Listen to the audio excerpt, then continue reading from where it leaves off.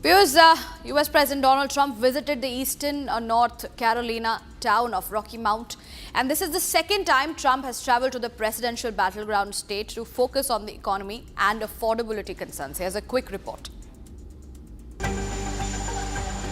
President Donald Trump visits Rocky Mount, North Carolina to speak to a rally about the US economy. Trump's visit to North Carolina comes amid focus on the economy and affordability concerns. Trump in Rock Mount rally claimed that the country has the lowest core inflation since the March of 2021. We now have the lowest core inflation since March of 2021, and we're just getting started. It's unbelievable. And that's despite taking in billions and billions and billions, hundreds of billions of dollars in tariffs. Remember they said, oh, the tariffs will cause inflation. Just came out with the best inflation report we've had in years. And lots of cash, too. Trump insisted the economy is trending upward and that the country will see some relief in the new year and beyond. Trump boasted the steps he has taken as president, from generating billions of dollars of revenue through tariffs, pressing pharmaceutical giants to slash the prices of medicines. Only hours ago, I left a meeting at the White House where we cut the cost of prescription drugs by 300, 400, 500, even 600. We're doing what no politician of either party has ever done before, standing up to the special interests and demanding lower prices for the American people. This is what we're doing. You know, it's called favored nations. And nations all over the world were screwing us. We would have prices that were 10 times higher than the prices they were charging in London, in Paris, and all over. Trump announced to the crowd in the rally that under his administration, military launched strikes to Syria to eliminate Islamic State group fighters and weapon sites in retaliation for an ambush attack that killed 2 US troops. I'm also pleased to announce that just 2 hours ago, we hit the ISIS thugs in Syria who were trying to regroup after their decimation by the Trump administration. I ordered a massive strike on the terrorists that killed our 3 great patriots last week. 2 soldiers, 1 interpreter, all great people. And it was very successful. It was precision. We hit every site flawlessly, and we are restoring peace through strength all over the world. I settled 8 wars in 10 months, destroyed the Iran nuclear threat, ended the war in Gaza, and got the release of hostages, both living and dead, and created peace in the Middle East. We had peace in the Middle East, first time in 3 years, peace in the Middle East. Trump, in his speech, targeted Somali-American Rep. Ilhan Omar, an outspoken and frequent Trump critic. Ilhan Omar should be sent out of our country. She should not be allowed to be. She married her brother either to stay or to get him into the country. And yesterday she, I guess, made up a story. She said the police attacked her son. They stopped the car and the police said, we didn't attack him, we never stopped him. It was a made-up story. She's a con person, she's full of con.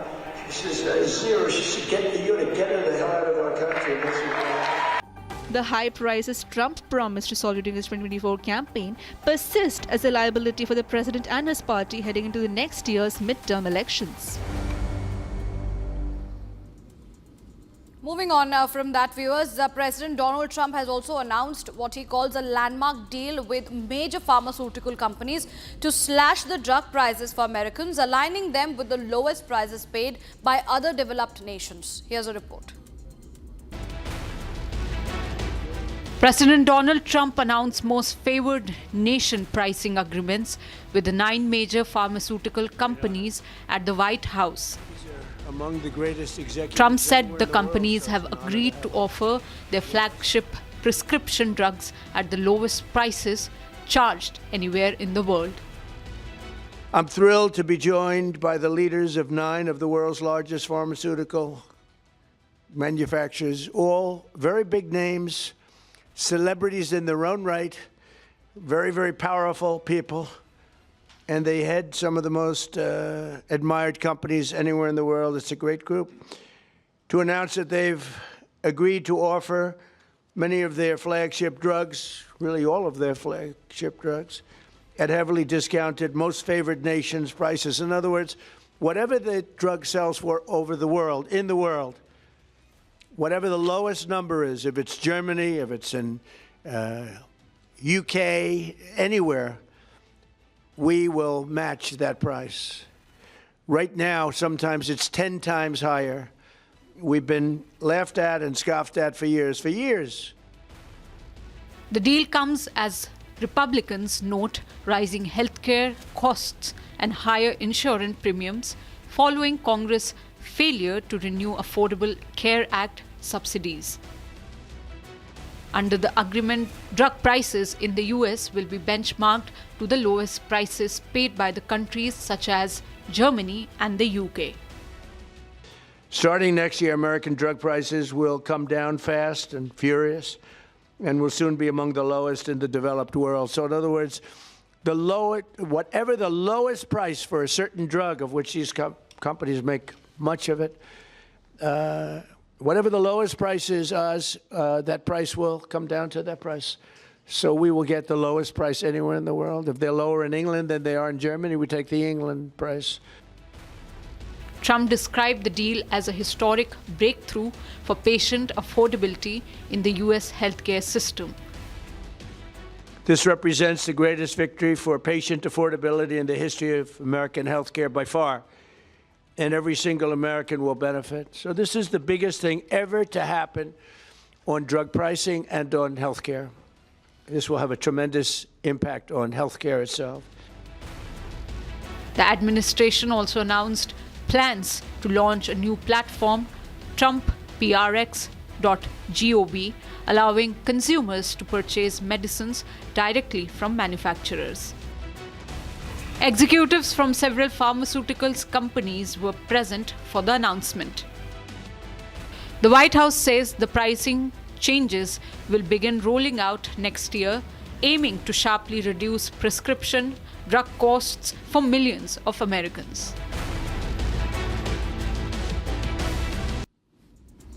And moving on, viewers, the US Department of Justice released a set of documents detailing the criminal activity of Jeffrey Epstein, a child sex offender, in connection with famous personalities. Nearly 4,000 documents were released by the DOJ under the newly passed Epstein Files Transparency Act. Legal experts state that the law, which asks to release all the Epstein files, have no enforcement ability. Here's a report.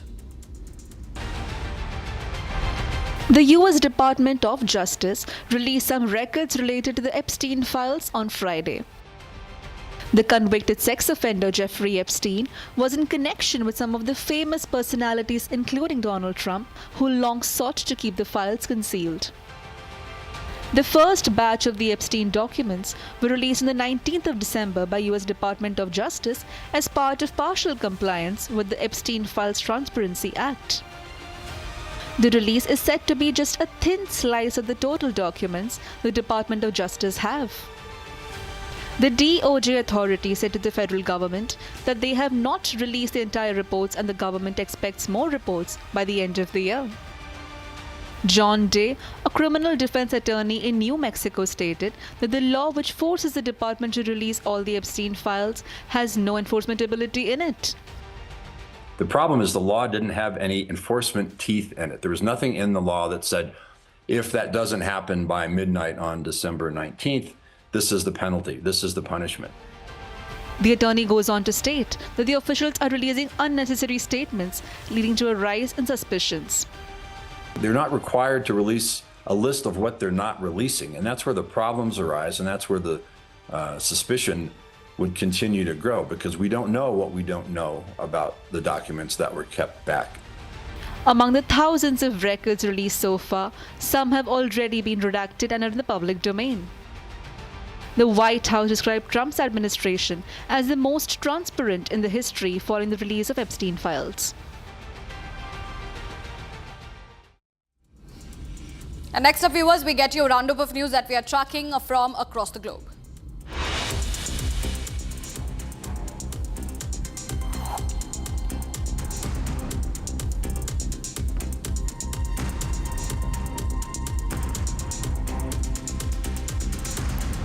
Hundreds of protesters gathered in central Tel Aviv on Saturday for a weekly anti-government rally accusing the government of discriminating against Israel's Arab citizens. Speaking to the crowd, politician Reuven Shirit again urged an independent, transparent and unbiased investigation into the events of October 7, 2023. The war began with Hamas attack that killed about 1,200 people in Israel and took more than 250 hostages.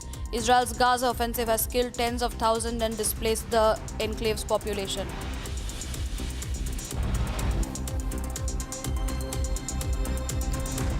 Russian Foreign Minister Sergei Lavrov held talks on Saturday with his counterparts from Tunisia, Zimbabwe and Algeria on the sidelines of the Russia-Africa Ministerial Conference in Cairo. Discussions focused on the bilateral cooperation as well as regional and international issues. Lavrov said the meeting was a chance to review progress in ties with Zimbabwe. He is visiting Egypt for the second Russia-Africa Ministerial and earlier met President Abdel Fattah el-Sisi.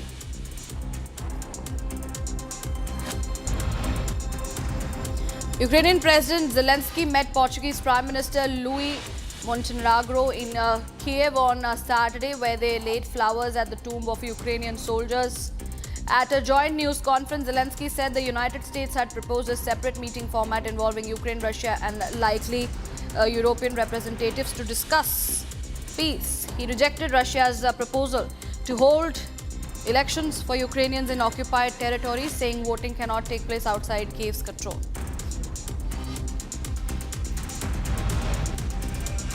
A paraplegic German engineer became the first wheelchair user to travel to space on Saturday, flying aboard a Blue Origin rocket from West Texas. Michelle Benthos, injured in a biking accident 7 years ago, experienced weightlessness during the brief flight after leaving her wheelchair behind on Earth. Blue Origin made minor accessibility adjustments to accommodate her.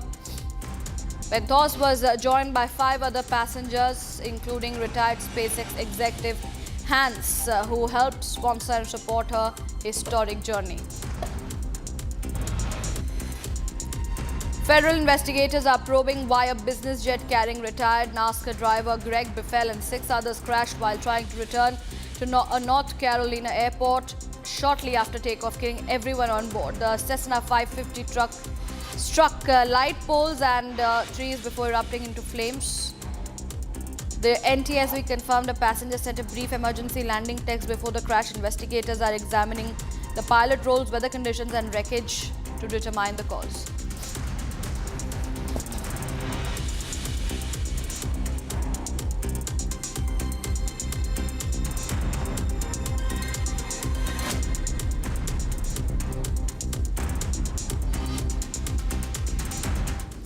Moving on, viewers, Chris Minns, the Premier of New South Wales, announced that his government will initiate new measures to tackle hate speech after the terror attack that happened at the Bondi Beach on 14th December. He said that the greater powers would be given to the police during public assemblies and demonstrations to remove face coverings. Here's a report. Chris Minns, the Premier of NSW, stated the new measures would be introduced to tackle terror and hate speech. The law was announced in wake of the Bondi Beach attack that happened last Sunday. The Premier, speaking to the media in Sydney, stated that new laws would curb hateful symbols and grant more power to the police during public gatherings. He added that the new law would ban the public exhibition of terror symbols anywhere in NSW. Monday's legislation will specifically outlaw terrorist symbols such as the ISIS flags and indeed all banned terrorist organisations in New South Wales for public display either in the streets during a public demonstration or in houses anywhere. The Premier stated that the new legislation would give police more power to remove face coverings if a person is suspected of committing crime or an offence. He stated that the chants on Palestinian uprising would be banned as it encourages hate speech and violence. We'll also make it very clear that horrific recent events have shown that the chant "Globalise the Intifada" is hate speech and it encourages violence in our community. The chant will be banned alongside other hateful comments and statements made in our community. These laws were created in reminder of Bondi Beach attack that claimed lives of 15 people last Sunday.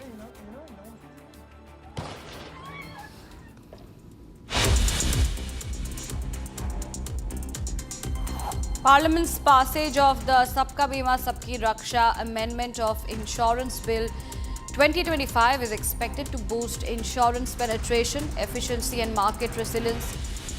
The bill updates regulations for insurers, reinsurers and intermediaries to align the sector with India's economic growth and consumer protection goals. It amends the key insurance laws to allow 100% foreign direct investment and strengthens the regulatory powers of IRDAI, supporting the vision of insurance for all by 2047. Alphabet's Google has advised some employees on US visas to avoid international travel due to long delays at the US embassies. According to a Business Insider report, an internal email warned that staff needing visa stamps to re-enter the United States could face extended stays abroad as some embassies have appointment backlogs of up to 12 months. Google did not immediately comment on the report. The India-Oman Comprehensive Economic Partnership Agreement is expected to create major opportunities for India's apparel and textile sector. The CTA Apparels said that the pact will strengthen trade, improve market access and support the mobility of skilled professionals. CTA Apparels welcomed the agreement as aligned with India's goal of expanding global manufacturing. The CEP is expected to offer preferential access, tariff benefits and easier business conditions, especially for labor-intensive industries like garments and textiles. A Minnesota jury awarded $65.5 million to Anna G. Newton-Carly, who said Johnson & Johnson's talcum products exposed her to asbestos and led to Carly, in fact, who is a mother of 3, had used the company's baby powder throughout her childhood. During the 13-day trial in Ramsey County, her lawyers argued that Johnson & Johnson sold talc products despite knowing they could be contaminated with asbestos. J&J said it plans to appeal the verdict. The winter session of the Parliament, which began on December 1, concluded on Friday after 15 sittings focusing heavily on financial legislations. During the session, 10 bills were introduced in the Lok Sabha and 8 were passed by both the houses. Key laws approved include the Sabka Bima Sabki Raksha Amendment of Insurance Laws Bill 2025, the Appropriation No. 4 Bill 2025, the Central Excise Amendment Bill 2025 and the Shanti Bill 2025, which allows private participation in India's nuclear energy sector.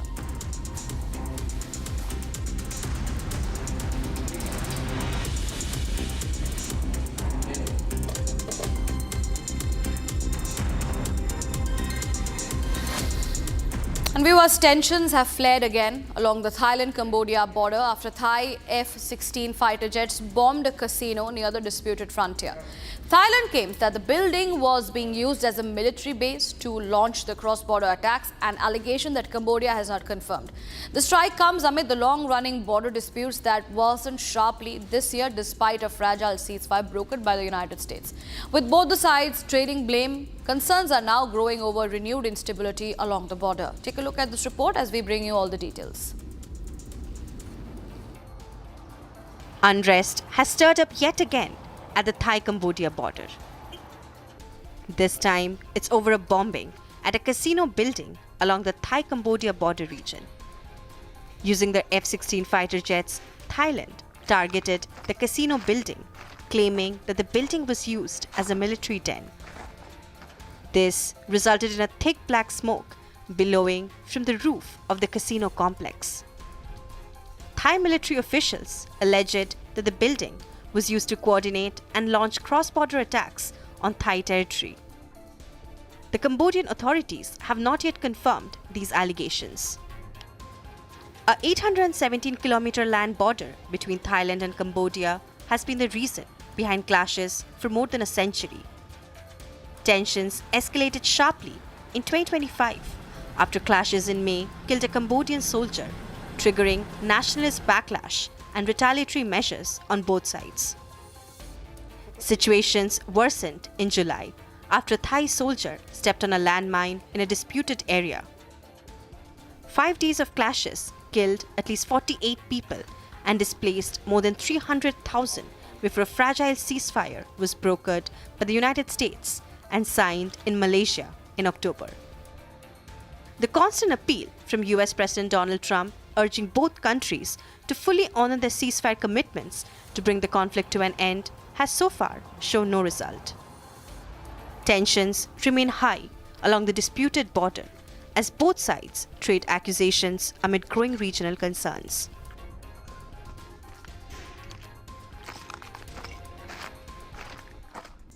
And with that, viewers, we now get you a roundup of news that we are tracking across from the field of sports.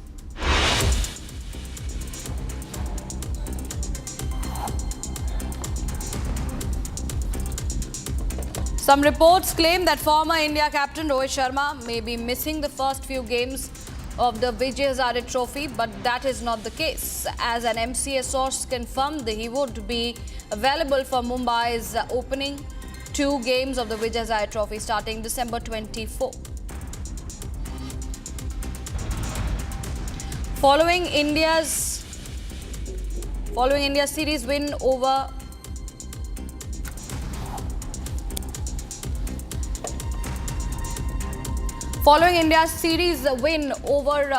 South Africa, former Indian cricketer Robin Uthappa hailed the all-rounder Hardik Pandya for his all-rounder performance, comparing his energy on the field to legendary West Indies cricketer Viv Richards. The all-rounder will be one of India's biggest hopes at the 2026 T20 World Cup. Out of favour, India pacer Mohammad Shami, who has been in impressive form on the domestic circuit with 36 wickets across formats, has been named in Bengal's squad for the upcoming Vijay Hazare Trophy one-day competition. Shami's fitness has been a subject of debate in recent times after the pacer missed out on selection.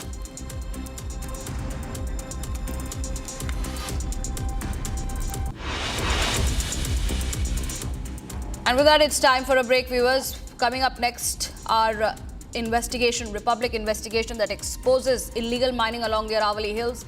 Republic cameras caught illegal crushers operating inside habitation zones. And also covering as the details coming in from Prime Minister Modi's visit to Assam today, and he is all set to unveil fertilizer plant worth over rupees 10,600 crore.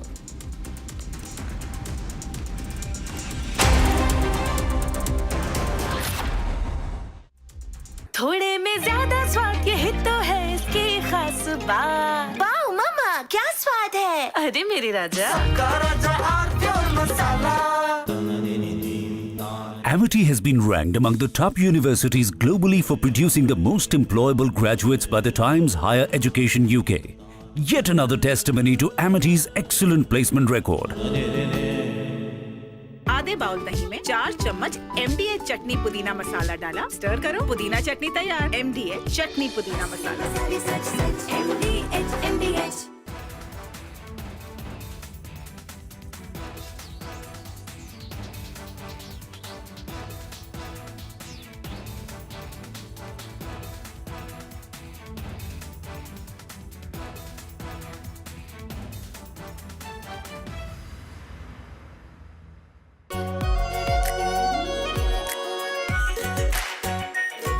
Pure Shahi Paneer Masala. Delicious, healthy, every day.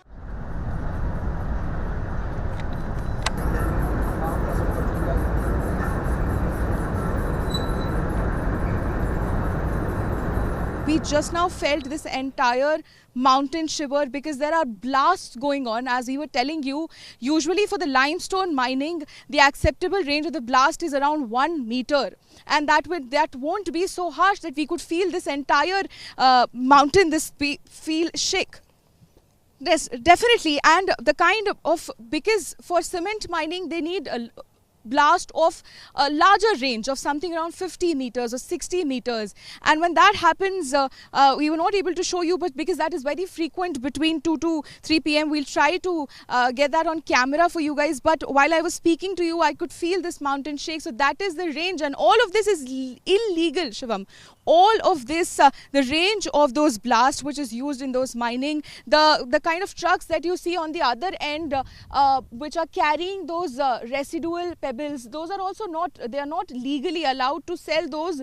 But they're not only doing illegal work, they're also making double profit out of whatever is left here. They're making profit illegally out of the Aravalli Hills, the lungs of the Delhi NCR.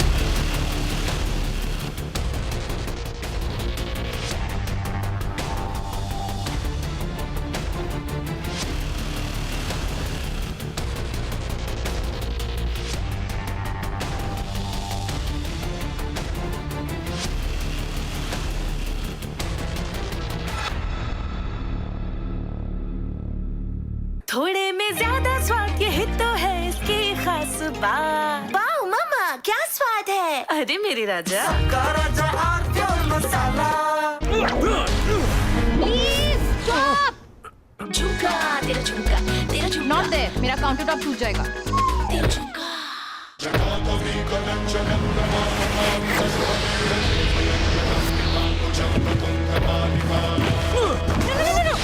मेरी chimney टूट जाएगी. What are you doing? रानी, इस घर में कुछ है जो टूटता नहीं. ये पिलर कभी नहीं टूटेगा. रुंगटा स्टील TMT से बना. रुंगटा नहीं तो घर स्ट्रॉन्ग नहीं. रुंगटा स्टील TMT बार एकदम solid.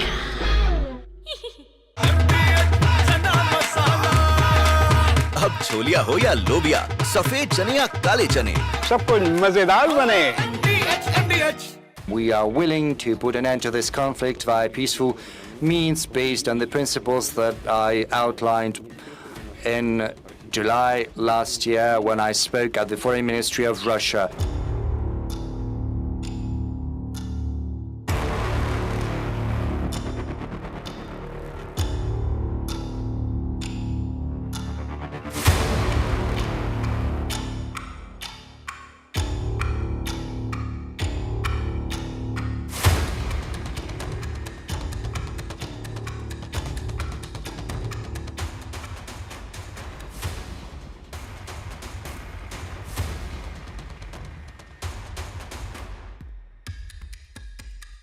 Putin squarely blamed Kyiv for the failure of peace negotiations, accusing Ukraine's leadership of refusing dialogue.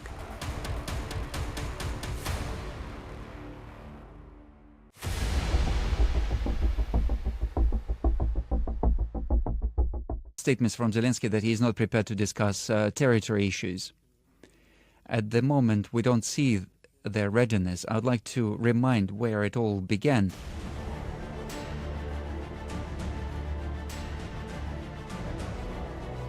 Rejecting allegations against Russia, Putin claimed Moscow did not start the war. Putin blames roots of Ukraine conflict lie in 2014 anti-constitutional coup. We did not start this war. This war began as a result of the anti-constitutional military coup in 2014 and then commencement of the military action against its own citizens. From Asia's largest news headquarters, setting the agenda for Bharat.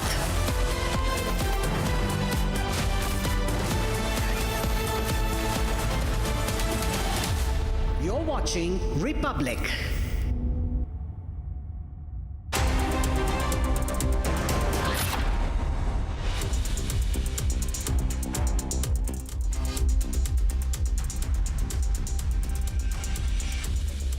Very good morning, viewers. Thanks for continuing to stay with us. I'm Aishwarya Kapoor, and on Republic, we continue our focus on the Aravalli Hills. After the Supreme Court order redefining what Aravalli Hills mean, and that is capping the height to 100 meters. There are protests, and environmentalists are warning that it will have economic as well as ecological consequences. And Republic Expose has found that illegal mining is going on along the Aravalli Hills. We'll get you all the updates on that big story and much more. The headlines first that we're tracking for you.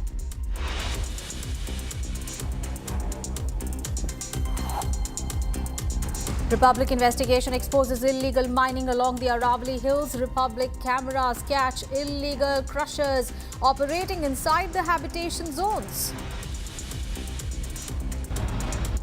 Big breakup in Maharashtra. Vikas Agadi ahead of Mumbai polls. Congress to contest alone in Mumbai civic polls. Suspected terrorists entered a civilian house for food in Udhampur's Majalta, where an encounter was underway last week. Entire area is cordoned. Haryana STF arrests 4 Lawrence Bishnoi gang shooters. A massive cache of weapons seized.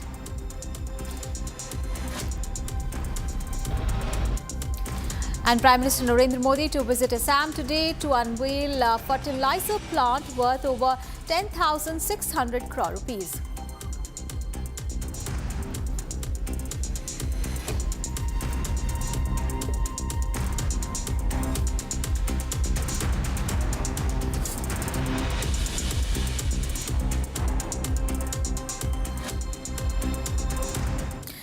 One of the world's oldest hill range, the Aravallis, face a major threat. With a recent change in the status in the range of height that can be considered part of the Aravallis, more than 90% of the hills lose protection. They stand unprotected against a mining threat, and Republic investigated, and we bring you this report on what is really happening on the ground. Take a look. The Aravallis are not India's green lungs, checking desertification, regulating rainfall, and recharging groundwater for cities like Gurugram and Jaipur. But the 100-meter threshold now leaves much of the ancient range unprotected, risking ecology and health hazards, an issue Republic has tracked extensively on the ground. Residents continue to demand ecological protection over technical classifications, warning that the Aravallis are critical to controlling North India's already hazardous air quality. Yet, illegal mining is rampant across large parts of the 700-kilometer stretch. When Republic arrived at the crusher site, employees immediately began spraying water on the roads, attempting to mask the dust and pollution caused by active mining and crusher operations. Meanwhile, Republic media also reached Alwar, Rajasthan, showing cracks in all the houses of the village because of the heavy dipole blasting near the Aravallis range. We are showing you this location right here. You can see this is a water tank made by Jal Jeevan Mission. And this is a fairly new, or I might say a new water tank, which hasn't even been used once. But we'll show you how its entire foundation is cracked because of that dipole blasting. These are the cracks that you can see in the very foundation of it. This is the pillar. These are the cracks in the foundation. We'll show you more. We'll show you another crack in another. So this is the condition in all of. We'll also show you, see, not just in the foundation, in also the structure of the water tank, you can see there are cracks. And you ask, why is the crack? The crack is because they are not following law. There is a crusher, there is mining site just in a mere distance of 40 to 60 meter in comparison to the acceptable 500 meters. Which is by law the acceptable distance where a mining site or where a crusher should be from a residential area. As protests intensify, the battle to save the Aravallis has become a fight for air, water, and survival, raising urgent questions of environmental justice.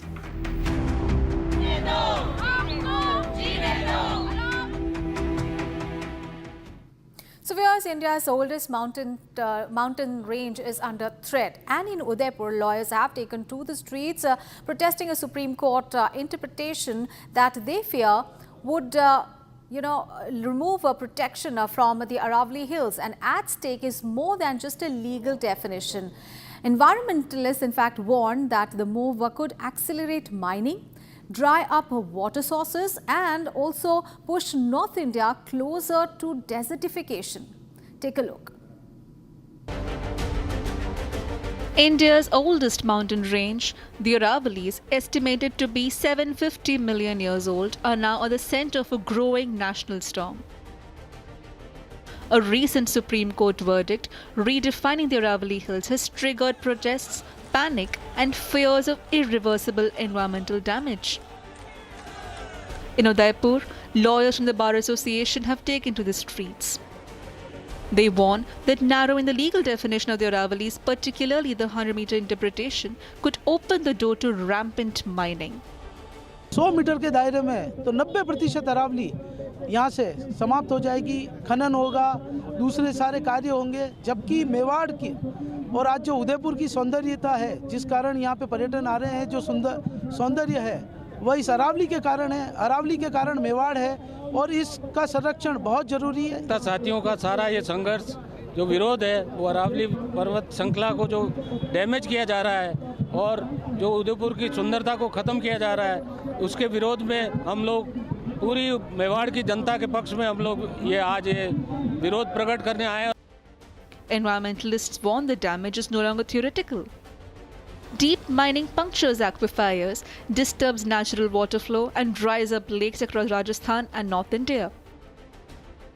Republic is here at the Aravalli Hills, and we are bringing you the ground reality, what is actually happening in the Aravalli range, how slowly this range is losing its essence, how slowly they are trying to make way for mining, for illegal mining, for construction. After corporate pressure, they are allowing corporate structure to enter the lungs of Delhi NCR. The Aravallis act as a natural barrier against desertification, slowing eastward march of the Thar Desert. Weakening this ancient range risks turning large parts of North India arid and unlivable. And viewers, the big story from Bangladesh, a new disturbing video has ripped open the reality of what is really happening in Bangladesh. A Hindu man, Deepu Chandra, was tortured inside a factory. He was framed under false charges and then allegedly handed over by the police to radical Islamist mob who lynched him to death. And the question now is very, very simple. Can Hindus ever be safe in Bangladesh that is actually slipping deeper into radicalization? Here's a quick report. A disturbing new video from Bangladesh has triggered national outrage. Reports suggest Hindu man Deepu Chandra was tortured and harassed inside the factory, framed under false charges, and then handed over by police to a radical Islamist mob. Deepu Chandra was a young Hindu man lynched to death, his body set ablaze by a ruthless mob. The sole breadwinner for his family did not survive the night. His killing has become the flashpoint of a wider, brutalized landscape for Hindus in Bangladesh. Streets erupting, mobs running unchecked, and attacks breaking out across Dhaka. A country on the boil, where extremists are emboldened and the interim government is failing to rein them in. And while the violence spirals, India's prominent Muslim leaders remain silent, even as fear grips Bangladesh's Hindu community. The shockwaves are now spilling into India. Protests have also erupted in Jammu against the Yunus government in Bangladesh. Bangladesh में हिंदुओं के खिलाफ हो रहे लगातार अत्याचार और हिंसा के खिलाफ जम्मू में आज जो है आप देखेंगे बजरंग दल के कार्यकर्ता जो है विरोध प्रदर्शन कर रहे हैं। ये विरोध प्रदर्शन बांग्लादेश में लगातार अल्पसंख्यकों पर हो रहे अत्याचार के खिलाफ है।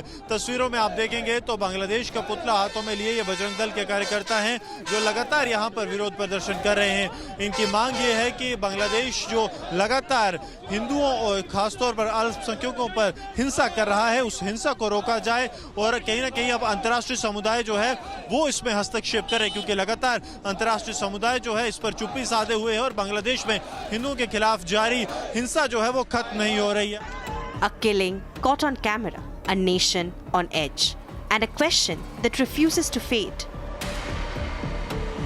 Can Hindus ever be safe in an increasingly radicalized Bangladesh?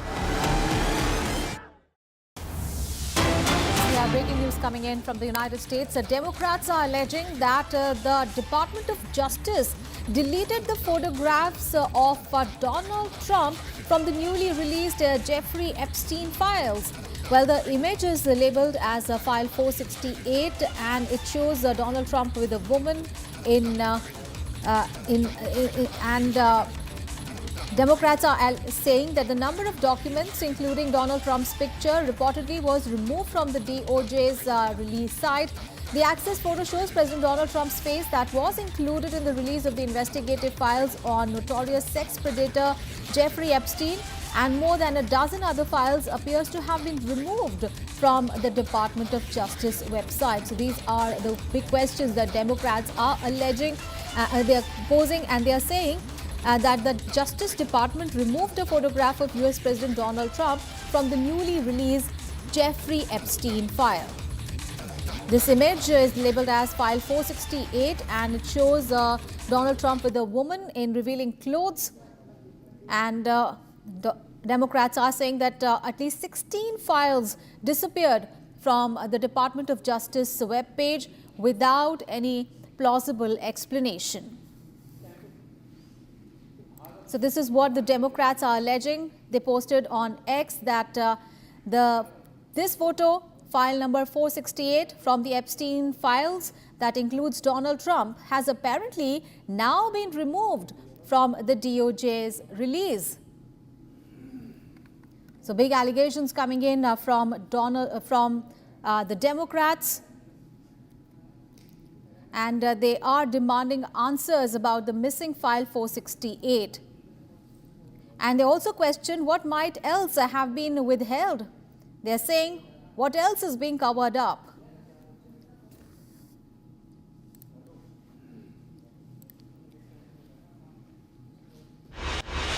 Viewers, now let's take a look at what else is making headlines across India. The CBI has arrested Lieutenant Colonel Deepak Kumar Sharma, a deputy planning officer in the Ministry of Defence, and a private individual, Vinod Kumar, in an alleged defence bribery and criminal conspiracy case. The arrests followed a case registered on 19th of December where Sharma is accused of acting as a conduit for bribes from private defence firms in exchange for favours.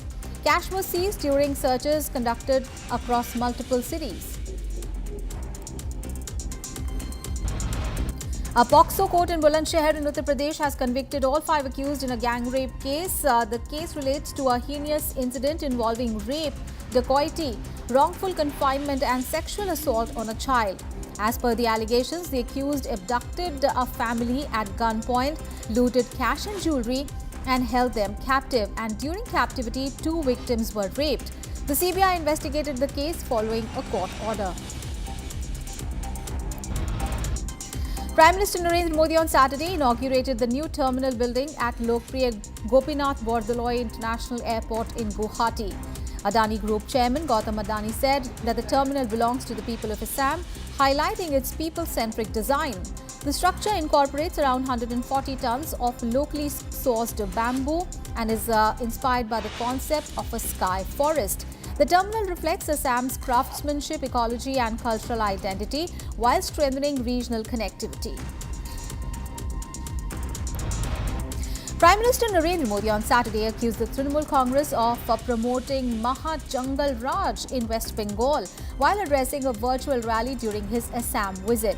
Speaking after inaugurating the new terminal at the Guwahati airport, Prime Minister Modi also attacked the Congress party and praised the BJP-led double-engine government in Assam. He said that Bengal must be freed from Jungle Raj and cited NDA's recent Bihar victory as a proof of public support for development-focused governance.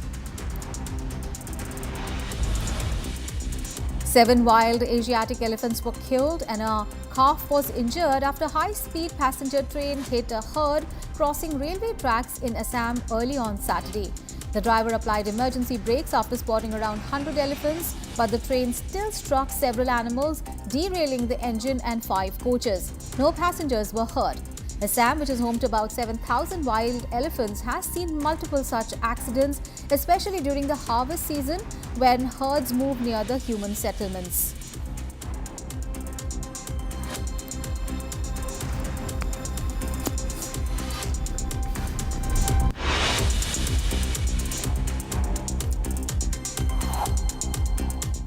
All right, big story coming in from the national capital. An alleged assault at the Delhi's IGI airport has sparked outrage.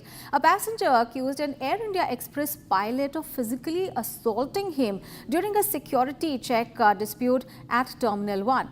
Now, Air India Express has suspended the employee pending investigation, while the airport authorities also saying that the matter has been escalated. Here are all the details. The alleged violent incident took place at Terminal 1 of Delhi's IGI airport during a security check activity. The passenger says he was guided to a staff and PRM lane due to travelling with a 4-month-old infant. According to the complainant, an argument broke out after airline staff allegedly cut the queue, leading to a verbal altercation with an Air India Express pilot. Visuals clearly shows visible injuries, with the passenger claiming his family trip was disrupted and his child traumatized. Air India Express has confirmed that the employee involved has been removed from official duties with immediate effect, pending a thorough internal investigation. Air India Express, they have debarred the employee and suspended the particular employee from the works coming forward. Delhi airport authorities have expressed regret over the incident. They say the matter has been escalated for a review. Through their official handle on X, they have apologized and declared the immediate removal of their employee from the official duties who was allegedly involved in the assault of a person who's been named as Ankit Dhawan, and this happened at the Delhi airport. The Delhi police has said that it will only take action post a written complaint. Now all eyes are on Delhi police and Air India Express to see how the investigation pans out. All right, viewers, let's get you some international news. News from Australia first. Chris Millis, the Premier of New South Wales, announced that his government will now initiate new measures to tackle hate speech after the terror attack that happened at the Bondi Beach on 14th of December. He said that greater powers would now be given to the police during public assemblies as well as demonstrations to remove face coverings from the people. Here's a report. Chris Minnis, the Premier of NSW, stated the new measures would be introduced to tackle terror and hate speech. The law was announced in wake of the Bondi Beach attack that happened last Sunday. The Premier, speaking to the media in Sydney, stated that new laws would curb hateful symbols and grant more power to the police during public gatherings. He added that the new law would ban the public exhibition of terror symbols anywhere in NSW. Monday's legislation will specifically outlaw terrorist symbols such as the ISIS flags and indeed all banned terrorist organisations in New South Wales for public display either in the streets, during a public demonstration or in houses, anywhere. The Premier stated that the new legislation would give police more power to remove face coverings if a person is suspected of committing crime or an offence. He stated that the chants on Palestinian uprising would be banned as it encourages hate speech and violence. We'll also make it very clear that horrific recent events have shown that the chant "globalise the Intifada" is hate speech and it encourages violence in our community. The chant will be banned alongside other hateful comments and statements made in our community. These laws were created in reminder of Bondi Beach attack that claimed lives of 15 people last Sunday.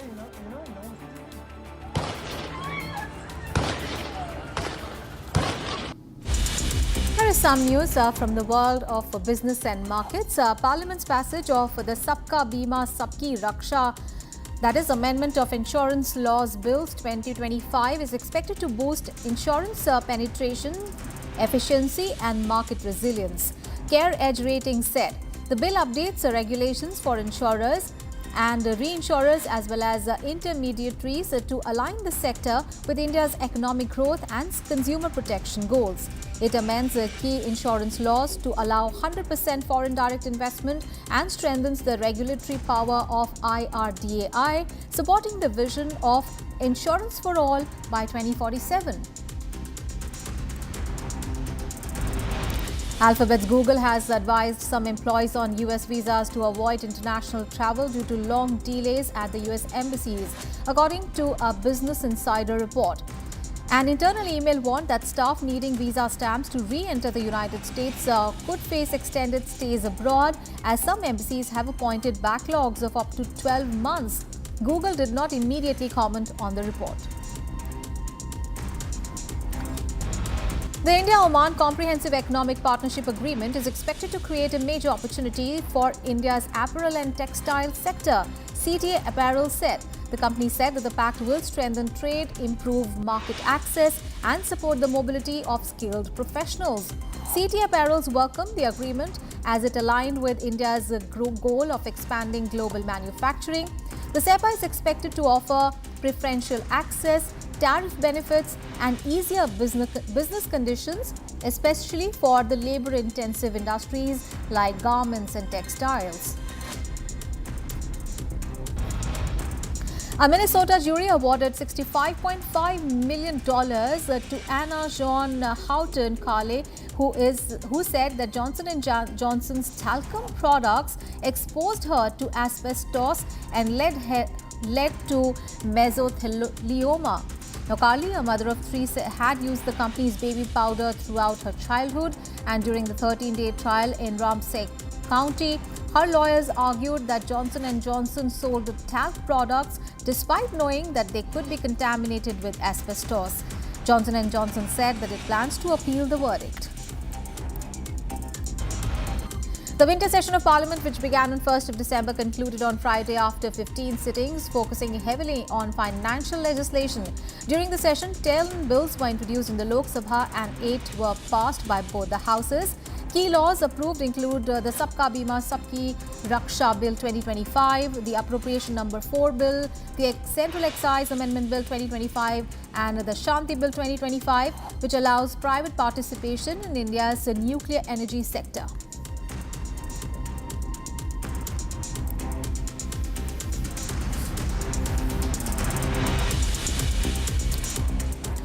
All right, viewers, time to take a short break. Coming up ahead is the continued focus on the Aravallis, and the Republic investigation has exposed illegal mining that is going on along the Aravalli Hills, and Republic cameras have caught illegal crushers also operating inside the habitation zones. We'll also focus on Prime Minister Narendra Modi's visit to Assam today.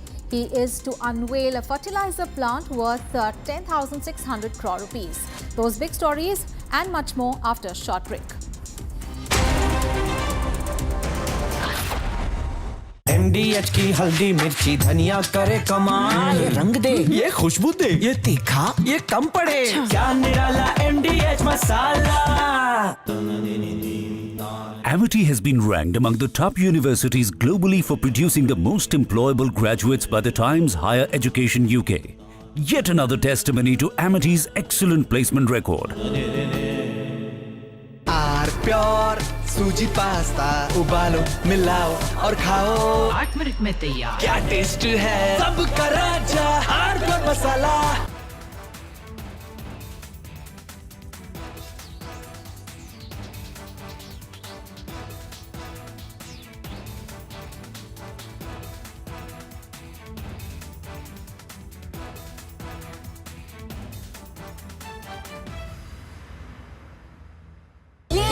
Secret recipe MDH का जीरा sip जल जीरा masala. Sip sip जीरा sip जीरा sip MDH का जल जीरा sip MDH का जल जीरा SIP.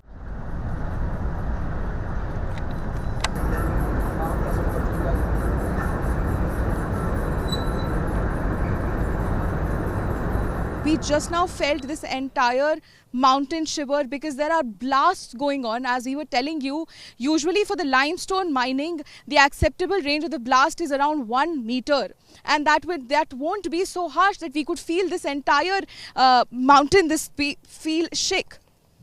Yes, definitely. And the kind of, because for cement mining, they need a blast of a larger range of something around 50 meters or 60 meters, and when that happens, we were not able to show you, but because that is very frequent between 2 to 3 p.m. we'll try to get that on camera for you guys. But while I was speaking to you, I could feel this mountain shake. So that is the range, and all of this is illegal, Shivam.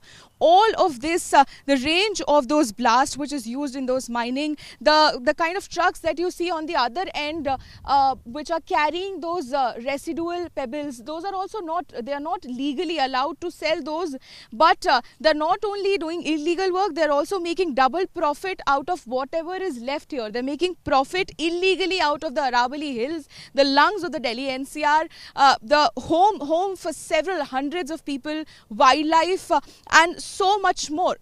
As we know that recently the Supreme Court has accepted the new definition of the Aravalli range, where any... This week on Get Me Right, 3 events that together signal a tectonic geopolitical shift in the world. The United States released its national security strategy paper. The UK, its intelligence and security report from the parliament. And amidst all this, China crossed, for the first time in world history for any nation, $1 trillion of trade surplus. And then the gas chamber that our national capital becomes every winter. Is there any hope, or are we condemned to live this forever? This weekend, Saturday and Sunday, only on Republic TV.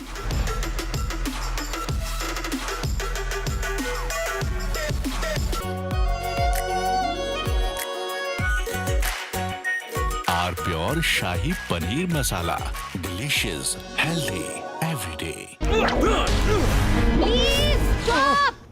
झुमका तेरा झुमका तेरा झुमका। Not there. मेरा counter top टूट जाएगा।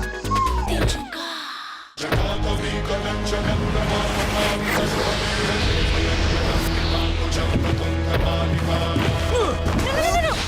मेरी chimney टूट जाएगी। What are you doing? रानी, इस घर में कुछ है जो टूटता नहीं। ये पिलर कभी नहीं टूटेगा। रुंगटा स्टील TMT से बना। रुंगटा नहीं तो घर स्ट्रॉन्ग नहीं। रुंगटा स्टील TMT बार एकदम सॉलिड। दादी के हाथों का जादू और खुशबू से महकता घर, माँ की मुस्कुराहट और खाने की सुगंध। MDH गरम मसाला, क्योंकि हर रिश्ता है स्वाद से जुड़ा। थोड़े में ज्यादा स्वाद, यही तो है इसकी खास बात। वाओ मामा, क्या स्वाद है। अरे मेरे राजा। We are willing to put an end to this conflict via peaceful means based on the principles that I outlined in July last year when I spoke at the Foreign Ministry of Russia.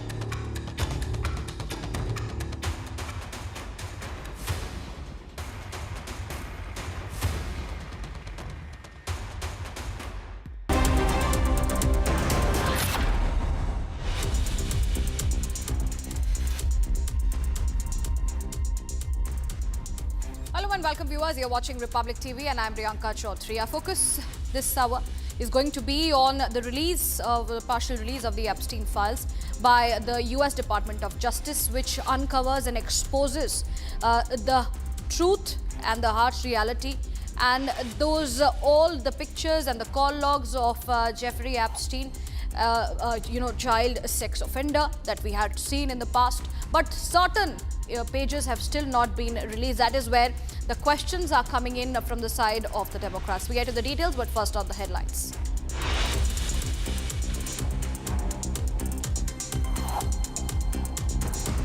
Republic investigation exposes illegal mining along the Aravalli Hills. Republic cameras catch illegal crushers operating inside habitation zones. Big breakup in Mahavikas Aghadi ahead of Mumbai polls. Congress to contest alone in Mumbai civic elections.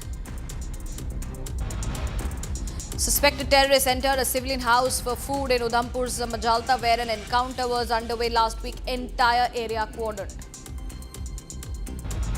Haryana STF arrests 4 Lawrence Bishnoi gang shooters. A massive cache of weapons seized. Prime Minister Modi to visit Assam today to unveil fertilizer plant worth over rupees 10,600 crore.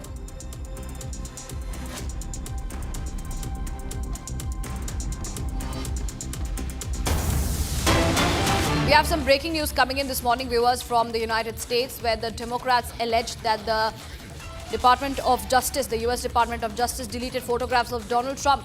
As per the allegations, a number of documents, including Trump's photographs, reportedly removed from the DOJ release site. The access photo shows President Donald Trump's face that was included in the release of the investigation files on the notorious sex predator Jeffrey Epstein, and more than a dozen other files appears to have been removed from the Department of Justice's website. That's the allegation coming in from the side of the Democrats. Trump's photo removed from the files is what they're alleging. At this point in time, the US Department of Justice had in fact released these set of documents detailing the criminal activities of Jeffrey Epstein, a child sex offender, in connection with several famous personalities. And in fact, that's the breaking update coming in this morning in terms of how the Democrats are raising several questions in terms of the number of files and the photos which have been released, and they say that all the pictures of Donald Trump with Epstein has not been released.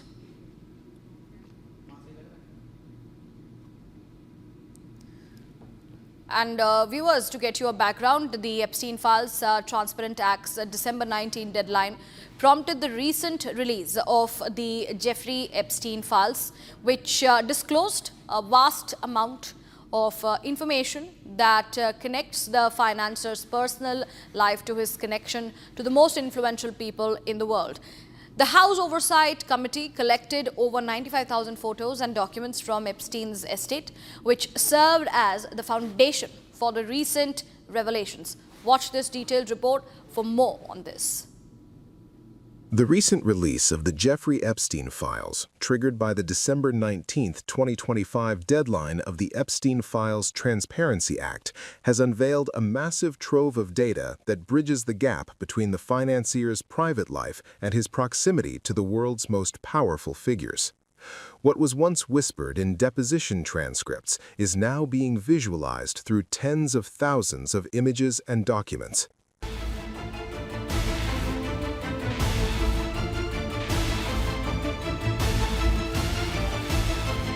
The backbone of the recent disclosures is a collection of approximately 95,000 photographs and documents obtained from Epstein's estate by the House Oversight Committee.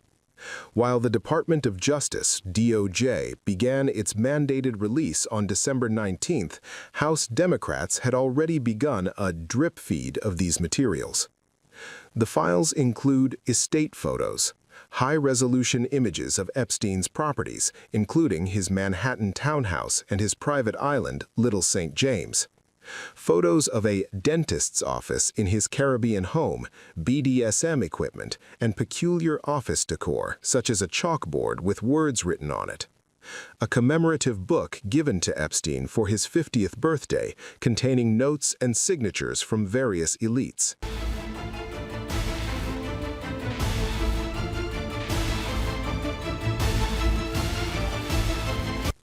The files contain visual confirmation of several high-profile connections that have been the subject of speculation for years. One significant image features former President Bill Clinton smiling alongside Epstein and Ghislaine Maxwell. The photo reportedly bears Clinton's signature in gold ink, though his representatives have long maintained he knew nothing of Epstein's crimes. Photos capture Bill Gates in social settings with Epstein, including one where he is seated with the financier and the former Prince Andrew. Another photo strangely showed Gates and Andrew together with King Charles, cropped out of the original frame. In a surprising intersection of worlds, filmmaker Woody Allen is seen in multiple photos, including one where he is conversing with former Trump advisor Steve Bannon at an Epstein-related social gathering.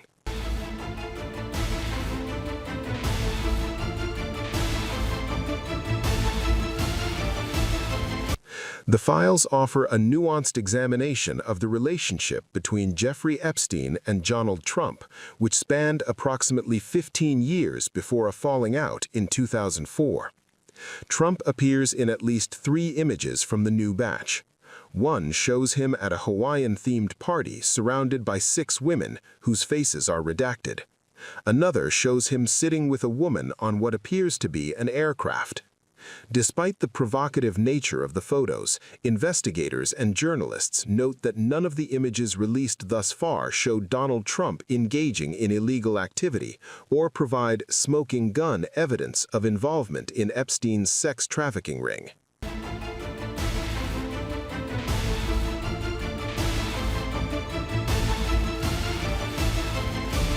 Despite the December 19th deadline, the release has been criticized for being incomplete. Huge swaths of the 95,000 photos remain unreleased to the public. The House Oversight Committee has stated it is redacting the faces of potential victims to protect their privacy. The Department of Justice released a partial batch on the deadline day, announcing that the remainder of the files would be released over several weeks.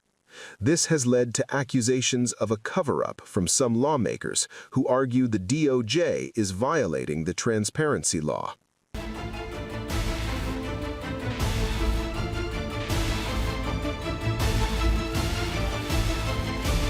The files have unearthed details that paint a picture of Jeffrey Epstein's obsessive need for leverage and his strange intellectual preoccupations. Photos of a landline phone at Epstein's island residence showed first names written on the speed dial, hinting at the immediacy of his access to powerful people. Some of the most personal images include Epstein in a bathtub and a selfie of the financier with a swollen lip, the context of which remains unknown. The release has turned into a partisan battleground. Democrats, led by Representative Robert Garcia, claim the files prove a White House cover-up.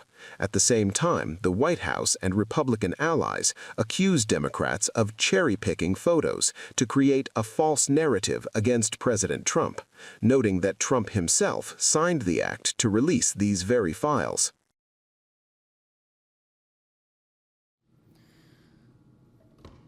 Viewers, the U.S. Department of Justice released a set of documents detailing the criminal activities of Jeffrey Epstein, a child sex offender, in connection with famous personalities. Nearly 4,000 documents were released by the DOJ under the newly passed Epstein Files Transparency Act.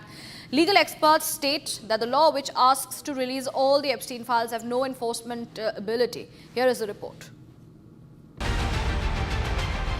The U.S. Department of Justice released some records related to the Epstein files on Friday. The convicted sex offender Jeffrey Epstein was in connection with some of the famous personalities, including Donald Trump, who long sought to keep the files concealed. The first batch of the Epstein documents were released on the 19th of December by U.S. Department of Justice as part of partial compliance with the Epstein Files Transparency Act. The release is said to be just a thin slice of the total documents the Department of Justice have. The DOJ authority said to the federal government that they have not released the entire reports and the government expects more reports by the end of the year. John Day, a criminal defense attorney in New Mexico, stated that the law which forces the department to release all the Epstein files has no enforcement ability in it.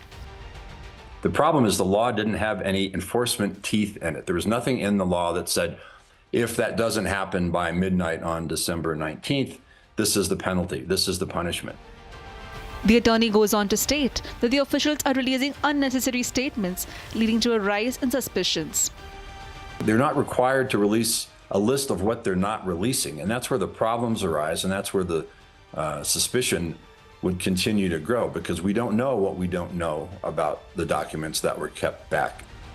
Among the thousands of records released so far, some have already been redacted and are in the public domain. The White House described Trump's administration as the most transparent in the history following the release of Epstein files.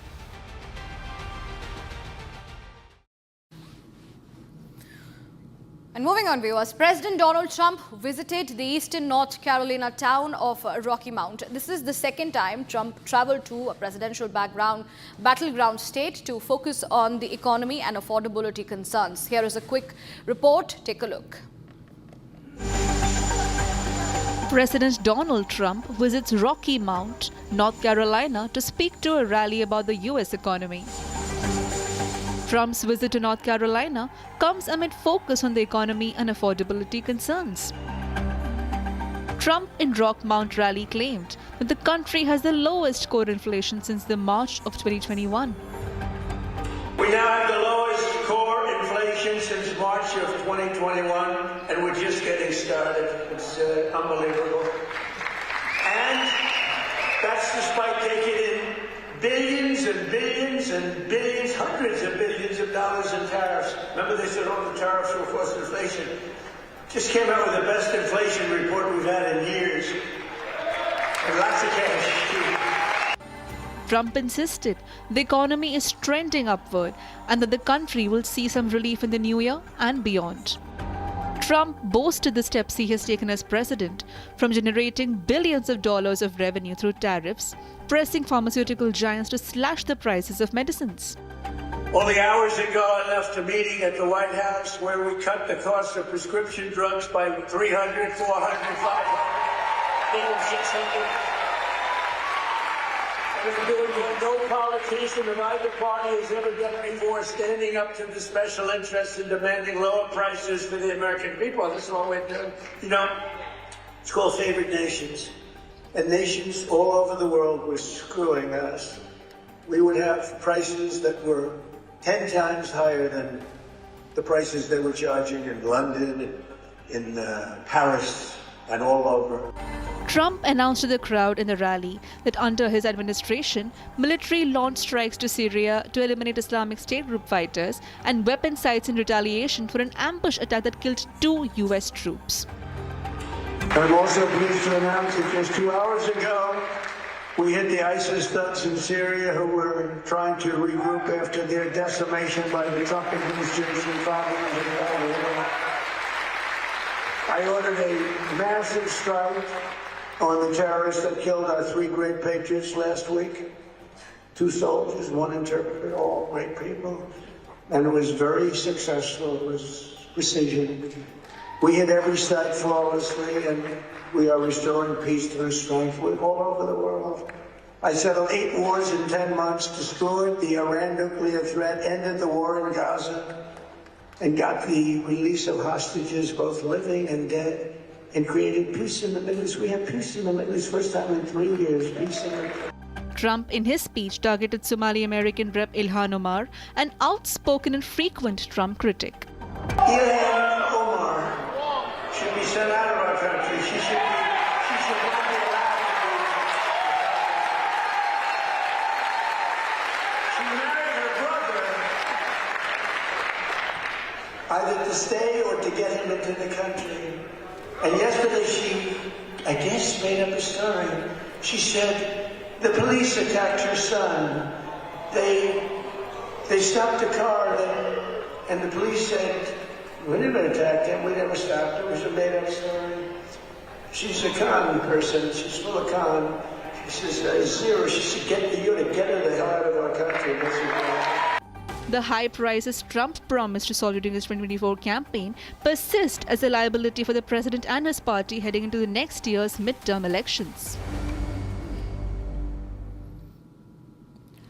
US President Donald Trump has announced what he calls a landmark deal with major pharmaceutical companies to slash the drug prices for Americans, aligning them with the lowest prices paid by other developed nations. Take a look at this report for more details. President Donald Trump announced most favored nation pricing agreements with the 9 major pharmaceutical companies at the White House. Among the greatest executives Trump said the companies have agreed to offer their flagship prescription drugs at the lowest prices charged anywhere in the world. I'm thrilled to be joined by the leaders of 9 of the world's largest pharmaceutical manufacturers, all very big names, celebrities in their own right, very, very powerful people. And they head some of the most admired companies anywhere in the world. It's a great group. To announce that they've agreed to offer many of their flagship drugs, really all of their flagship drugs, at heavily discounted, most favored nations prices. In other words, whatever the drug sells for over the world, in the world, whatever the lowest number is, if it's Germany, if it's in UK, anywhere, we will match that price. Right now, sometimes it's 10 times higher. We've been laughed at and scoffed at for years. For years. The deal comes as Republicans note rising healthcare costs and higher insurance premiums following Congress' failure to renew Affordable Care Act subsidies. Under the agreement, drug prices in the US will be benchmarked to the lowest prices paid by the countries such as Germany and the UK. Starting next year, American drug prices will come down fast and furious and will soon be among the lowest in the developed world. So in other words, whatever the lowest price for a certain drug, of which these companies make much of it, whatever the lowest price is, that price will come down to that price. So we will get the lowest price anywhere in the world. If they're lower in England than they are in Germany, we take the England price. Trump described the deal as a historic breakthrough for patient affordability in the US healthcare system. This represents the greatest victory for patient affordability in the history of American healthcare by far. And every single American will benefit. So this is the biggest thing ever to happen on drug pricing and on healthcare. This will have a tremendous impact on healthcare itself. The administration also announced plans to launch a new platform, TrumpPRX.gov, allowing consumers to purchase medicines directly from manufacturers. Executives from several pharmaceuticals companies were present for the announcement. The White House says the pricing changes will begin rolling out next year, aiming to sharply reduce prescription drug costs for millions of Americans.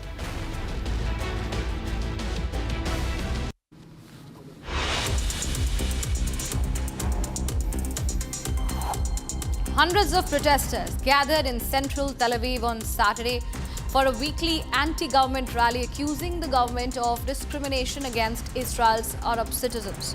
Speaking to the crowd, politician Rafi Ben Shitrit again urged an independent, transparent and unbiased investigation into the events of October 7, 2023. The war began with Hamas's attack that killed about 1,200 personnel in Israel and took more than 250 hostages. Israel's Gaza offensive has killed tens of thousands and displaced the enclave's population. Russia's Foreign Minister Sergei Lavrov held talks on Saturday with his counterparts from Tunisia, Zimbabwe and Algeria on the sidelines of the Russia-Africa Ministerial Conference in Cairo. Discussions focused on bilateral cooperation as well as regional and international issues. Lavrov said the meeting was a chance to review progress in ties with Zimbabwe. He is visiting Egypt for the second Russia-Africa Ministerial and earlier met President Abdel Fattah el-Sisi. Ukrainian President Volodymyr Zelensky met Portuguese Prime Minister Luis Montenegro in Kyiv on Saturday, where they laid flowers at the tomb of Ukrainian soldiers. At a joint news press conference, Zelensky said that the United States had proposed a separate meeting format involving Ukraine, Russia and likely European representatives to discuss peace. He rejected Russia's proposal to hold elections for Ukrainians in occupied territories, saying voting cannot take place outside Kyiv's control. A paraplegic German engineer became the first wheelchair user to travel to space on Saturday, flying aboard a Blue Origin rocket from West Texas. Michaela Bentos, injured in a biking accident 7 years ago, experienced breathlessness during the brief flight after leaving her wheelchair behind on Earth. Blue Origin made minor accessibility adjustments to accommodate her. Bentos was joined by 5 other passengers, including retired SpaceX executive Hans Koensman, who helped sponsor and support her historic journey. Federal investigators are probing why a business jet carrying retired NASCAR driver Greg Biffle and 6 others crashed while trying to return to a North Carolina airport shortly after takeoff, killing everyone on board. The Cessna 550 struck light poles and trees before erupting in flames near the runway. The NTSB confirmed a passenger had sent a brief emergency landing text before the crash. Investigators are now examining the pilot roles, weather conditions and wreckage to determine the cause.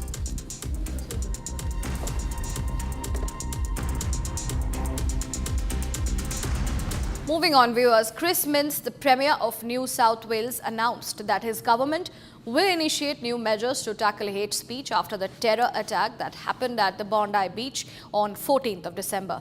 He said that the greater powers would be given to the police during public assemblies and demonstrations to remove the face coverings. Here's a report. Chris Minns, the Premier of NSW, stated the new measures would be introduced to tackle terror and hate speech. The law was announced in wake of the Bondi Beach attack that happened last Sunday. The Premier, speaking to the media in Sydney, stated that new laws would curb hateful symbols and grant more power to the police during public gatherings. He added that the new law would ban the public exhibition of terror symbols anywhere in NSW. Monday's legislation will specifically outlaw terrorist symbols such as the ISIS flags and indeed all banned terrorist organisations in New South Wales for public display either in the streets, during a public demonstration or in houses, anywhere. The Premier stated that the new legislation would give police more power to remove face coverings if a person is suspected of committing crime or an offence. He stated that the chants on Palestinian uprising would be banned as it encourages hate speech and violence.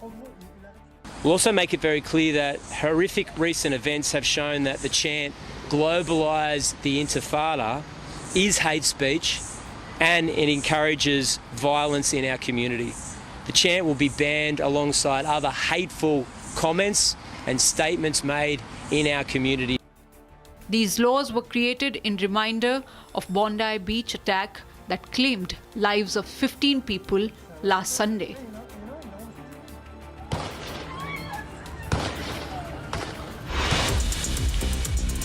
And we take a break, viewers, but on the other side, coming in, Republic investigation that exposes illegal mining along the Aravalli Hills. Republic cameras catch the illegal crushers operating inside habitation zones. We'll also be tracking Prime Minister Modi's visit to Assam today, as he is all set to unveil fertilizer plant worth over rupees 10,600 crore.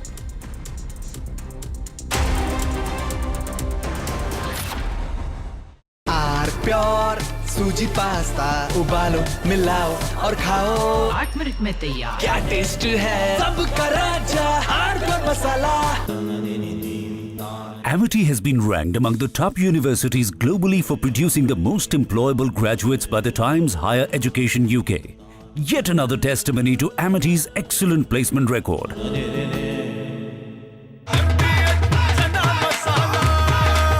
अब छोलिया हो या लोबिया, सफेद चने या काले चने, सब कुछ मजेदार बने।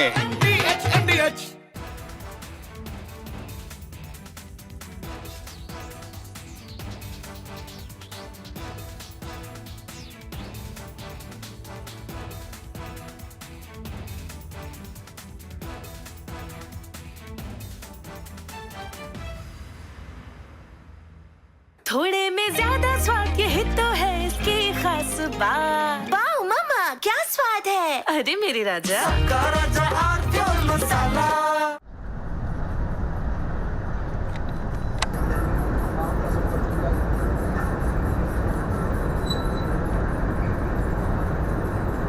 We just now felt this entire mountain shiver because there are blasts going on. As we were telling you, usually for the limestone mining, the acceptable range of the blast is around 1 meter. And that won't be so harsh that we could feel this entire mountain, feel shake. Yes, definitely. And the kind of, because for cement mining, they need a blast of a larger range of something around 50 meters or 60 meters, and when that happens, we were not able to show you, but because that is very frequent between 2 to 3 p.m. we'll try to get that on camera for you guys. But while I was speaking to you, I could feel this mountain shake. So that is the range, and all of this is illegal, Shivam.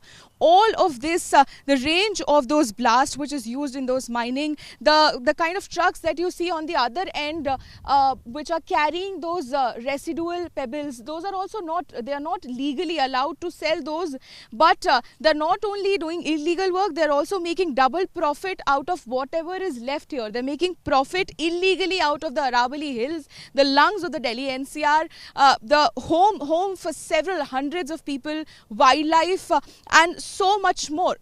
As we know that recently the Supreme Court has accepted the new definition of the Aravalli range, where this week on Get Me Right, 3 events that together signal a tectonic geopolitical shift in the world.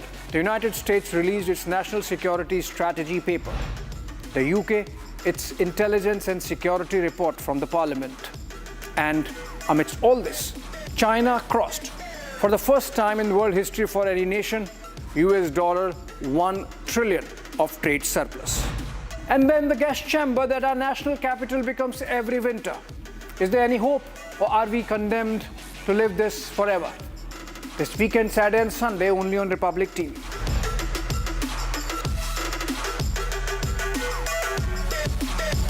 थोड़े में ज्यादा स्वाद, यही तो है इसकी खास बात। वाओ मामा, क्या स्वाद है? अरे मेरे राजा, राजा और pure masala. Please stop!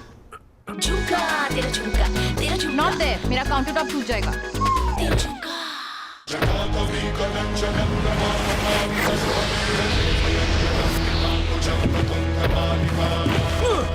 No. मेरी चिमनी टूट जाएगी। What are you doing? रानी, इस घर में कुछ है जो टूटता नहीं। ये पिलर कभी नहीं टूटेगा। रुंगटा स्टील TMT से बना। रुंगटा नहीं तो घर स्ट्रॉन्ग नहीं। रुंगटा स्टील TMT बार एकदम सॉलिड। MDH की देगी मिर्च, देगी मिर्च का तड़का, अंग अंग फड़का। MDH की देगी मिर्च। केसरिया से मन जोगी हुआ रे, दिल झूमे देखो मतवारा हुआ रे। केसरिया से मन जोगी हुआ। हर पल मनाओ केसरी त्योहार। विमल, बोलो जुबान केसरी। आर प्योर सूजी पास्ता, उबालो, मिलाओ और खाओ। 8 मिनट में तैयार। क्या टेस्ट है सबका राजा, R pure masala. We are willing to put an end to this conflict via peaceful means based on the principles that I outlined in July last year when I spoke at the Foreign Ministry of Russia.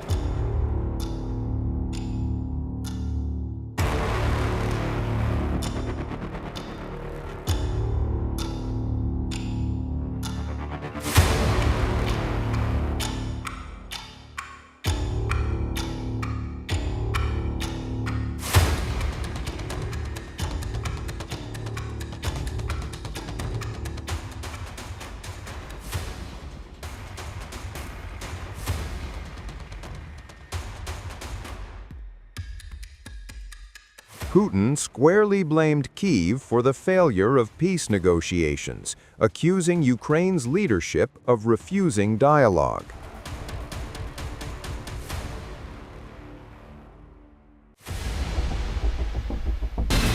From Asia's largest news headquarters, setting the agenda for Bharat.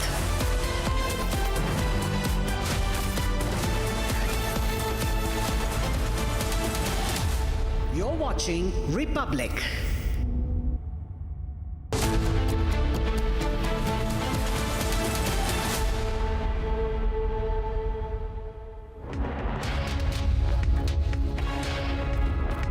Very good morning, viewers. You're watching Live and Breaking. I'm Ashwarya Kapoor with you. The top story that we are tracking for you today is Prime Minister Narendra Modi's visit to the state of Assam. It is the second day of his visit to the state, and today he will be doing the Bhumi Pujan of a fertilizer plant there. He will also interact with some students there during his program Pariksha Pe Charcha. We'll get you all the updates on PM Modi's visit and much more. The headlines first that we're tracking for you.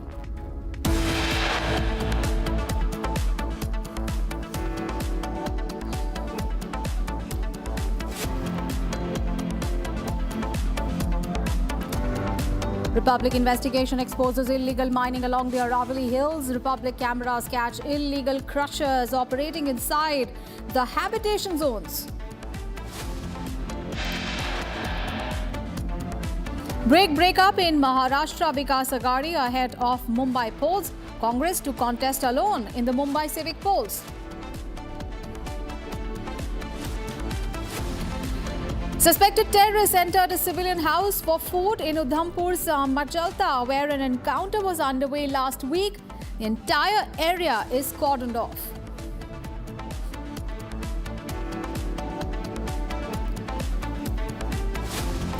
Haryana STF arrests 4 Lawrence Bishnoi gang shooters. A massive cache of weapons seized.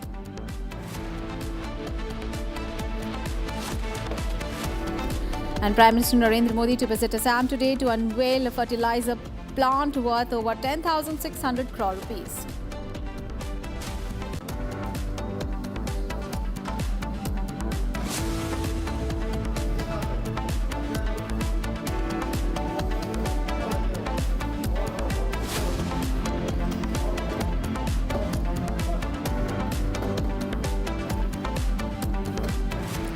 Viewers, breaking news coming in right now. Prime Minister Narendra Modi is visiting Assam today, and he will arrive shortly at the gateway of Guwahati. So it is Prime Minister Narendra Modi's visit to the state of Assam today, very significant visit, and during his visit to the state, the PM will record an interaction with the students as part of Pariksha Pe Charcha on the Brahmaputra. He is also going to do the Bhumi Pujan of 10,600 crore rupees ammonia urea fertilizer project, and this is going to happen at Namrup district of the state.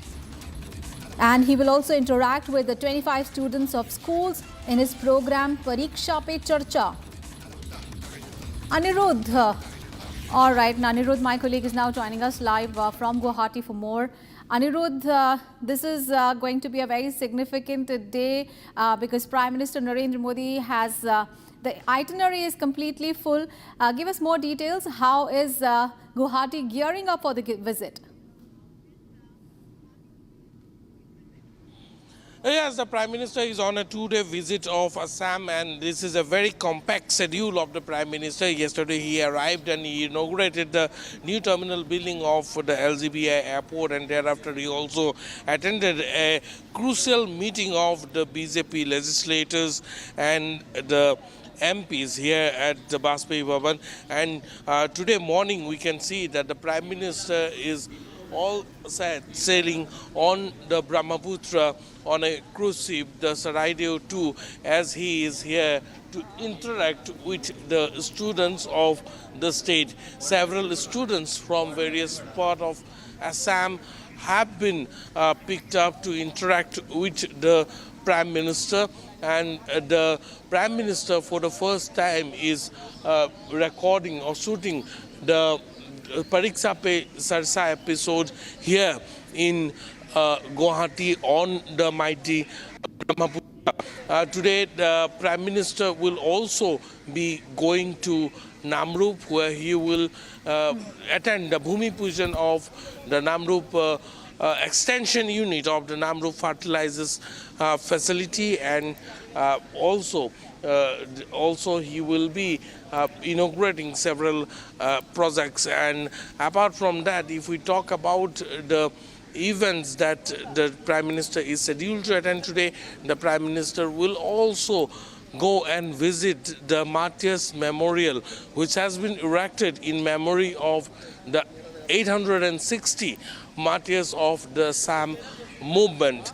Given the fact that the Assam movement from 1979 to 1985 holds a significant, stand on the political landscape of the state, and this is for the first time that any Prime Minister will be recognizing or give recognition to the sacrifice of the 860 people who laid down their lives for the cause of Assam, to safeguard the state of Assam from immigration or illegal infiltration from Bangladesh. So the visit of the Prime Minister today to the Martyrs Memorial holds a very key significance as the state continues to fight infiltration and immigration from Bangladesh, and the message that the Prime Minister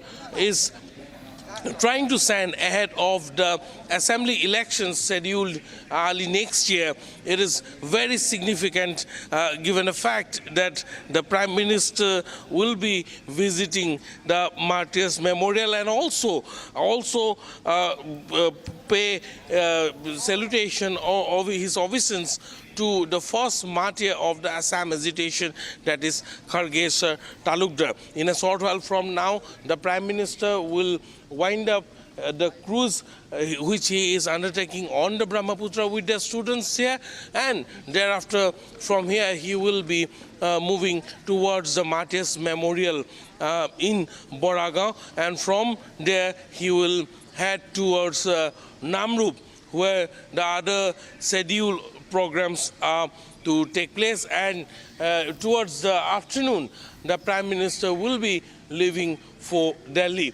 As we report from the banks of Brahmaputra, we are on the southern banks of Brahmaputra, and the Prime Minister's cruise is not visible right now, but yes, you can see the other vessels on Brahmaputra which are also following the Prime Minister closely, as he is on board the Saraideo 2 cruise, where he is interacting with the students from the state of Assam, from several parts of Assam, from Barak Valley, from the districts of Brahmaputra Valley, from the hills of Kabi Anglong and Dima Hasao, and from across 34 districts of the state, students have been picked up so that they can come and interact with the Prime Minister, as he says the wisdom with them ahead of the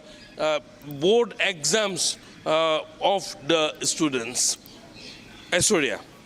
Right.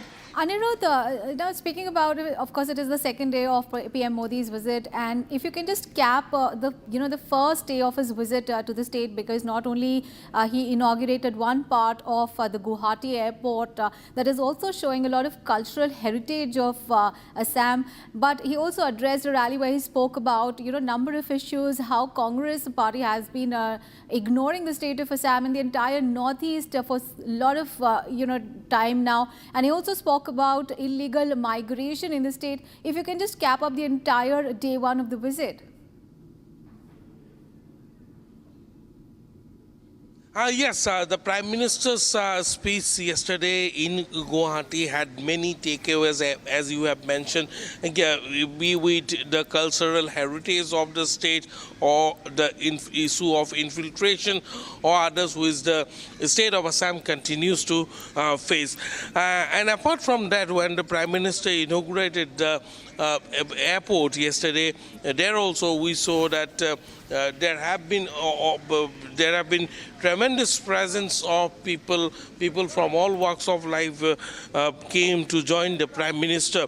As the state of Assam is moving for the elections early next year, the issue of immigration and illegal infiltration from Bangladesh have again gained the center stage, and particularly given the fact that the situation in Bangladesh now at the present point in time, the situation in Bangladesh continues to remain volatile, and as a result of the volatile situation in aspect of law and order in the neighboring country, there have been several attempts to infiltrate into Assam, and the massive demographic shift that has been witnessed in the state of Assam is all set to be the talking point as far as the next assembly elections in Assam are concerned. Given all this fact, the Prime Minister touched every minute detail of the challenges that the state of Assam has been facing today, and also the neglect which you had also pointed out that the state of Assam had to face for the last more than 60 years. Given the fact that in the last 11 years of the NDA particularly, there have been a dramatic switch as far as the law and order situation in the state of Assam is concerned. And we have witnessed that gradually from the peak of insurgency, the states, or all the northeastern states in particular, have witnessed no insurgency. So this is a pragmatic change that has been witnessed in terms of the law and order situation or in terms of insurgency. We have also witnessed how AFSPA has been reduced to only 2 or 3 districts of Assam and Arunachal Pradesh now, and almost all other districts don't have the imposition of AFSA. So these are the changes that the state of Assam has been witnessing. However, the main concern still remains the threat from the porous Indo-Bangladesh border.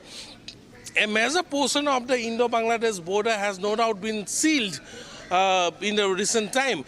But yes, there is a vast riverine portion which cannot be sealed under any circumstances.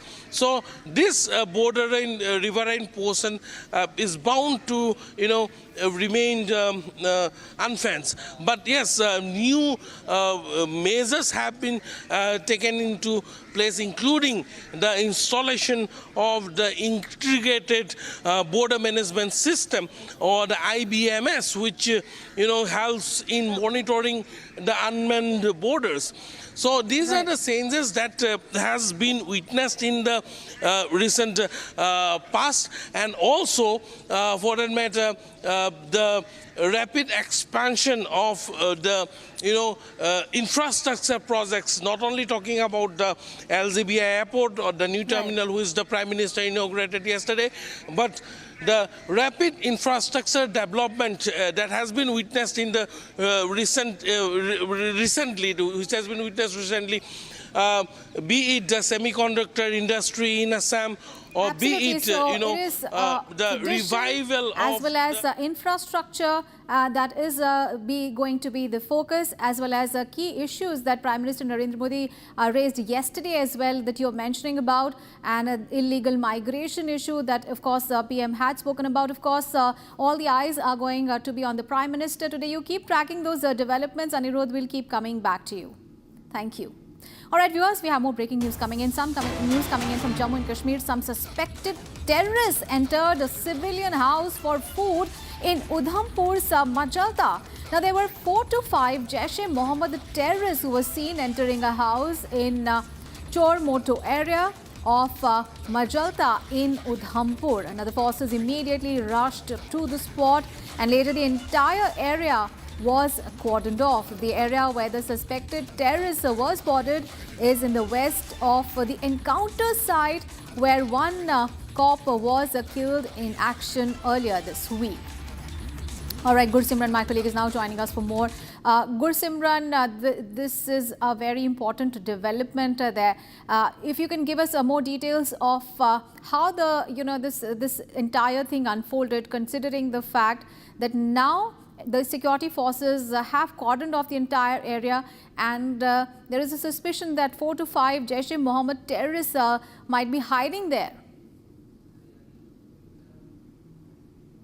Yes, it was late last night. It was around 7 in the last evening when this incident was reported in the Chormotu area. This area is somewhere a couple of kilometers west of the encounter site, where on 15th of December, one brave heart of the Jammu and Kashmir Police Selection Grade Constable deployed with the Special Operations Group Amjad Ali from the Mender area of Poonch. He made the supreme sacrifice while fighting with the terrorists. Now what has happened that last night they have entered a civilian house. They took food, these terrorists. 2 terrorists have entered the house. The total number of terrorists believed to be 4 to 5. This is believed to be same group of Jaish that is active in the area. They have fetched the food from this very house and then they left from this area. As soon as the information was passed on to the security agencies, CRPF, Jammu and Kashmir Police and the Indian Army, they rushed to the spot. They cordoned the entire area where they feel that the terrorists might be hiding, because this is a densely forested area. So this challenge of the dense forest and the terrorists hiding in an ambush and carrying out an attack lies there. That is why last night they led an ambush, and with the first light today morning,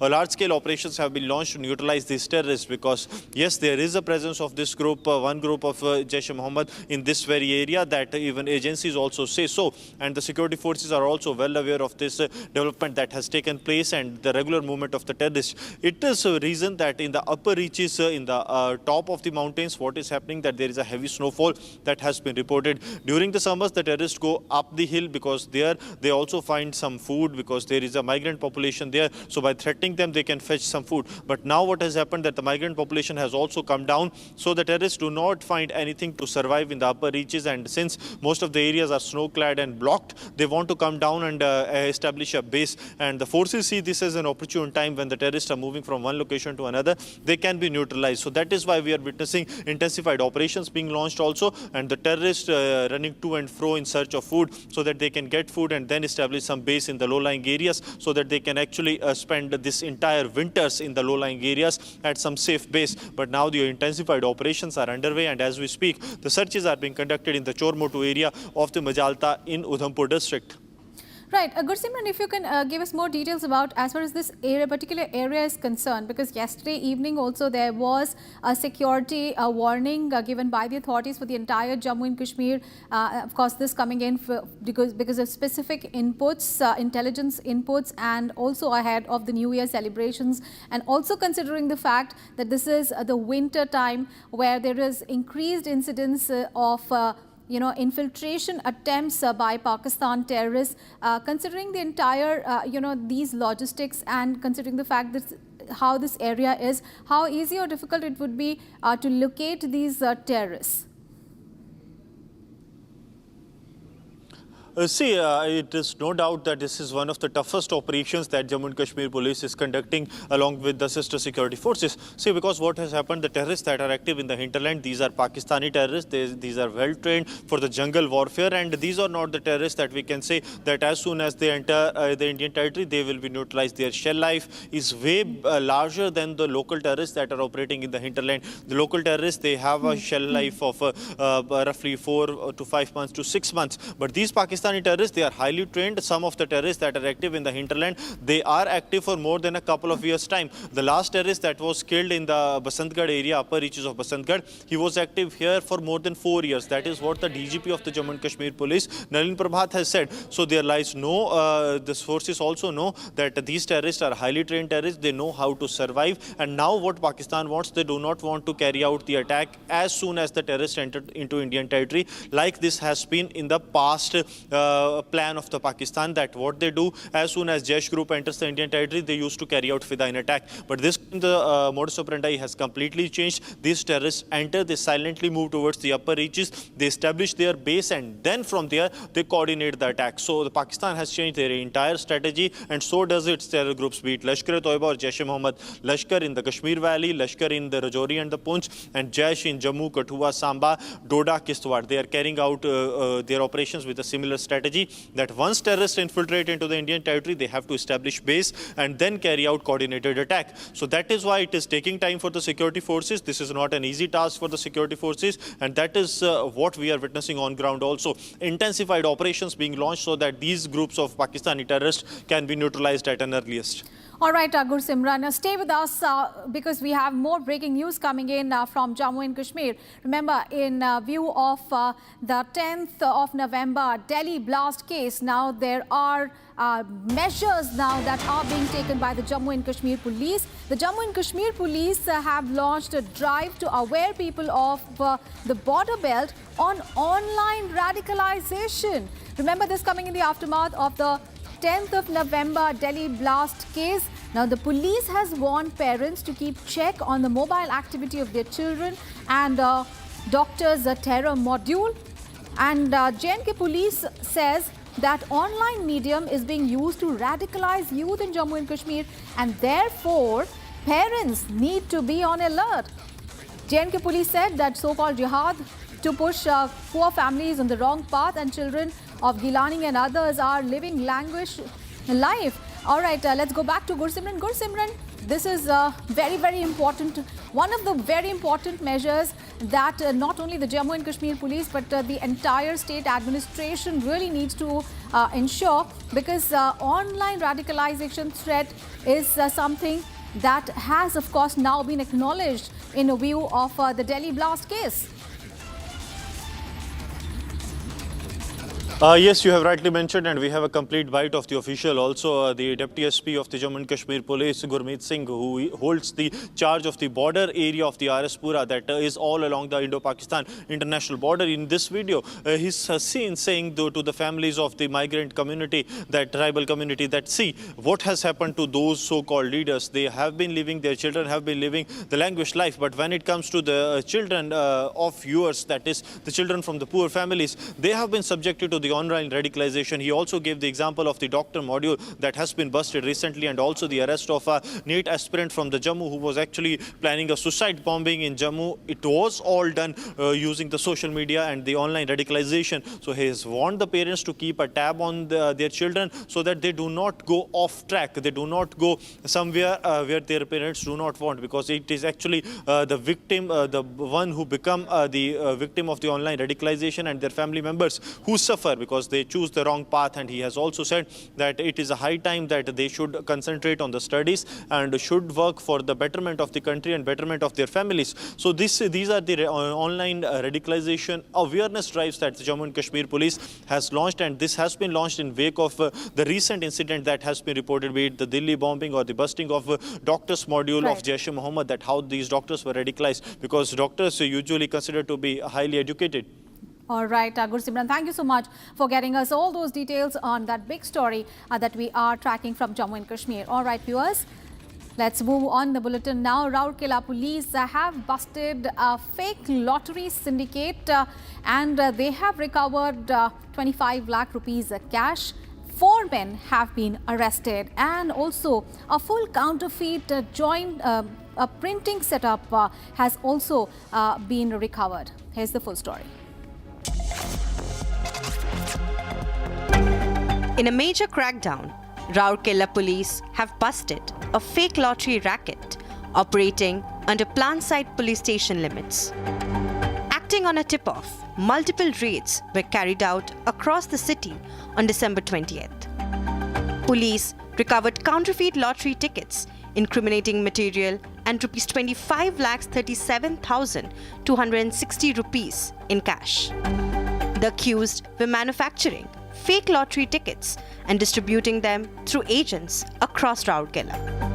4 men have been arrested in the case. Police seized 8 mobile phones, 5 notebooks, a desktop computer, printer, and other material used to print the fake tickets.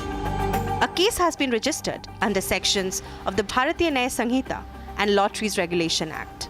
The police are now tracking other members of the network and probing the full extent of the racket.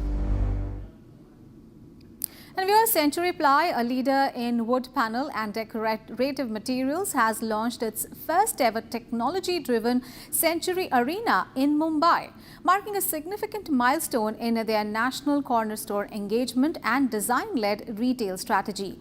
The Mumbai launch follows the successful arenas in Delhi and Kolkata and aims to strengthen Century Ply's footprint in the high-demand metro markets. Take a look.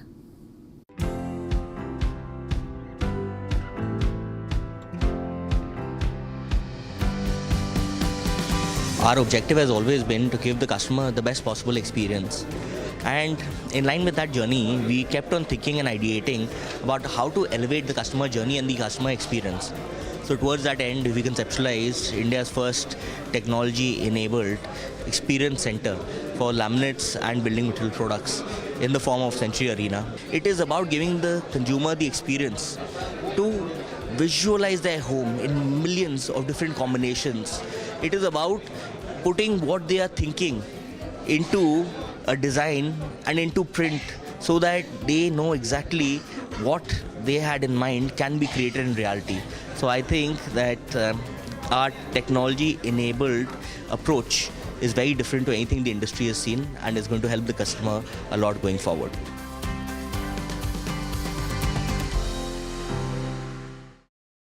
This week on Get Me Right, three events that together signal a tectonic geopolitical shift in the world. The United States released its national security strategy paper. The UK, its intelligence and security report from the parliament. And amidst all this, China crossed, for the first time in world history for any nation, $1 trillion of trade surplus. And then the gas chamber that our national capital becomes every winter. Is there any hope, or are we condemned to live this forever? This weekend, Saturday and Sunday, only on Republic TV.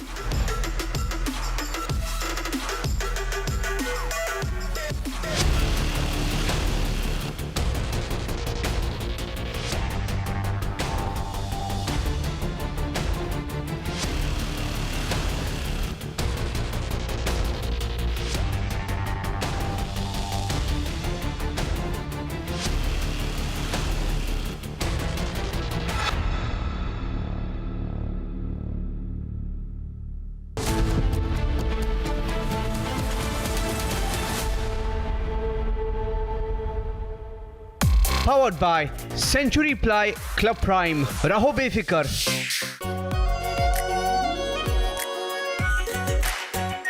Our pure Shahi Paneer Masala. Delicious, healthy, every day. Amity has been ranked among the top universities globally for producing the most employable graduates by the Times Higher Education UK. Yet another testimony to Amity's excellent placement record. दादी के हाथों का जादू और खुशबू से महकता घर, माँ की मुस्कुराहट और खाने की सुगंध। MDH गरम मसाला, क्योंकि हर रिश्ता है स्वाद से जुड़ा।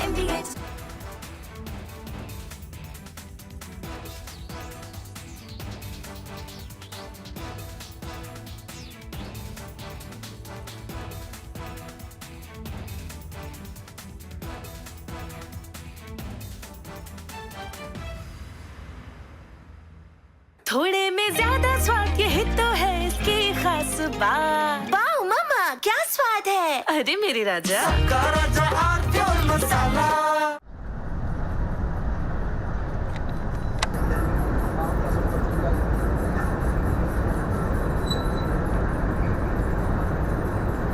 We just now felt this entire mountain shiver because there are blasts going on. As we were telling you, usually for the limestone mining, the acceptable range of the blast is around 1 meter. And that won't be so harsh that we could feel this entire mountain, feel shake. Yes, definitely. And the kind of, because for cement mining, they need a blast of a larger range of something around 50 meters or 60 meters. And when that happens, we were not able to show you, but because that is very frequent between 2 to 3 p.m. We'll try to get that on camera for you guys. But while I was speaking to you, I could feel this mountain shake. So that is the range, and all of this is illegal, Shivam. all of this, the range of those blasts which is used in those mining, the kind of trucks that you see on the other end which are carrying those residual pebbles, those are also not, they are not legally allowed to sell those, but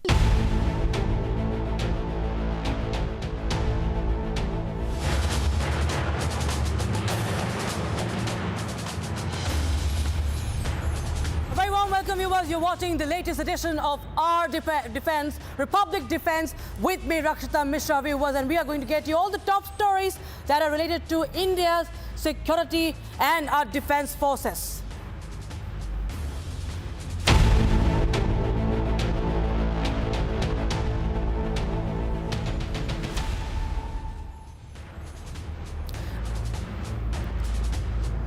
We start today's edition with the unrest in Bangladesh and the impact, viewers. The geopolitical lens, especially in the past 48 to 72 hours, has been on what is unfolding in Dhaka. In Bangladesh, the radicals are on the loose. They're ruling the streets once again.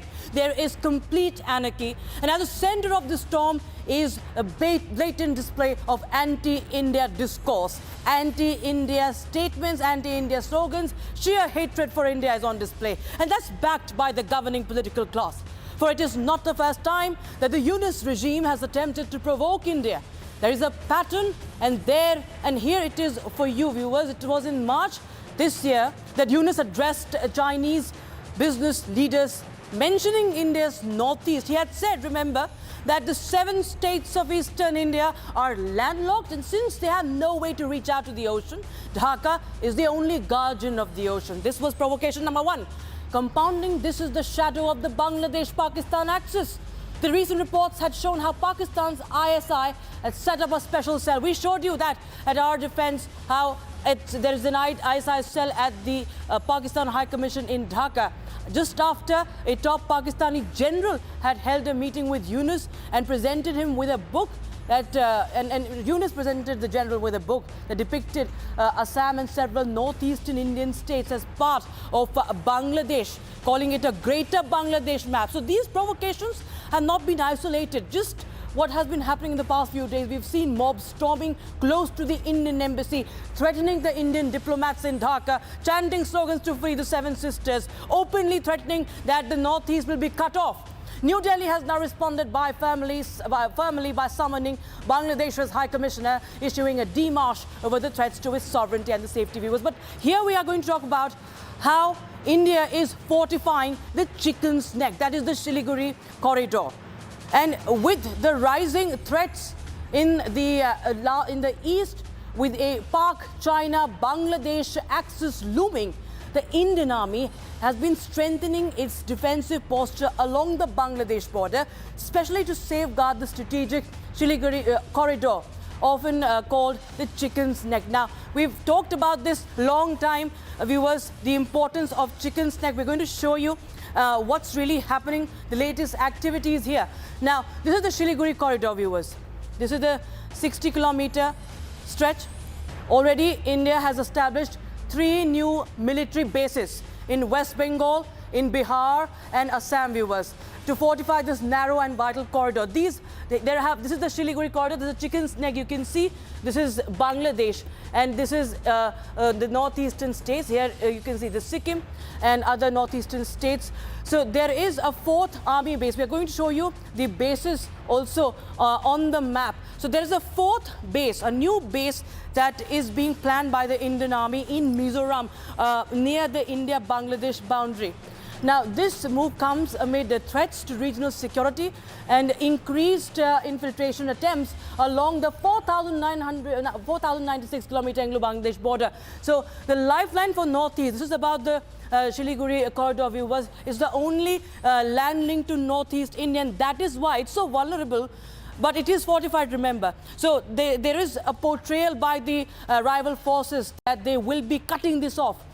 It connects the 8 states to the mainland. And Why it's important? Because it's very important for the movement of the troops and also logistics, the supplies to northeast Indian states. It's a very short strip, a very small strip. And also it's a key route for civilian trade and transport as well. So we will continue to show you the bases and then we will talk to our experts about it, the new bases. There are 4 bases in total if we have the graphics for that. There are 4 bases, 3 bases already by last week. We saw that that the Chicken's Neck corridor, the Siliguri corridor has been fortified. Now there is a new one that is being planned. If we have the graphics for it, we can fire it. That's the graphic for you. In Assam, from Bihar, you can see the West Bengal has military base number 1 and military base number 2 is in Bihar. Assam has the 3rd one, and now in Mizoram, military base number 4 is being planned. So this is the big news, viewers, that we're closely tracking for you. And we have our guests on the broadcast. We have Ambassador Veena Sikri, former High Commissioner to Bangladesh, former envoy to Bangladesh, and she has insights on the happenings in Bangladesh. And Major Samar Paltur, our defense expert, also joining us on the broadcast. Major Tur, well, you know, we've been highlighting that the threats that have been coming in from Bangladesh are not new. Ever since the Sheikh Hasina government has been toppled, the threats have been only intensifying. It's been more than a year now. Now, the provocation for the Chicken's Neck again is not new. Pakistan has been doing the dirty job there, and Yunus is ready to do anything to cling to power, sir. What do you have to say about this new development? We had the Eastern Army Commander, also Lieutenant General Tiwari, who had visited. We'll show you the pictures also, viewers. He had conducted a review meeting also with the BSF and the top officers there, sir. But this military base, if you could just explain to our viewers how important this is for India. Good afternoon to all the panelists and to the viewers. Jai Hind. So basically, you see, the reason why General Tiwari has visited the border is basically a message in its own self that we are ready.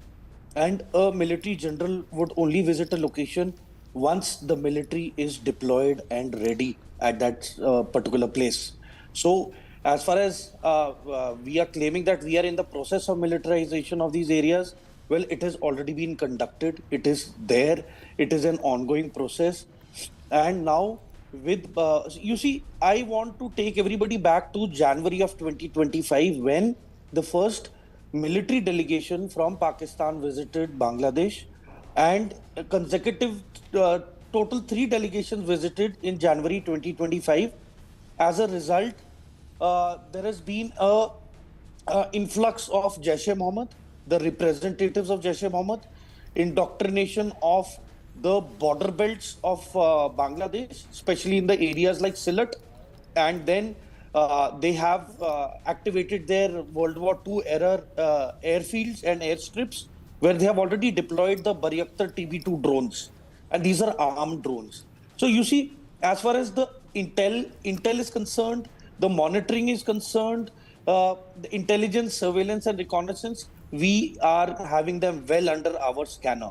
Now, number 2, the provocation process. It began when the Pakistan military general visited Mohammad Yunus, and it all began. And this is basically an international level instigation by showing the Indian states as part of Bangladesh. This is a pure betrayal of what we have done for Bangladesh. Our soldiers have sacrificed themselves in 1971 to liberate Bangladesh. But I certainly feel that we must tell the people of Bangladesh about Operation Searchlight. We have to tell about the atrocities committed by the Pakistanis against the Bangla population and how the mass rapes were conducted. And there have been videos which have come in which the Pakistani economists were very worried that how come Bangladesh has overtaken the Pakistan economy and is thriving and booming. As a result, the Pakistan military established contact with the Bangladesh regime, and then the influx of the jihadi element. As a result, the Bangladesh economy is gone, and that superiority complex that Pakistan wanted to maintain has been achieved.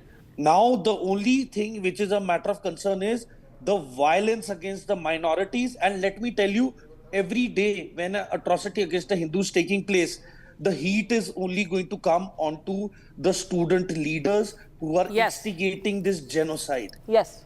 Sir, we will also go across to Ambassador Sikri, ma'am. Thank you so much for joining in. And, as I will just take it forward from what Major Tur was saying about the jihadi elements and how the youth is being mobilized, the so-called Gen Z protests, ma'am. You feel that it is being done, that Yunus is ready to even sacrifice the entire country, just for the sake of power, which is not going to augur well for him, ma'am. Because we see that again, the jihadi elements and the youth is being weaponized so as to also target India, and this is somewhere being orchestrated by Pakistan. Absolutely. The whole regime change operation, there was no revolution, there was no student uprising. It was a regime change operation, very carefully planned by Pakistan in cohort with the Jamaat-e-Islami of Bangladesh. The Jamaat-e-Islami in Bangladesh has always been the A team of Pakistan in Bangladesh, and they've been in touch right from East Pakistan days and even before, from the formation of the Jamaat-e-Islami. And Pakistan had the backing of the external powers, of the Western powers, and that is why they could go ahead with this. Now, having put Muhammad Yunus as a frontline person for the Jamaat-e-Islami, he's always doing exactly what the Jamaat-e-Islami is telling him to do. Then we see that Muhammad Yunus now wants to cling on to power. He perhaps wants to become the president of Bangladesh. And that is why he is allowing the Jamaat-e-Islami and the other Islamist forces to have a free reign. Actually, the strength of these Islamist forces in Bangladesh is not that much. In any election that has ever been held in Bangladesh, this group has never got more than, let us say, 5 to 10% of the vote. But now this time, and previously Jamaat-e-Islami was even in partnership with BNP under Khalida Zia from 2001. But this time, the Jamaat-e-Islami wants to go on its own. They want to bring together all the Islamist forces. This is Pakistan's plan. And Pakistan is rapidly trying to embed itself in Bangladesh, reversing 54 years of Bangladesh from 1971 to now. The Pakistan army has trying to re-embed itself with the Bangladesh army, placing their officers in the divisions, and all the earlier restrictions on visas, on trade, on cargo inspection, all that has been reversed. So Pakistan is back in business in Bangladesh in a way that they had not been for the last half century. And with this, they are trying to whip up the more and more of the people to take the jihadi point of view, to take the Islamist point of view. That is why the anti-India rhetoric is being built up to such extremist limits that the people may get disillusioned with the friendship with India and come forward. But I think the frustration for them is that the people of Bangladesh have not come entirely onto the support of the Jamaat-e-Islami. The Awami League vote bank is still intact. And there are many other people who may not be supporters of Sheikh Hasina, but who believe in the values of the liberation war. And in fact, a recent national opinion survey published in Pratham, and that is why Pratham was put on fire yesterday, the survey said that 70% of the people of Bangladesh want Awami League to take part in the next elections. It's not that they're going to vote for Aravalli Hills, but they want free, fair and democratic elections. This is the biggest signal so far from the people of Bangladesh that they will not be satisfied with this business of banning Awami League. This will only lead to more instability, more insecurity. We've seen what happened with the attack on Osman Hadi, and today is supposed to be his funeral, and they're expecting a lot of further demonstrations and coming out to the people today. It's a very volatile situation. But the frustration is because they've not been able to get the full support of the people. That is why they're banning Awami League. And India has taken a strong position saying that there must be free, fair and inclusive elections in order that they are participatory and credible. And without that, we have said that the present unrest will continue. There will be continued violence, continued insecurity. And we must get the support of the international community. We must get the support of everybody to ensure that there are free, fair and inclusive elections. Absolutely. Many thanks, Ambassador Sikri and Major Samapatur, for joining us with your understanding of the situation. And we at Republic TV will be keeping a close eye on what's happening on the eastern border. Meanwhile, viewers, we will be showing you what happened to Pakistan. Everybody knows that publicly. Once again, it is being exposed. the role of Turkey and Pakistan's defeat in Operation Sindoor. Indian Army has exhibited the Turkish-made weaponized drone that was intercepted after being launched from Lahore base.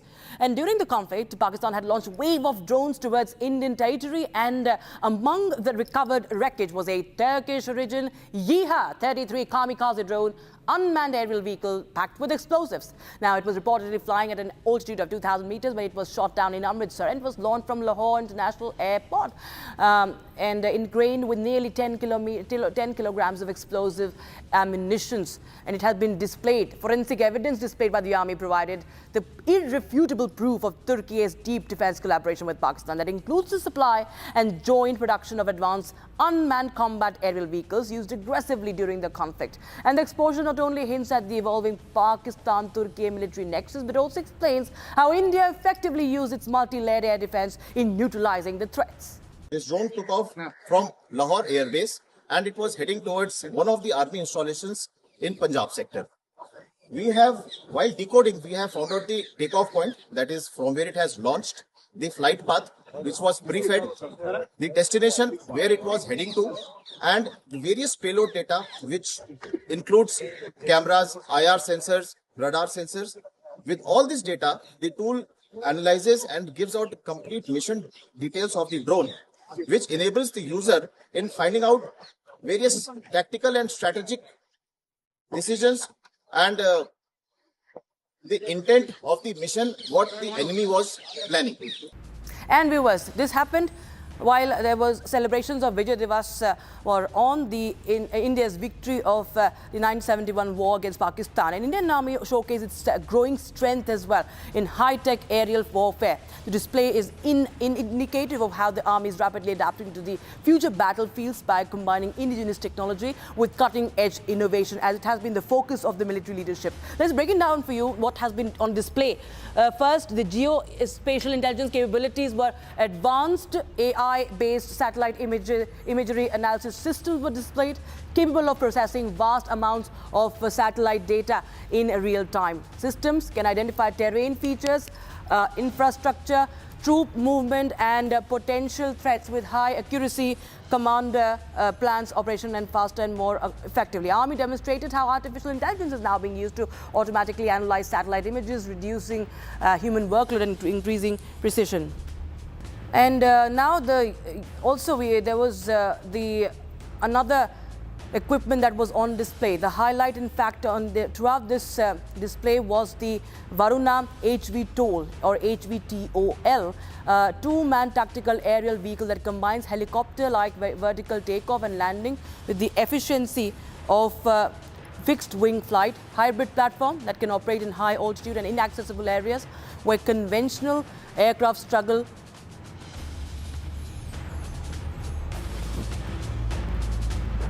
Okay, viewers, we will shift our focus to other stories. And now, another top focus has been the homegrown drones designed for future warfare, modern battlefield requirements. These drones are equipped with high-resolution cameras, long endurance and security data links. The Army has explained how these unmanned systems improve real-time monitoring, reduce risk to soldiers and provide a tactical edge during operations.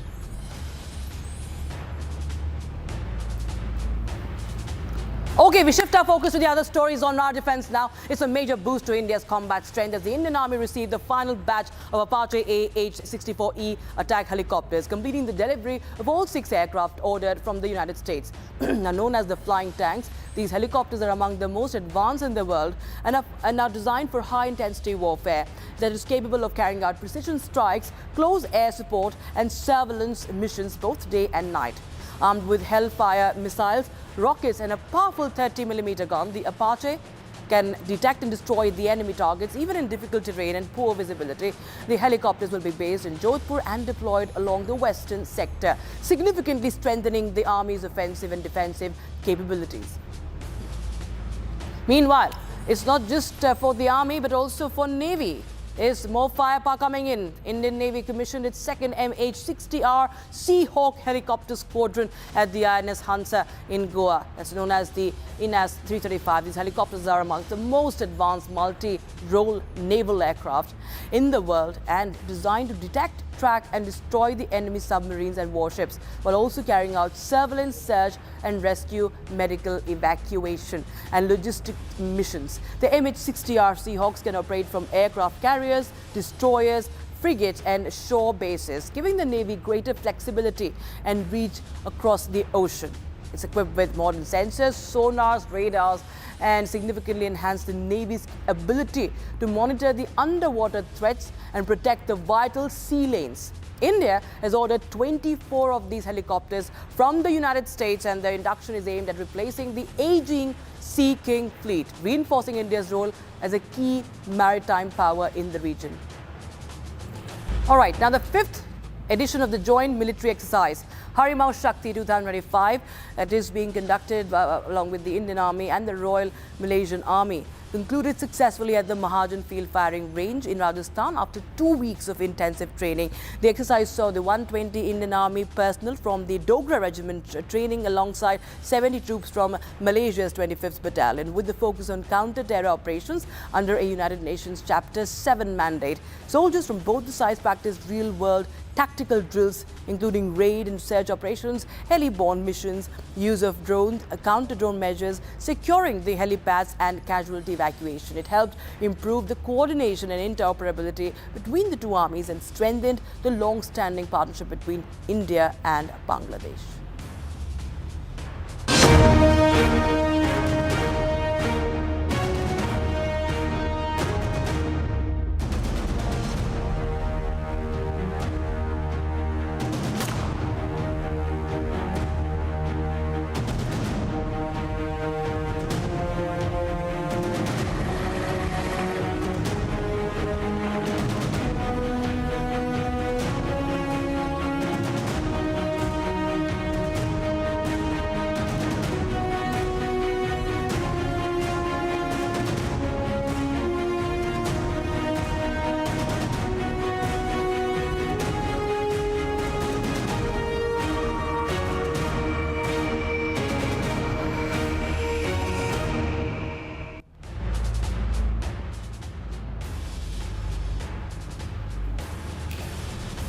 All right, viewers, with that's a wrap on this edition of Our Defense. We'll be back next week with more news and top stories for you on the show next Saturday and Sunday. Don't forget to watch this edition on Sunday as well. Thank you so much for watching, and Jai Hind.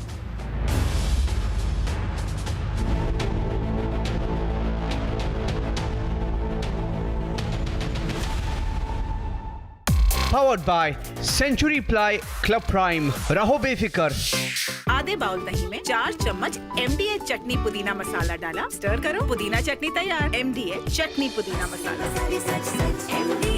MDH केसरिया से मन जोगी हुआ रे, दिल झूमे देखो मतवारा हुआ रे, केसरिया से मन जोगी हर पल मनाओ केसरी त्योहार। विमल, बोलो जुबान केसरी। MDH की हल्दी मिर्ची धनिया करे कमाल, ये रंग दे, ये खुशबू दे, ये तीखा, ये कम पड़े, क्या निराला MDH masala.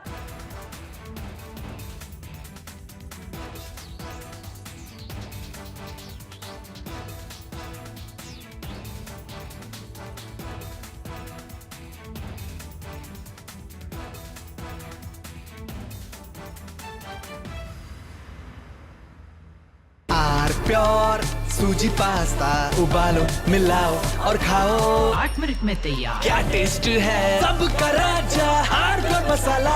We are willing to put an end to this conflict via peaceful means based on the principles that I outlined in July last year when I spoke at the Foreign Ministry of Russia.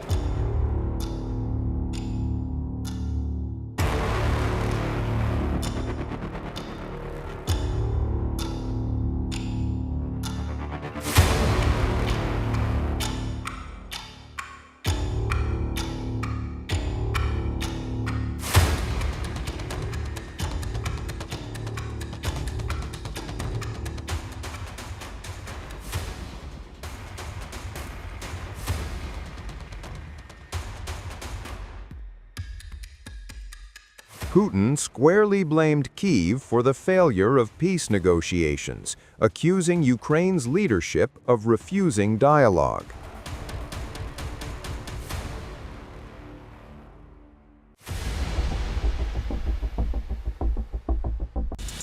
Here is some news from the world of business and markets. Parliament's passage of the Sabka Bima Sabki Raksha, that is Amendment of Insurance Laws Bills 2025, is expected to boost insurance penetration, efficiency and market resilience. Care Edge Rating said the bill updates the regulations for insurers and reinsurers as well as intermediaries to align the sector with India's economic growth and consumer protection goals. It amends key insurance laws to allow 100% foreign direct investment and strengthens the regulatory power of IRDAI, supporting the vision of insurance for all by 2047. Alphabet's Google has advised some employees on US visas to avoid international travel due to long delays at the US embassies, according to a Business Insider report. An internal email warned that staff needing visa stamps to re-enter the United States could face extended stays abroad, as some embassies have appointed backlogs of up to 12 months. Google did not immediately comment on the report.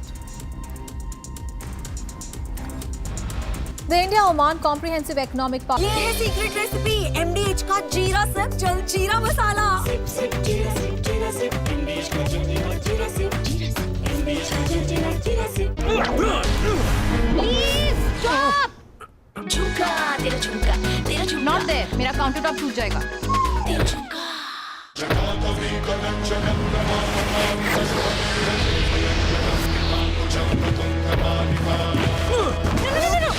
मेरी chimney टूट जाएगी what are you doing रानी इस घर में कुछ है जो टूटता नहीं ये पिलर कभी नहीं टूटेगा रुंगटा स्टील TMT से बना रुंगटा नहीं तो घर स्ट्रॉन्ग नहीं रुंगटा स्टील TMT बार एकदम सॉलिड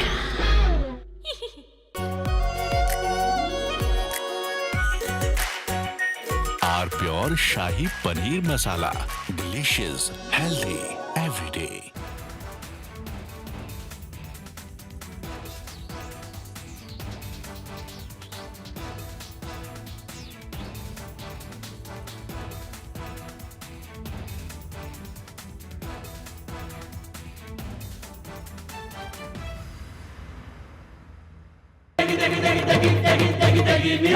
MDH की देगी मिर्च देगी मिर्च का तड़का अंग अंग फड़का MDH की देगी मिर्च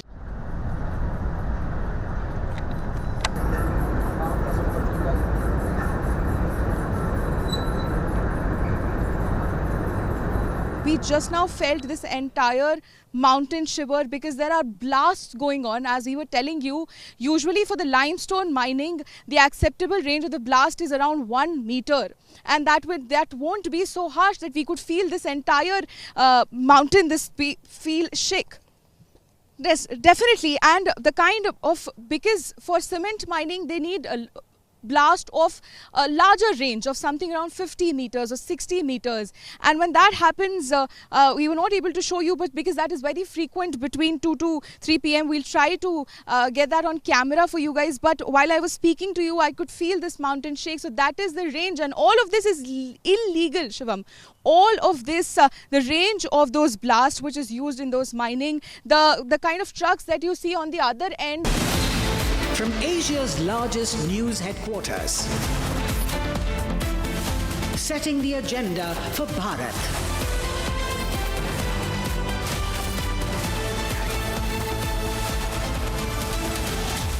You're watching Republic.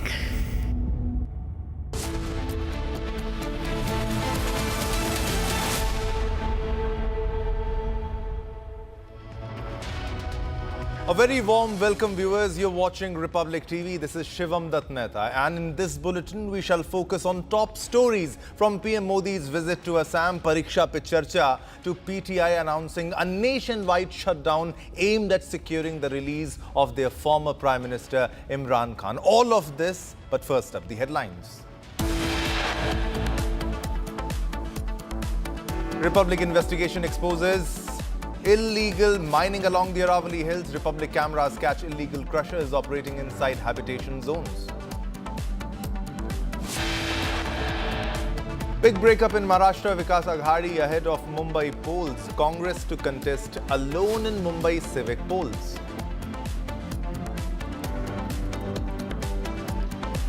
Suspected terrorists entered a civilian house for food in Udhampur's Majalta, where an encounter was underway last week. Entire area is cordoned.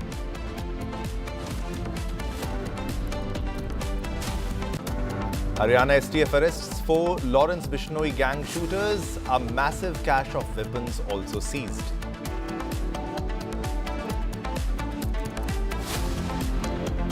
Prime Minister Modi in Assam today to unveil fertilizer plant worth over rupees 10,600 crores.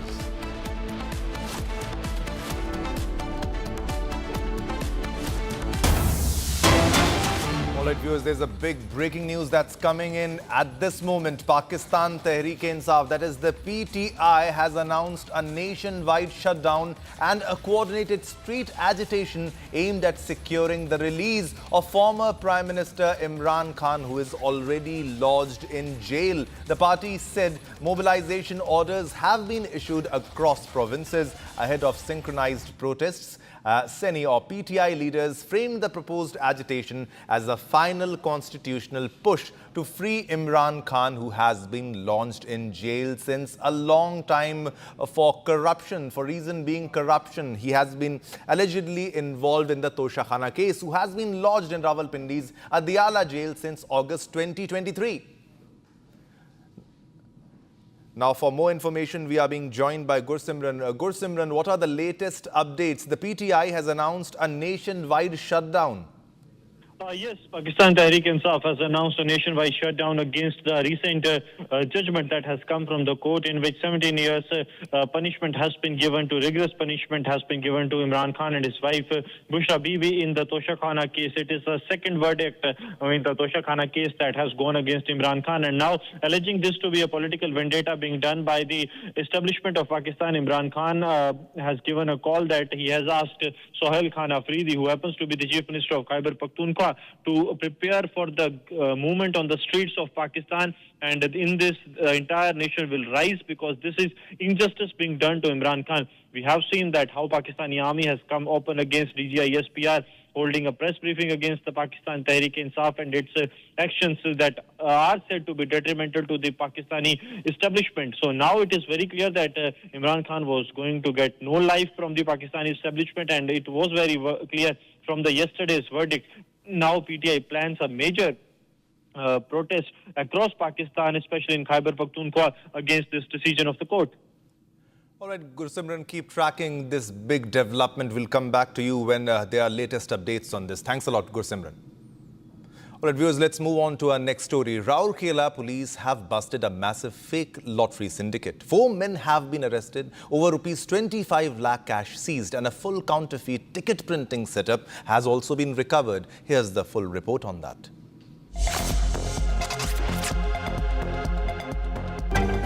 In a major crackdown, Rourkela police have busted a fake lottery racket operating under Planside police station limits.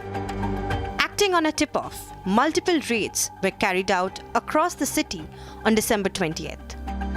Police recovered counterfeit lottery tickets, incriminating material, and rupees 25,37,260 rupees in cash. The accused were manufacturing fake lottery tickets and distributing them through agents across Rourkela. 4 men have been arrested in the case. Police seized 8 mobile phones, 5 notebooks, a desktop computer, printer, and other material used to print the fake tickets. A case has been registered under sections of the Bharatiya Nyaya Sanhita and Lotteries Regulation Act. The police are now tracking other members of the network and probing the full extent of the racket. There's another big breaking news that is coming in right now at this moment. Major controversy erupts over Telangana Chief Minister, that is Revant Reddy's remark. Now, what has he said?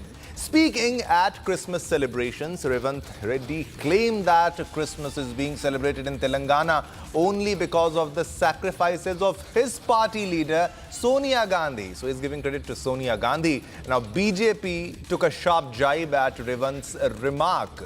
Now, the CM said his government would provide equal respect to all religions. Minorities deserve to avail all of welfare schemes too and benefits. Indeed, it is their right, he also told the audience. And now for the background, and also right now also BJP is against Congress and they are not happy with this remarks, and there are political reactions that are also coming after this statement. So there's a row over Revanth's remark related to Christmas celebrations and what he has said. And there is also a history of old comments that Reddy has made. And you must understand that while addressing newly appointed district Congress committee members also previously, he has also said similar things about Hinduism. And now BJP is taking a sharp jibe on the remarks that has been given by Revanth Reddy when it comes to the Christmas celebrations and to the minorities. Now, BJP is slamming Revanth Reddy on this. Let's listen into the reaction that's have come. మనమందరము Christmas పండుగను జరుపుకుంటున్నాము అని అంటే ఇందులో శ్రీమతి సోనియా గాంధీ గారి యొక్క పాత్ర, వారి త్యాగం ఎంతగానో ఉంది.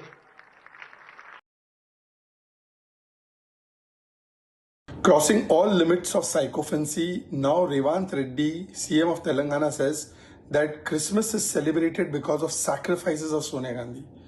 Can you believe this? Tomorrow he might say the sun rises because of Sonia Gandhi. This is the same person who has made more bizarre statements. He says sometimes that Muslims can live because of Congress party. Sometimes he says Indira and Rahul Gandhi, those who don't know about them will be stripped and beaten. This is the level to which you go in psychophancy when you have to appease one family. And this is the mindset of the Congress, that for eulogizing one family, they can go to any bizarre levels. First, they used to cut down the contributions of our great leaders like Sardar Patel, Bhagwan Birsa Munda, Ambedkar ji, and now they say all kinds of bizarre statements. Revanth Reddy, if there was a sport on psychophancy, then he would win the Olympic gold on it, because he crosses all limits of bizarreness and of making such kinds of ludicrous statements, which are not only steeped in psychophancy, but they are deeply humiliating to the common person, and in this case to Christian community. He should apologize for the statement and he should start working for people of Telangana. But unfortunately, he does not have any value for Janamat of Telangana. His only Khuda, Bhagwan, deity, goddess is only and only Janpat. They have no respect for Janmat. Mr. Revanth Reddy was the same one who made deeply insulting statements about Hindu gods and goddesses also recently. And now he's doing it about Christianity. The Congress party is at it once again. It's scrambling. The Congress party in Telangana is scrambling to damage control and to save Revanth Reddy's face, because the man has absolutely no communication skills in any language, and he does not know what he's talking and how to put it across so that people understand. Yesterday, he actually figuratively took his sycophancy to another level, where he went to the extent of claiming that the celebration of Christmas, at a Christmas gathering, that the celebration of Christmas is thanks to the grace of Sonia Gandhi. This is the extent of sycophancy to which the Congress party, without any reason, bizarrely so, can go to. And that is what was stated yesterday. And to do damage control today, every single one of the Congress party in Telangana is trying to interpret and reinterpret him, claiming that allegedly what Revanth Reddy meant was that the celebration of Christmas in Telangana is thanks to Sonia Gandhi because she is the one who's instrumental in bringing about a separate state. I mean, don't these people wake up and smell coffee? Telangana has come a long time back. In 2014, and that is due to everyone's sacrifices in Telangana. And to give credit to only one woman, and that too at a Christmas gathering, claiming that the said celebration also is thanks to her and her grace, is an insult to the religion, is an insult to the religious diversity of India, is an insult to the secular fabric of India, because Christmas was always celebrated in India ever since independence and more so prior as well.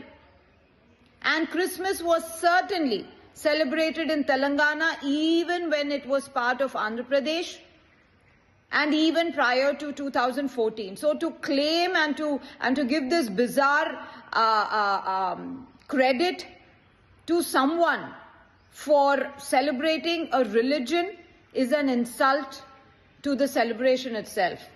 I hope and pray that the Christians of Telangana and that people in Telangana who celebrate Christmas with great joy forgive Revanth Reddy for the same.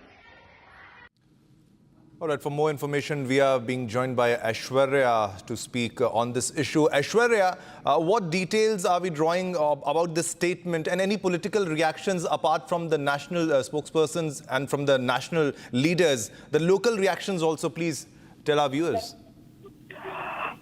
Yes, exactly. This particular statement was made by Revanth Reddy during the Christmas dinner that was hosted by the government here in Hyderabad, during which, while addressing the gathering before the dinner, Revanth Reddy made these remarks. It was taken, what the Congress people are claiming is that it is taken out of proportion and blown out of proportion and are taking it out of context and targeting the Congress government unnecessarily.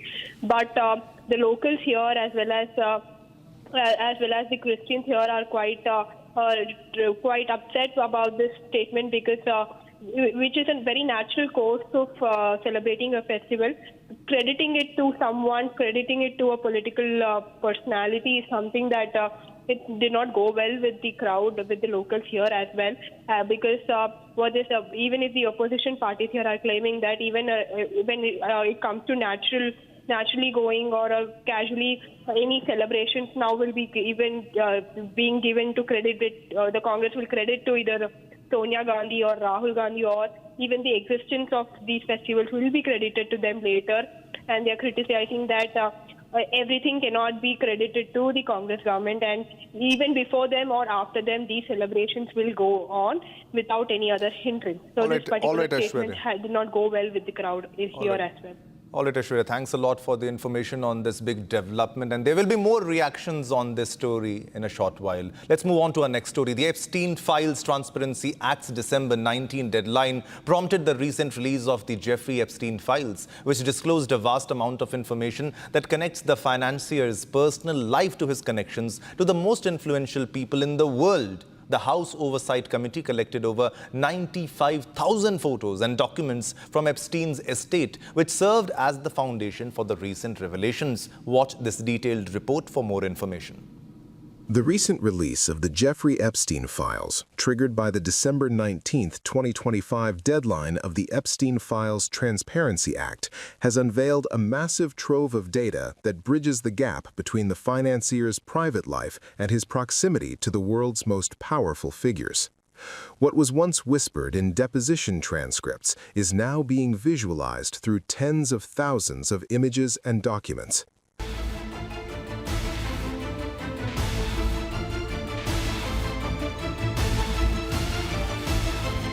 The backbone of the recent disclosures is a collection of approximately 95,000 photographs and documents obtained from Epstein's estate by the House Oversight Committee.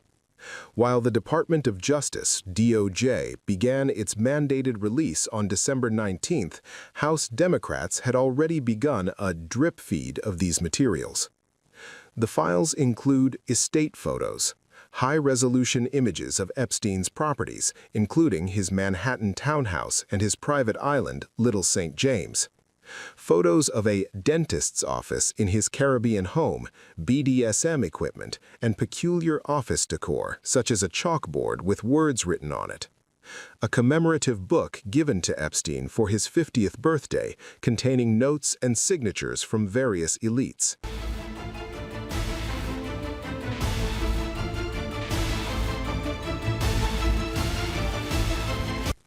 The files contain visual confirmation of several high-profile connections that have been the subject of speculation for years. One significant image features former President Bill Clinton smiling alongside Epstein and Ghislaine Maxwell. The photo reportedly bears Clinton's signature in gold ink, though his representatives have long maintained he knew nothing of Epstein's crimes. Photos capture Bill Gates in social settings with Epstein, including one where he is seated with the financier and the former Prince Andrew. Another photo strangely showed Gates and Andrew together with King Charles, cropped out of the original frame. In a surprising intersection of worlds, filmmaker Woody Allen is seen in multiple photos, including one where he is conversing with former Trump advisor Steve Bannon at an Epstein-related social gathering.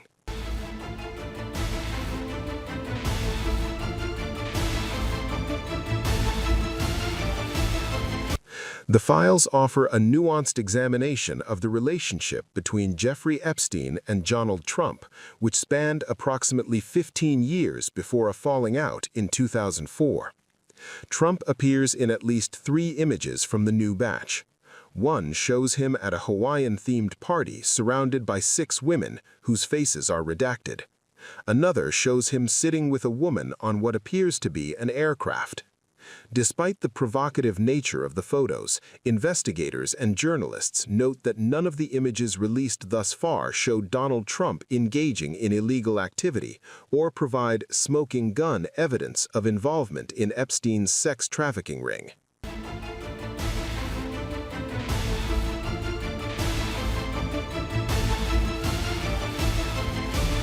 Despite the December 19th deadline, the release has been criticized for being incomplete. Huge swaths of the 95,000 photos remain unreleased to the public. The House Oversight Committee has stated it is redacting the faces of potential victims to protect their privacy. The Department of Justice released a partial batch on the deadline day, announcing that the remainder of the files would be released over several weeks. This has led to accusations of a cover-up from some lawmakers who argue the DOJ is violating the transparency law.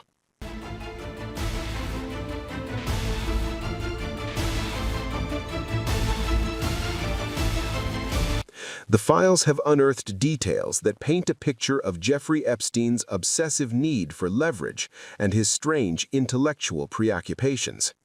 Photos of a landline phone at Epstein's island residence showed first names written on the speed dial, hinting at the immediacy of his access to powerful people.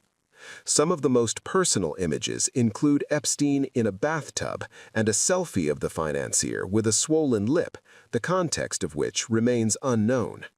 The release has turned into a partisan battleground. Democrats, led by Representative Robert Garcia, claim the files prove a White House cover-up. At the same time, the White House and Republican allies accuse Democrats of cherry-picking photos to create a false narrative against President Trump, noting that Trump himself signed the act to release these very files. One of the world's oldest hill range, the Aravallis, face a major threat with the recent change in status in range of height that can be considered part of the Aravallis. More than 90% of the hills lose protection. They stand unprotected against mining threat. Republic investigated, and we bring you this report on what is happening on ground. The Aravallis are not India's green lungs, checking desertification, regulating rainfall, and recharging groundwater for cities like Gurugram and Jaipur. But the 100-meter threshold now leaves much of the ancient range unprotected, risking ecology and health hazards, an issue Republic has tracked extensively on the ground. Residents continue to demand ecological protection, with technical classifications warning that the Aravallis are critical to controlling North India's already hazardous air quality. Yet, illegal mining is rampant across large parts of the 700-kilometer stretch. When Republic arrived at the crusher site, employees immediately began spraying water on the roads, attempting to mask the dust and pollution caused by active mining and crusher operations. Meanwhile, Republic media also reached Alwar, Rajasthan, showing cracks in all the houses of the village because of the heavy dipole blasting near the Aravallis range. We are showing you this location right here. You can see this is a water tank made by Jal Jeevan Mission, and this is a fairly new, or I might say a new water tank which hasn't even been used once. But we'll show you how its entire foundation is cracked because of that dipole blasting. These are the cracks that you can see in the very foundation of it. This is the pillar. These are the cracks in the foundation. We'll show you more. We'll show you another crack in another. So this is the condition in all of. We'll also show you, see, not just in the foundation, in also the structure of the water tank, you can see there are cracks. And you ask, why is the crack? The crack is because they are not following law. There is a crusher, there is mining site just in a mere distance of 40 to 60 meter in comparison to the acceptable 500 meters, which is by law the acceptable distance where a mining site or where a crusher should be from a residential area. As protests intensify, the battle to save the Aravallis has become a fight for air, water and survival, raising urgent questions of environmental justice.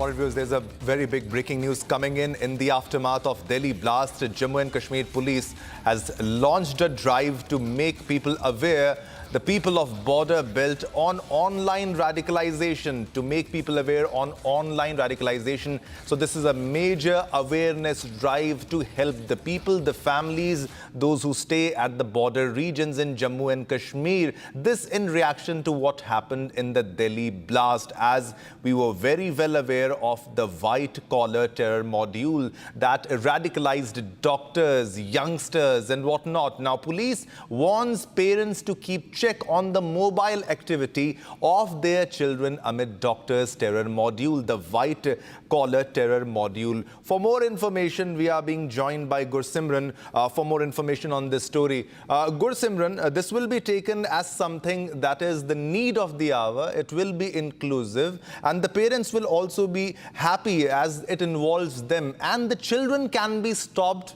when there is time for recovery, because this is exactly, the young age is exactly the time when you can teach them what's wrong and what's right. What developments in this case?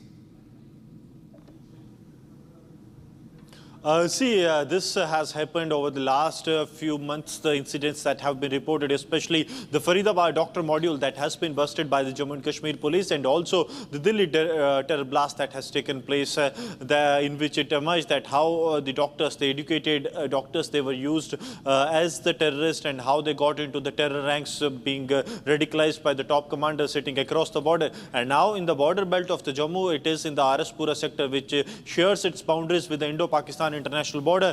It has come into Jammu and Kashmir police has launched a mega awareness drive on the online radicalization, in which the Deputy SP Gurmeet Singh can be seen addressing the locals that have gathered there, that they should keep a watch on the movement of the mobile, the digital use pattern of their children, because what has happened that the online radicalization has become a major challenge. He has also cited the example of Mohammad Sajid, who has been apprehended from the Bhattindi area a couple of weeks ago. It was on 27th of November when he was apprehended, and during the analysis of his phone, it came into being that he was actually in touch with the Pakistan-based handlers via Instagram, and he was radicalized to such an extent that he was in a bid to carry out Fidain attack in the Jammu region. Though there was no explosive that were provided to him, it was to be done at a later stage. But this was the extent of online radicalization. So now the police is warning people about the threats of online radicalization, and also police went on to say that those so-called leaders, those who actually want themselves to be those who are behind this so-called jihad, they are the ones who are pushing the poor children into these terror ranks, and then only their families, and they suffer. And these children of these leaders, so-called leaders, be it Gilani or the others, they live a languished life in India or in the other foreign countries. All right. Good, Simran, thanks a lot for information on this, and this will help stop the vulnerable being affected by the terror organizations. All right, viewers, time is to slip into a short commercial break, but don't go anywhere. There's a lot lined up in the next bulletin.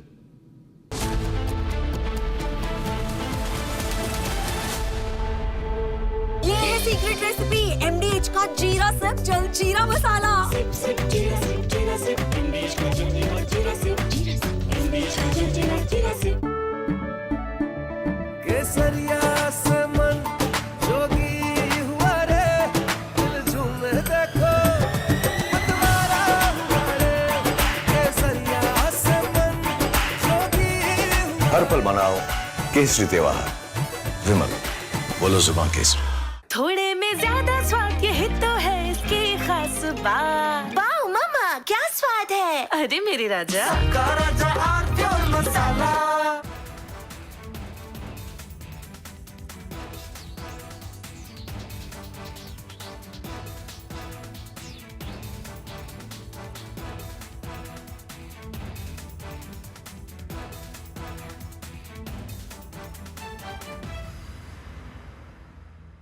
आधे bowl दही में 4 चम्मच MDH चटनी पुदीना मसाला डाला stir करो पुदीना चटनी तैयार MDH चटनी पुदीना मसाला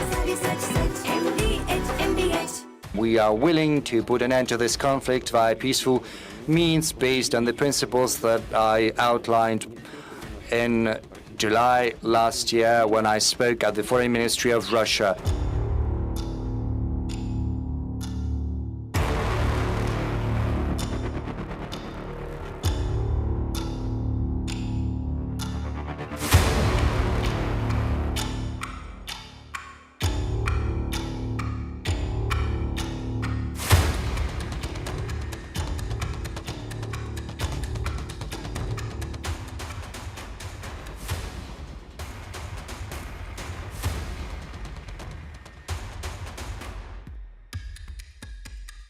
Putin squarely blamed Kyiv for the failure of peace negotiations, accusing Ukraine's leadership of refusing dialogue.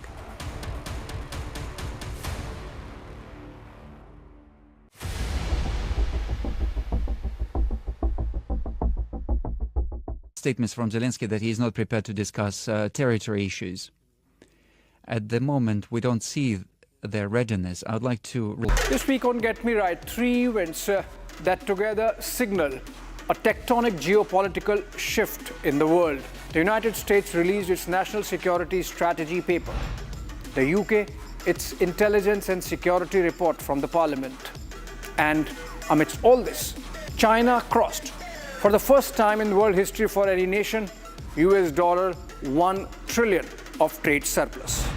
And then the gas chamber that our national capital becomes every winter. Is there any hope, or are we condemned to live this forever? This weekend, Saturday and Sunday, only on Republic TV. दादी के हाथों का जादू और खुशबू से महकता घर, माँ की मुस्कुराहट और खाने की सुगंध। MDH गरम मसाला, क्योंकि हर रिश्ता है स्वाद से जुड़ा। झुमका तेरा झुमका नॉट देयर मेरा काउंटर टॉप टूट जाएगा तेरा झुमका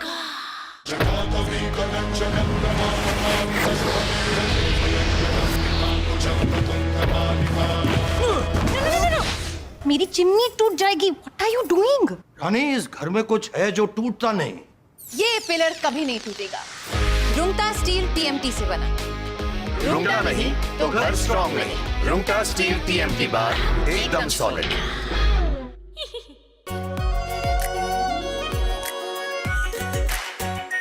are pure shahi paneer masala delicious healthy everyday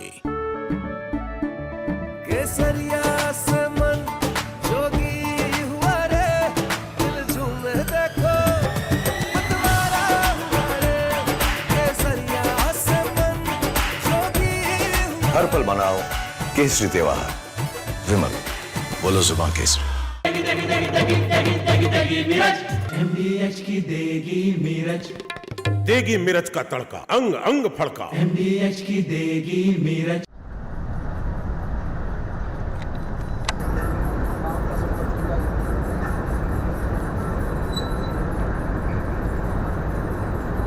we just now felt this entire mountain shiver because there are blasts going on. As we were telling you, usually for the limestone mining, the acceptable range of the blast is around 1 meter.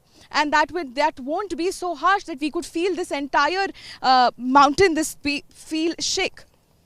Yes, definitely. And the kind of, because for cement mining, they need a blast of a larger range of something around 50 meters or 60 meters. And when that happens, we were not able to show you, but because that is very frequent between 2 to 3 p.m. We'll try to get that on camera for you guys. But while I was speaking to you, I could feel this mountain shake. So that is the range. And all of this is illegal, Shivam. All of this, the range of those blasts which is used in those mining, the kind of trucks that you see on the other end which are carrying those residual pebbles, those are also they are not legally allowed to sell those, but they're not only doing illegal work, they're also making...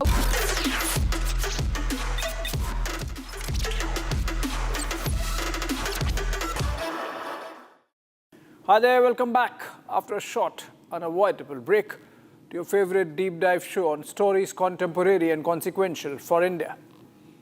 This week, the Parliament ended with moderate legislative success and lots of noise, like always. An issue that should have been center stage, the air emergency in North India, got sidestepped by politics. Let's make it our priority in this episode.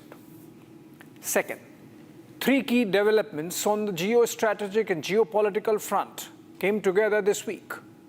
The Trump administration released a national security strategy paper. The United Kingdom Parliament came out with its intelligence and security report. And China crossed US $1 trillion in trade surplus for the first time in history for any nation. We will connect the dots. Let's get going.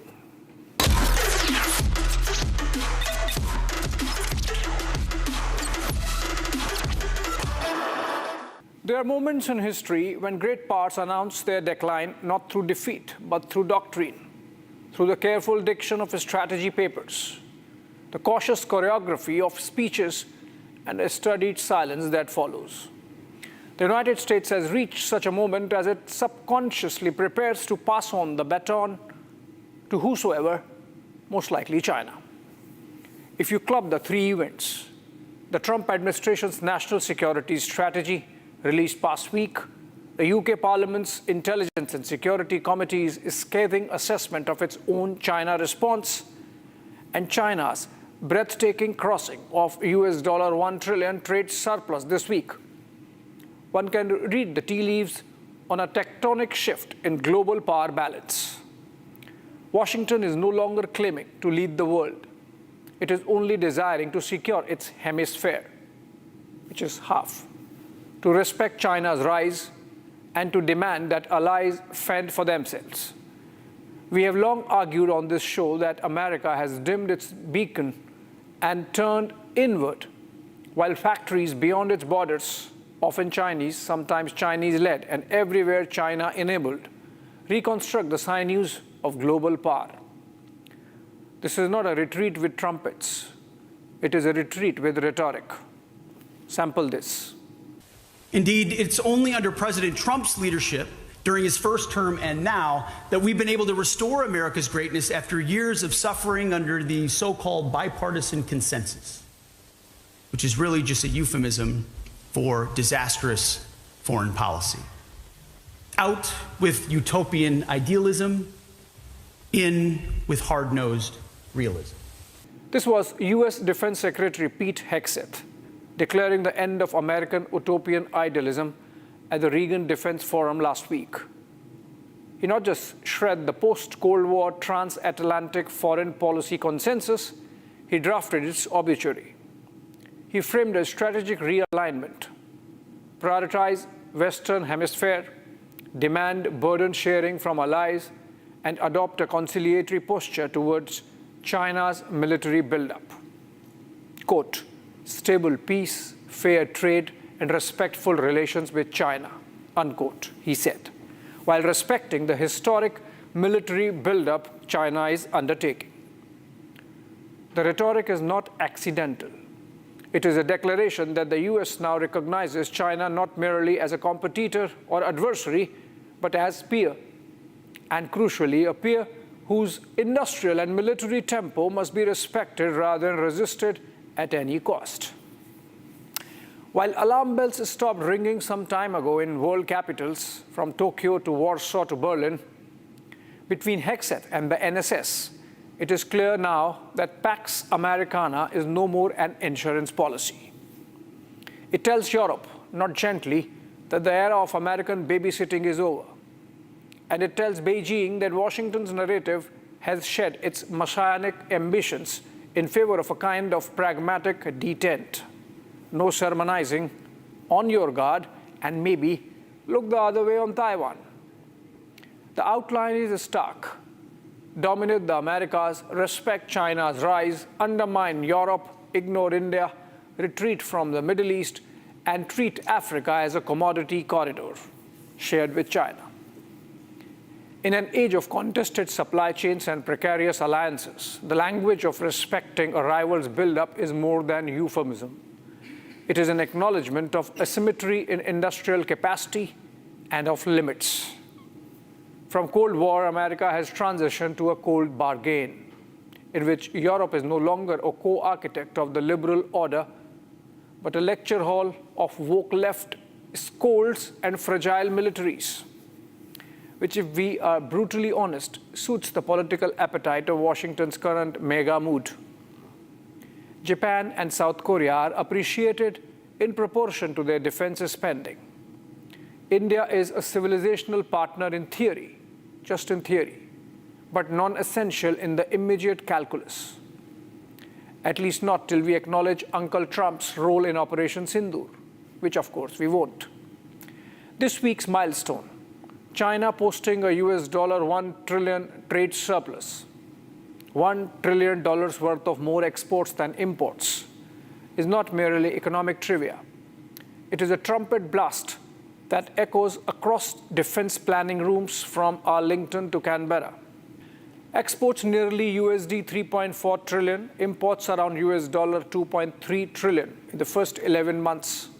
Semiconductor shipments rising nearly 25%, shipbuilding exports surging, auto exports cresting beyond 6.5 million vehicles, and a currency engineered to keep costs competitive and supply chains sticky. This is not a sprint.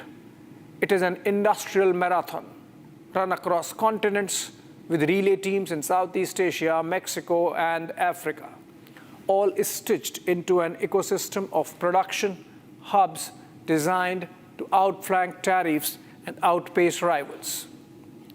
China's export machine has become a global scaffolding, electronics topping US $1 trillion, rare earth dominance from mine to processing plants, medium advanced fab capacity scaling even without top-end chips, and cities specialized with relentless precision. Xixi for hair dryers, Wenzhou for lighters, Ningbo for home appliances.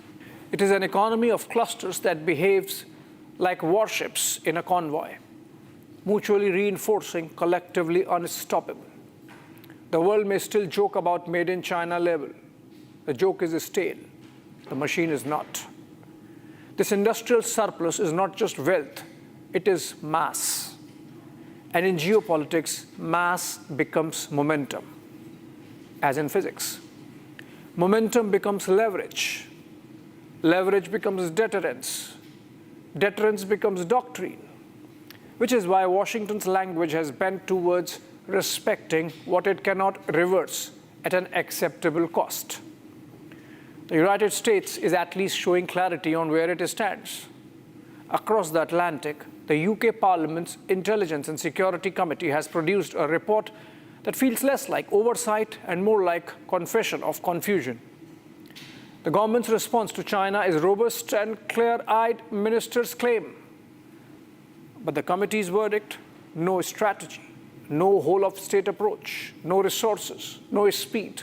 Agencies that did not recognize responsibility for countering Chinese interference, policy departments lacking expertise or the mandate to confront Beijing's overt influence operations. The result is not just vulnerability, it is vacancy. The absence of a strategic posture in the face of a systemic rival who excels at playing the long game. Here is the uncomfortable symmetry. Washington retreats in doctrine, London stalls in capacity. One withdraws from global leadership, the other fails to muster domestic coherence. Beijing, meanwhile, scales. And the scale has a name: manufacturing. China commands roughly 28% of global manufacturing. The US hovers around 17%. Chinese shipyards are outproducing American ones. Chinese steel output dwarfs US production by an order of magnitude, 12 times. Same for critical minerals, rare earths.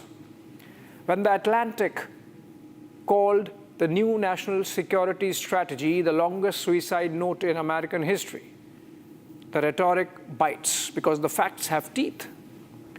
Washington's swerve towards hemispheric prioritization and allied burden sharing reads, in part, like an attempt to reconcile strategic ambition with industrial reality. Respecting China's buildup is not a confession of defeat. It is an implicit bargain that war without overwhelming capacity is unsustainable, and that soft power without hard production is theater. The Australian Strategic Policy Institute published its latest critical technology tracker this week, covering high-impact global research in 74 areas. It found that China now leads in 66 of those technologies, in fields as varied as computer vision, quantum sensors, and nuclear energy, with the US ahead in just 8.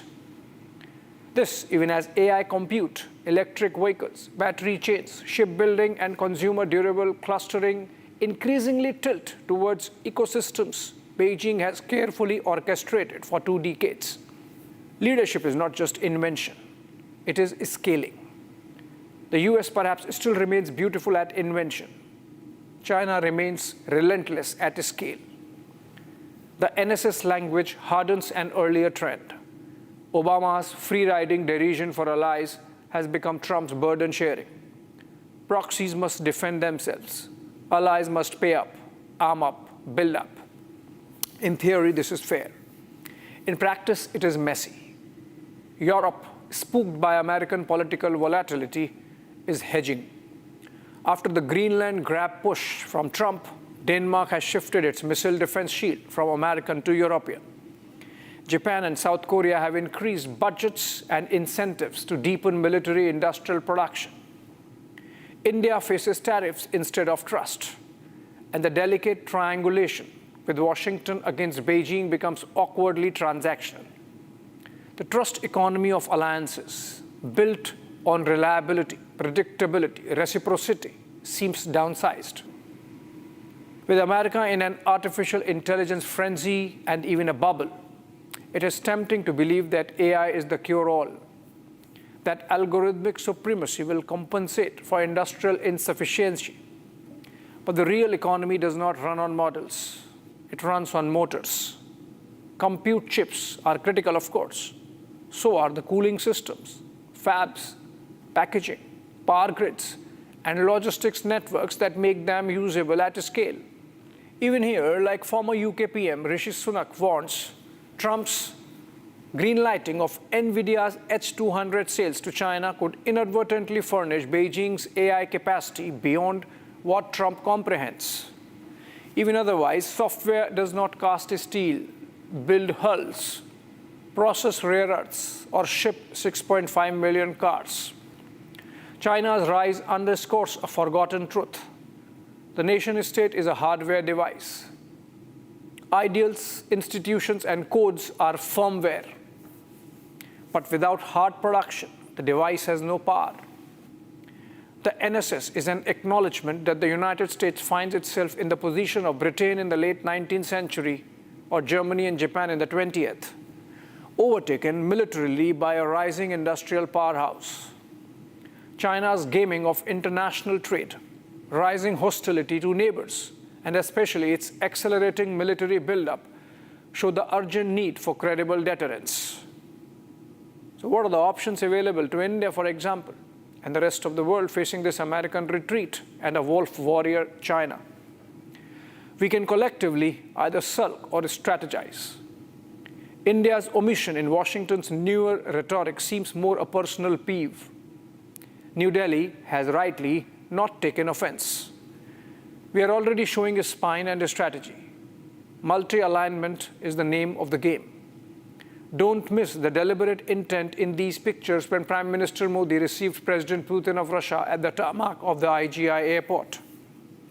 In a way, New Delhi has been wise in its soft pushback against early calls for Quad's militarization, given that United States itself seems to be quitting Indo-Pacific. The goal from here on should be to create resilient corridors of trade, technology, energy, and defense that neither depend on America's moods nor on China's monopolies. Hard-nosed industrial policy, coupled with diplomatic swordplay, will decide India's fate in this decade. Collectively, the production capacities of the rest of the world, America included, still match and compete with China.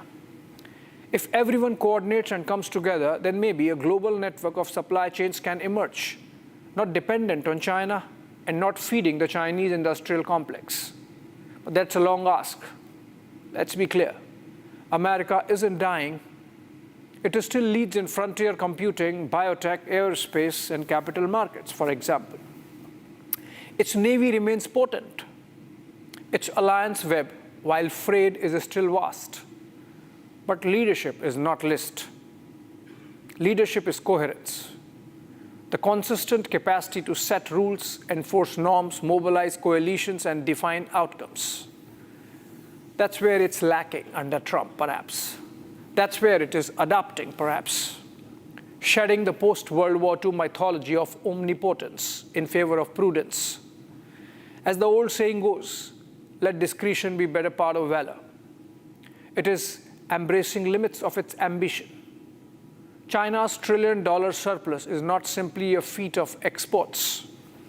It is a vote of confidence from the world's practical economy, an admission that the Chinese factory is often cheaper, faster, and more reliable than alternatives. Still, China's $1 trillion surplus is the drumbeat of a manufacturing empire that does not need to lead ideologically because it dominates practically. That still does not mean Chinese hegemony. America leaves a world of contested modularity, a world of many centers, many corridors, and many calculations. And in that world, leadership is earned not by declaring intentions, but by delivering capacity. The $1 trillion surplus is capacity. The UK report of the Parliament is a demand for capacity. The NSS of the United States is a concession to capacity. India's 2047 Atmanirbhar vision is a race to that capacity. May all come together. Moving on to the next one. It's upon us again, year after year. Nothing changes. If you have lived in Delhi NCR for a week this winter, you have already smoked the equivalent of several packs of cigarettes without ever lighting one. The national capital turns each winter into a gas chamber. The sun itself looks ill through the toxic haze. I want to rage like I do every year, for pretty much apart from keeping my car serviced and having a pollution under control certificate, I cannot do anything else but watch or gasp as the governments of all political persuasion fail year after year. Delhi के लोगों से माफी मांगता हूं, इतना कहना चाहता हूं, 9-10 महीनों में कोई सरकार आपको पूरा का पूरा पोल्यूशन को साफ कर सके ऐसा असंभव है। लेकिन मैं दिल्ली वासियों आपको बताना चाहता हूं, आम आदमी पार्टी की सरकार जो बेईमानी करके चल कर गई है, हमने उससे बेहतर करके हर दिन का AQI कम करा है। This was Delhi Environment Minister Manjinder Singh Sirsa being honest about his failures, till he twisted the knife and put the onus on earlier AAP government in Delhi or the present one in Punjab. But then what of Haryana, Uttar Pradesh, both ruled by the BJP? It is a geography of criminal negligence on the part of administrations from the fields of Punjab to the farms of western Uttar Pradesh. It is a cycle of mismanaged circumstances where sometimes religion, as in the case of Diwali crackers, or other times poor practices, as in the case of construction dust, become the excuse for letting things be. But politeness can no longer breathe. It's a cycle that begins with post-monsoon clean slate of clean air. But first comes road construction and repair activity with its tar burning. Just as the dust is settling, construction picks a pace to meet Diwali possession deadlines of builders. Come Diwali and you have firecrackers spanning a week. By the time you think there's a breather, comes stubble burning which goes all of November. And just when you believe it is all over comes winter fog, mixing all the smoke of last 2 months and turning toxic smog. Lungs go heavy. You feel there's an elephant on your chest. The yoga teacher refuses pranayam. Schools shut. Odd even comes into play. The administrative gymnastics of bureaucrats are matched by mental acrobatics of courts and tribunals, with piecemeal solutions thrown around like that water spray gun on the roads. Not just Delhi NCR, but the entire Indo-Gangetic plain becomes a place of collective funeral in waiting. You can almost map the hypocrisy by geography. Punjab, Haryana, Uttar Pradesh, Delhi, all are accomplices. The pollution control boards control everything except pollution. The tragedy is invisible. There are no ambulance sirens, no bursting ICUs, only millions quietly inhaling slow poison. Perhaps that's why no one declares curfews or marches on Parliament. It is a silent massacre, without sound, but with deep consequence. Every breath cuts months from our lives. Every winter, Delhi loses a little more of its future. When foreign diplomats call Delhi a punishment posting, when oxygen cylinder dealers brag of brisk business, when yoga teachers postpone classes because the air is too toxic for deep breathing, we should hang our heads. This is not merely administrative failure, it is national humiliation. While governments do their annual gigs of shame on pollution, you should start with some personal choices. Put on a mask, buy an air purifier if you can afford. Follow rules on vehicular pollution. The India-China thaw has come in time perhaps. Every other day I see the Chinese embassy in Delhi posting the lessons from the Beijing experience. Even if it is to shame us, let us take the shame and learn. A decade ago, Beijing was where Delhi is today. Its PM 2.5 levels averaged over 100 micrograms per meter cube in 2013. Now, that number has fallen to below 30 micrograms. Still not alpine fresh, but a spectacular improvement born of relentless policy and execution. We should swallow our ego and learn. First up, to be able to do that, we need to treat pollution as war, not as weather report. Beijing declared a formal war on pollution.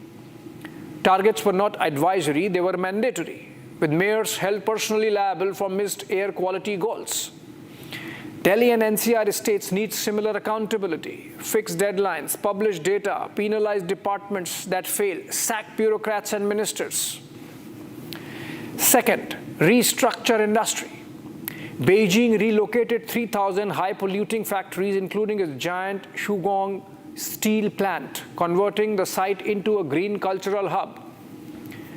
Delhi, meanwhile, allows old foundries to operate inside residential belts like Wazirpur and Okhla. The Union Territory must move such units to planned industrial zones equipped with waste treatment systems, while offering workers retraining in cleaner trades. Nearby coal-powered plants, Dadri, Jhajjar, Panipat, must either shift to cleaner fuels or be phased out, exactly as Beijing did. Then comes the most difficult part, coordination cutting across the political divide. Beijing's turnaround succeeded because of regional collaboration across the Beijing, Tianjin, Hebei, or the BTH cluster. Pollutants have no borders. Delhi's crisis is inseparable from Noida's and Gurgaon's. We need a legally empowered NCR Clean Air Commission modeled on the BTH Alliance, coordinating real-time data, uniform emission standards and emergency actions. No more fractured controls. Lesson 4, use technology relentlessly. Beijing employs big data platforms and AI to locate pollution hotspots and enforce compliance. Drones track illegal construction and burning. Delhi has the brains, perhaps it lacks execution. Equip the central and state pollution control boards with predictive analytics, not just monitors that max out at 500 AQI. Public dashboards that name defaulters will generate deterrence faster than secret memos ever could. Replicating Beijing will be hard. China runs an authoritarian system, remember. India balances democracy, federalism, and poverty. Yet, progress is possible within freedom, provided leadership treats public health as non-negotiable. Unfortunately, we did not see it in Parliament. Our Constitution promises the right to life. Clean air is its first condition. You have to be able to breathe. Delhi cannot afford another winter of paralysis. Suppose we integrate lessons practically, enforce BS6 vehicles, retire polluting factories, scale EV infrastructure, monitor through AI, and coordinate NCR-wide policy. Perhaps within 5 years, the city could potentially halve its PM 2.5 levels, a transformation equal to Beijing's early progress. That means millions fewer asthma attacks, billions saved in healthcare, and children who can run outdoors without coughing. But we must start with honesty. We failed. The governments, all of them failed. The rest of us let them fail, allowed them to fail. Now the question is whether we choose despair or discipline. Clean air will not arrive through court orders or token bans, but through collective courage of citizens who demand action and administrators who finally deliver. The next winter does not have to smell like this. If Delhi finds the will, it can once again let the sun shine clearly on the Yamuna. Until then, every breath we take is both a protest and a prayer. Thanks for watching.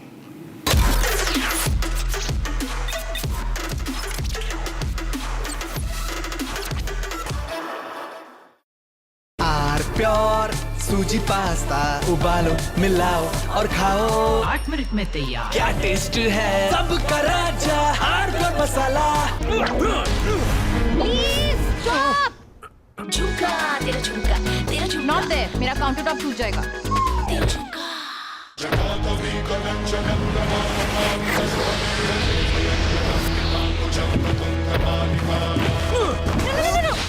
मेरी chimney टूट जाएगी what are you doing रानी इस घर में कुछ है जो टूटता नहीं ये पिलर कभी नहीं टूटेगा रुंगटा स्टील टीएमटी से बना रुंगटा नहीं तो घर स्ट्रॉन्ग नहीं रुंगटा स्टील टीएमटी बार एकदम solid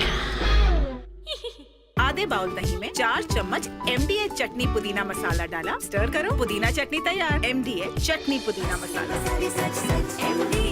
MDH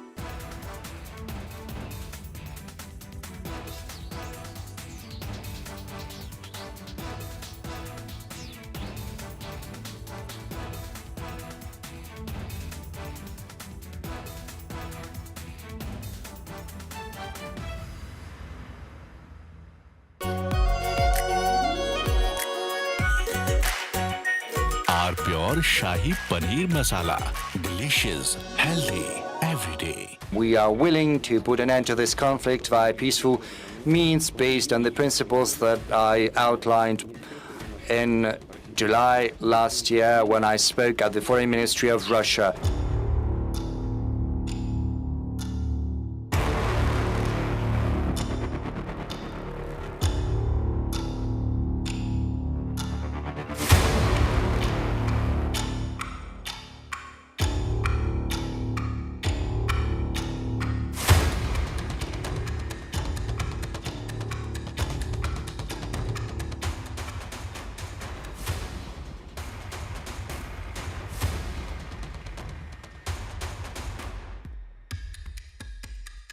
Putin squarely blamed Kyiv for the failure of peace negotiations, accusing Ukraine's leadership of refusing dialogue. From Asia's largest news headquarters, setting the agenda for Bharat.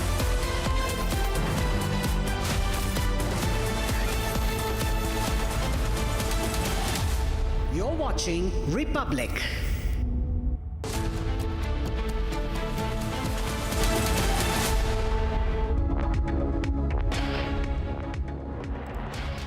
Hello and welcome viewers, you're watching Republic TV and I'm Priyanka Chaudhary. Our focus continues to be on saving the Aravallis, and Republic has gone ahead and exposed how there is illegal mining happening across the Aravalli range in Rajasthan's Alwar and in areas of Jaipur as well as areas in Udaipur as well.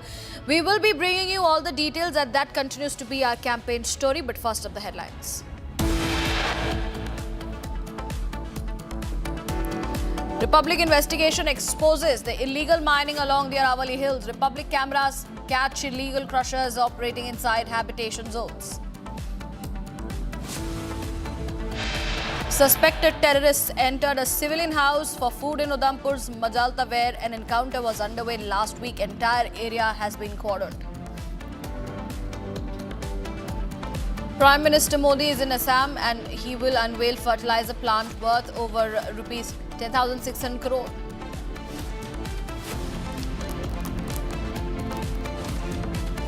Imran Khan's party Tehreek-e-Insaf announced a nationwide shutdown aimed at securing the release of former Prime Minister Imran Khan.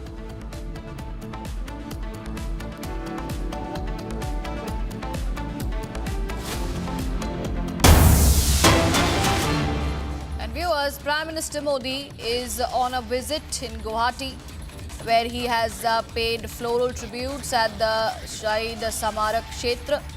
Prime Minister Modi is in Guwahati, viewers, to launch major infrastructure projects in the state. We know that he had already gone ahead and inaugurated the Lokpriya Gopinath Bordolo International Airport. And today also he will be inaugurating several other developmental projects, including a fertilizer plant. For now, Prime Minister Modi there in Guwahati paying his floral tributes at the Shahid Samarak Kshetra. And as you can see, senior BJP leaders of Guwahati and the Chief Minister of Assam also, Himanta Biswa Sarma, along with Prime Minister Narendra Modi at the Shahid Samarak Kshetra, where those who have been now being tributed to have been placed with garlands on their neck, and also Prime Minister there giving his floral tributes to those fallen soldiers of our country. Paying his respects there, the Prime Minister with rose petals.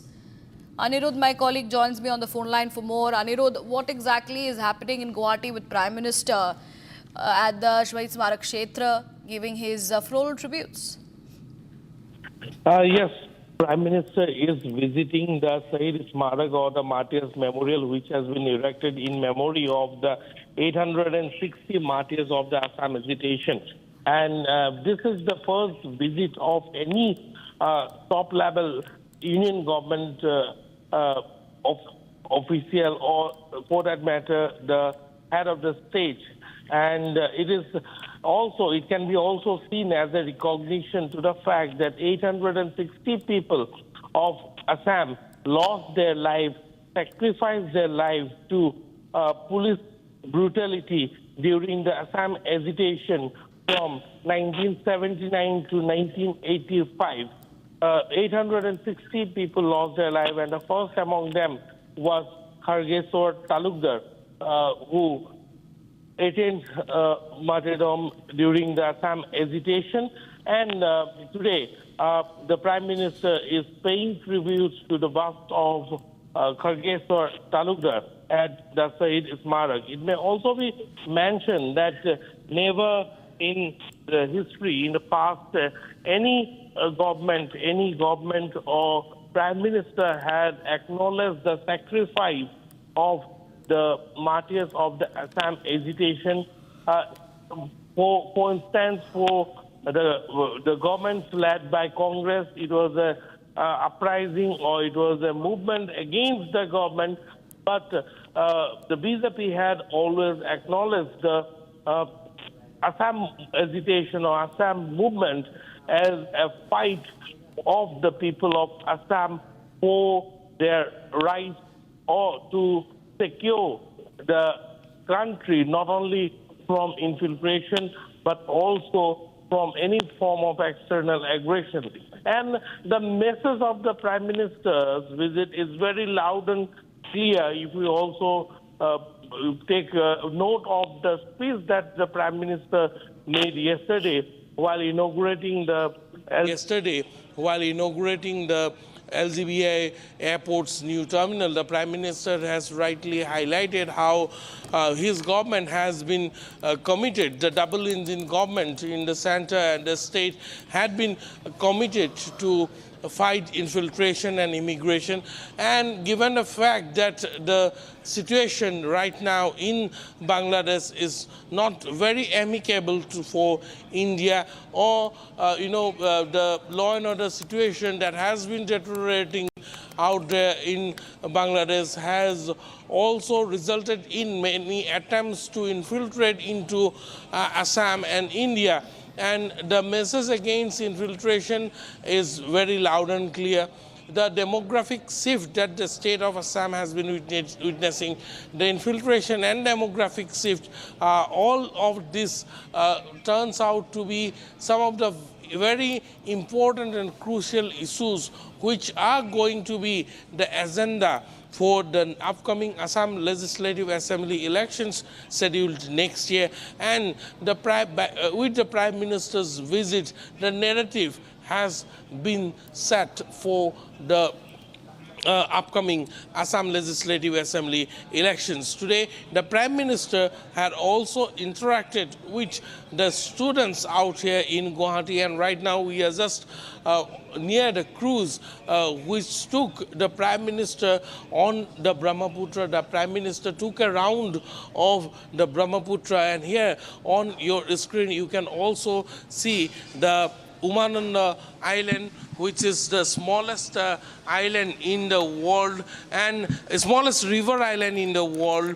And the Prime Minister took a tour of the Brahmaputra, where he interacted with the students out here. So yes, the visit of the Prime Minister to the state, particularly with a compact schedule with several engagement, is definitely noteworthy. And from the Shahid Smarak, in a short while from now, the Prime Minister will be leaving for Dibrugarh, where in Namrup he will be attending the Bhumi Pujan of the Namrup Fertilizers Extended Unit. The new ammonium nitrate unit is being set up in Namrup. So for that, to attend the Bhumi Pujan, the Prime Minister will be leaving for Namrup before winding up his two-day tour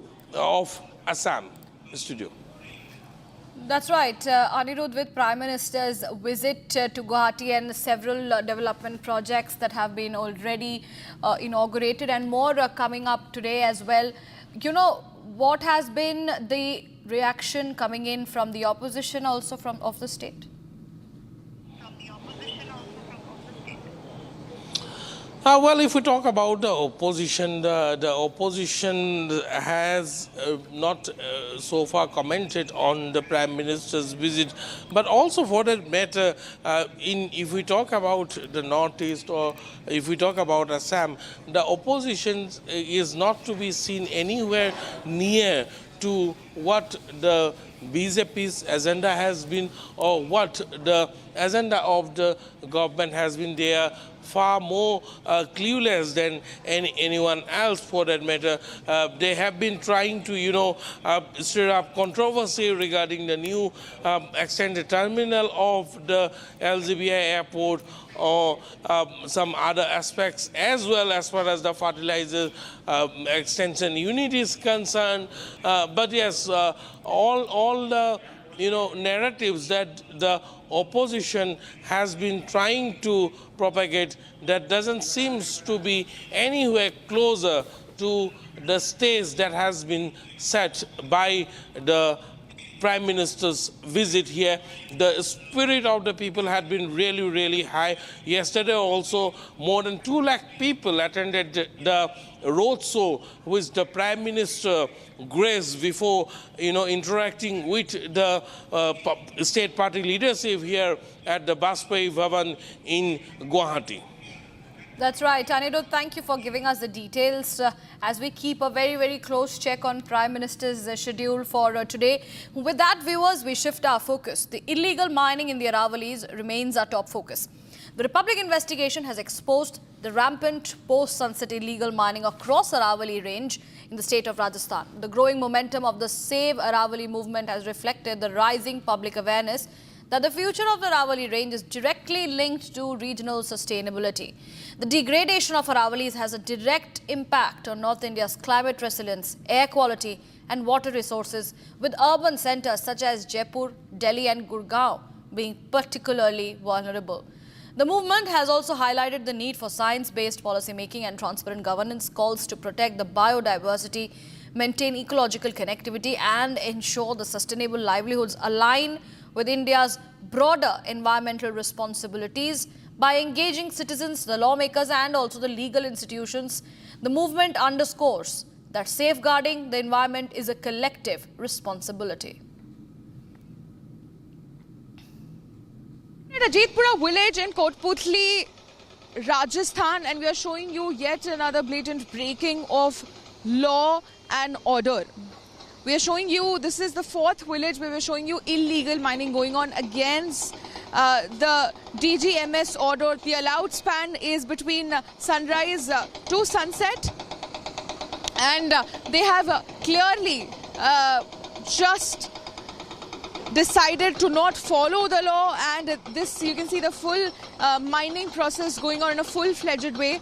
I'm also going to show you, they use this deep hole blasting method where when they dig around 7 to 8 inches deep some holes, and then they fill it with explosive and then they blast that site. They're doing it around 40 to 50 meters close to the residential area, while the permissible limit is 300 meters only. Because you can see that this is where the deep blasting is actually taking place, and just few meters away from here, this is the residential area. These are the homes.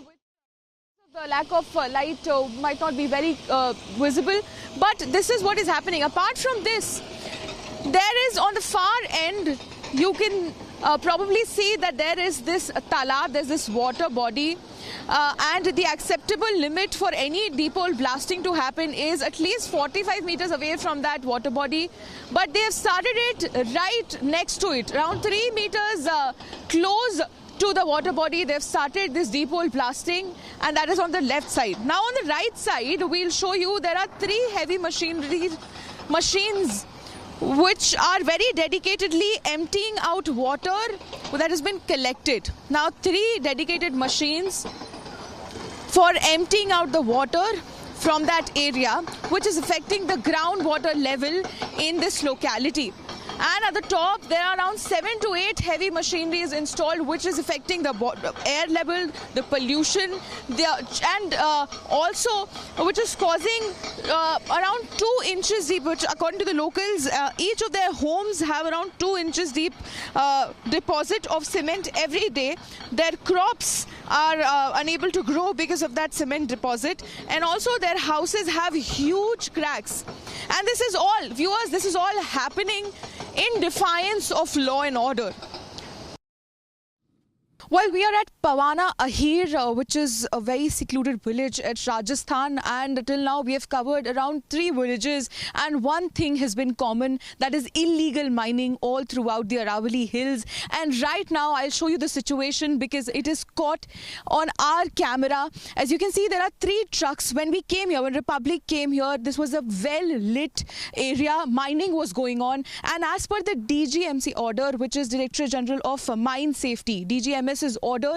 No mining is allowed post-sunset. So the allowed time period is between sunrise to sunset. But we reached here around half an hour ago, and this entire area I am showing you, which is pitch dark right now, this was completely well lit. There you can see there are 3 trucks who are functioning, who are carrying out the mining, illegal mining of that sorts. And the moment they saw us arriving, they started turning off the lights one by one. All these trucks who were working, they became stationary, and now this entire area, which was very well lit just 15 minutes ago, is completely pitch black. Now, even if you see, we'll also show you just a few meters ahead from us, a small light. That is the only light which is still there, which is not even 2% of the light, how well lit this area was.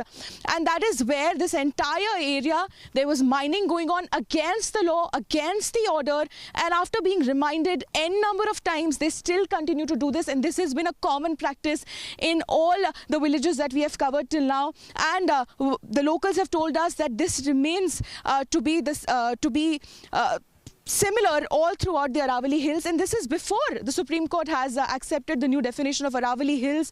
Aravalli Hills and several of its mountains have been chopped off from the top so that they don't qualify the 100-meter criteria, which is no mountain which is below the 100 meters will be considered a part of Aravalli Hills. Thus, it will lose protection, it will lose government protection, and it'll be open to corporate affairs, to construction, to mining, and illegal mining for that matter.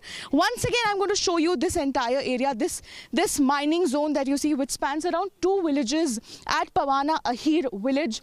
3 trucks are pretty clear, pretty visible right now. They were lit up, this entire area, several huge lights, but within a matter of 5 minutes, the moment they saw us approaching them, the moment they saw us coming, they've managed to turn off every single light. They've managed to, they also turned off their trucks. The trucks are stationary. The people, you can still spot people who are sitting inside using their phones on inside the truck. You can see in all the 3 trucks there are still there, you can still see the movement, so they are still there. There was mining, illegal mining going on, and when Republic approached, when Republic came at that spot, they stopped all the activity. All right, viewers, so those were the reports, the exclusive reports that we were bringing to you. And at this point in time, I've been joined by my colleague Shambhavi, who is present on the ground, who has been bringing us all these expose. And also I've been joined by Sangeeta Nair, social activist and Save Aravalli campaigner. I will go first across to our guest, Sangeeta Nair. Sangeeta, what is your first take, given that there is a new definition for Aravallis? We are seeing how North India is choking. There is a very, very high risk for destruction of the ecological balance. What is your first take and your first response in this? Hi, good morning. So my first take is, why do you need a definition?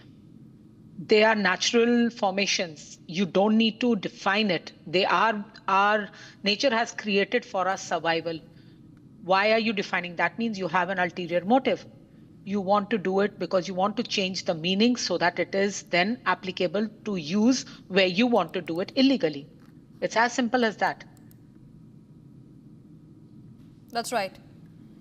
All right, I will also take a word from my colleague Shambhavi, who has been bringing us all these reports from the ground. Stay on with us, Sangeeta. Shambhavi, you know, you are, of course, showing us how there has been illegal mining going on. You've visited several villages and you got us those videos and footages from how the illegal mining takes place after sunset. What is the other details that you're gathering? What are the locals saying? Because it is the time that this campaign is growing even bigger in order to save the Aravallis after the Supreme Court order.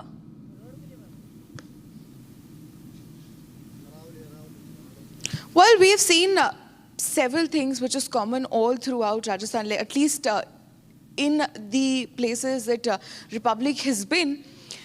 A lot of things are going on under the garb of legality. And we have seen in several places there were 2 different stories. One is what is being presented on the paper, and another is what is happening on ground, the reality on ground. Now, when you ask me about what is the mindset or how are locals reacting to it? So we've also seen that locals, the villagers who are natives of this place, they're clearly in a very, very bad shape, be it mentally, be it physically, because there were several allegations which are being made, several claims which are being made by the villagers as well, that it is very difficult to breathe, because in most of these mining sites, one basic need, which is the location of the mining sites, the location of the crushers should be at a minimum, should be at least in a difference of a minimum distance between the habitable place, which is, in a lot of places it is 500 meters, in a lot of places it's 1500 meters. So that is some basic requirement. But in most of the places that we have been till now, that is very close to the habitable place. It's very close to the residential area. Most of these crushers are at a mere distance of say 40 feet or even 60 feet for that matter. So even when we were there, we could feel the pollution, we could feel that the air was very clearly very heavy to breathe. There were also structural differences, there were structural cracks in all the business. So definitely there are a lot of things going on ground which is different from the paper. Back to you. Right. Let me go across to Sangeeta also, who continues to be with us. Sangeeta, as a campaigner, what is the demand? Because we already know saving the Aravallis, yes, for sure. But how are we, going forward and asking the government to take action at this point in time? Because it is in a major threat. Aravallis are, of course, facing a major threat. We have been fighting for years, and that's how we came together and made a trust which is called Aravalli Bachao Citizens Movement, since it's a citizens movement. And this has been going on rampant for so many years that illegal mining has been going on. 31 hills have been decimated in an area. We don't even know where they have gone.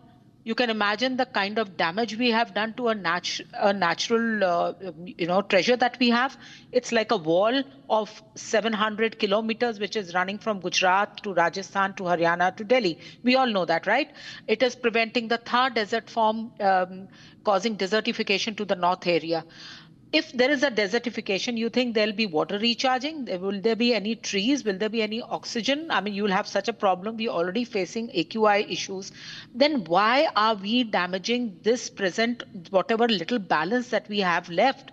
This is such a big, so basically what we have been fighting for is stoppage of all illegal mining and also restoring the Aravallis.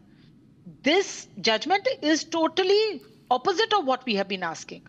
Rather than restoring, you are going ahead and giving orders for more desertification, more damage. Can we recreate this natural 3 billion, almost 3.2 billion year-old oldest range of the world, which is important not only ecologically, it is an ancient treasure. We have civilization, we have discovered so many caves, there have been historical significances which we have found there. How can you even touch such a treasure? You should be restoring and preserving it. The thought also of opening it to mining and to construction is appalling. I really can't understand what is the government thinking, what is the future that they are thinking that we are going to leave for our children. You can imagine if there are no hills, what are we leaving for our children?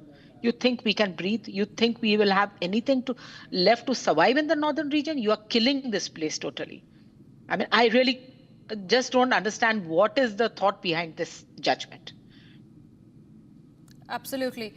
One response and update from Shambhavi also. I will go back to her. Shambhavi, sustainable development, better ecological policies, and the fact that illegal mining happening very much in open. In terms of the legality, it stops them from doing so, but they continue to do so, as you've also shown in from the pictures how the trucks have come in, and they are even after that they have been asked to stop, it continues. But what next, Shambhavi, in this regard? How are we seeing that a crackdown may be built on these illegal miners?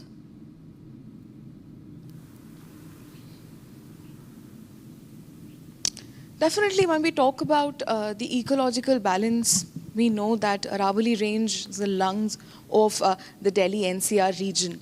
the only thing which can save us, which can save the Delhi NCR from the terrible, terrible AQI and the terrible air that we are breathing. Now, when it comes to the illegal, alleged illegal mining which is going on, that we've been constantly showing our viewers how even after being stopped by various officials, it only stops for a couple of days and then they go on their merry way, starting with their mining process.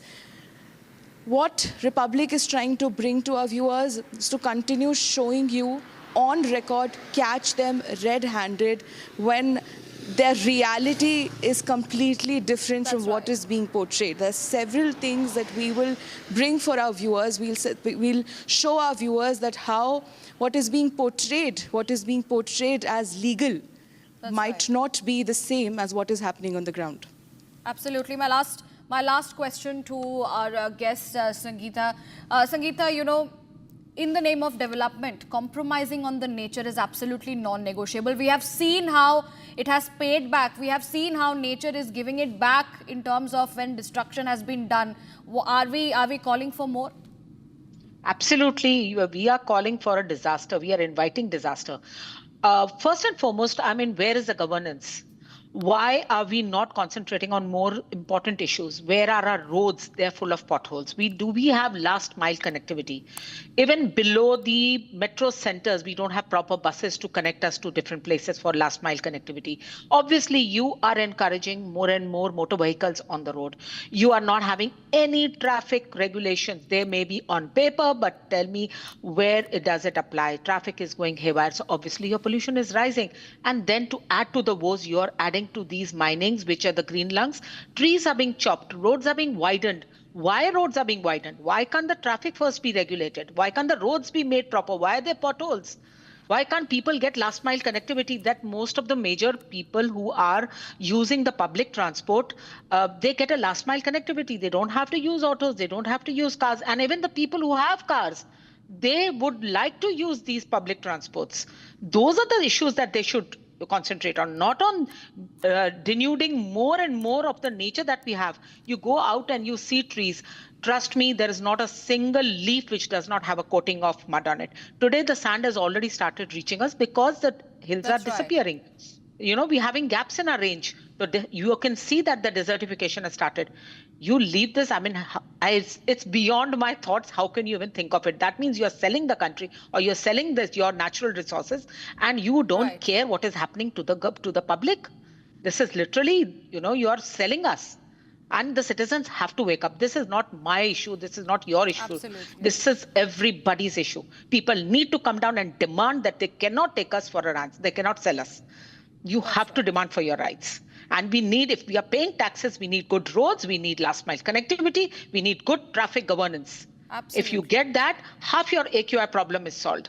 By sprinkling water on leaves or you know sprinkling water on the soil, on the air that you can settle the dust. Correct. This is not a solution. This is not a solution. And you're adding to our problems by these things. Why mining is happening? Why aren't you using C&D waste? There are crushers there. There is C&D. Why aren't you using those? That is not being encouraged. We have had cases where we have actually recorded a whole hill being blown up. It is heart-rending. It's really heart-rending. How can you ever build that back, which is billions of years old range? Can you build it back? Can you give it back? Then what right do you have to take it? It is a government, it's a citizen's property. It is everybody's property. How can the government take right over it? Okay. We need to ask. I'm sorry. This is really emotional for all of us. What is going on? Absolutely. We appreciate you, of course, putting your voice forward as we continue to bring in the campaign. Thank you, Sangeeta. Thank you, Shambhavi, for joining us. And with that, viewers, it's time we dip into a short commercial break. More news and updates on the other side. Stay tuned.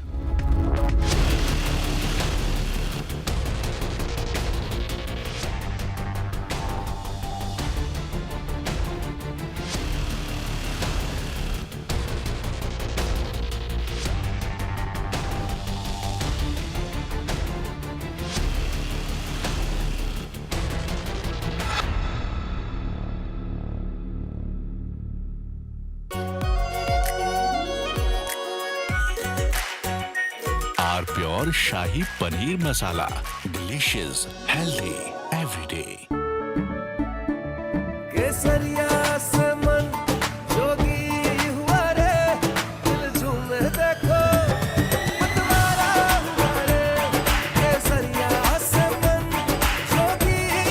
हर पल मनाओ केसरी त्योहार। विमल, बोलो जुबान केसरी। दादी के हाथों का जादू और खुशबू से महकता घर, माँ की मुस्कुराहट और खाने की सुगंध। MDH गरम मसाला, क्योंकि हर रिश्ता है स्वाद से जुड़ा। थोड़े में ज्यादा स्वाद, यही तो है इसकी खास बात। वाह मामा, क्या स्वाद है। अरे मेरे राजा, मसाला।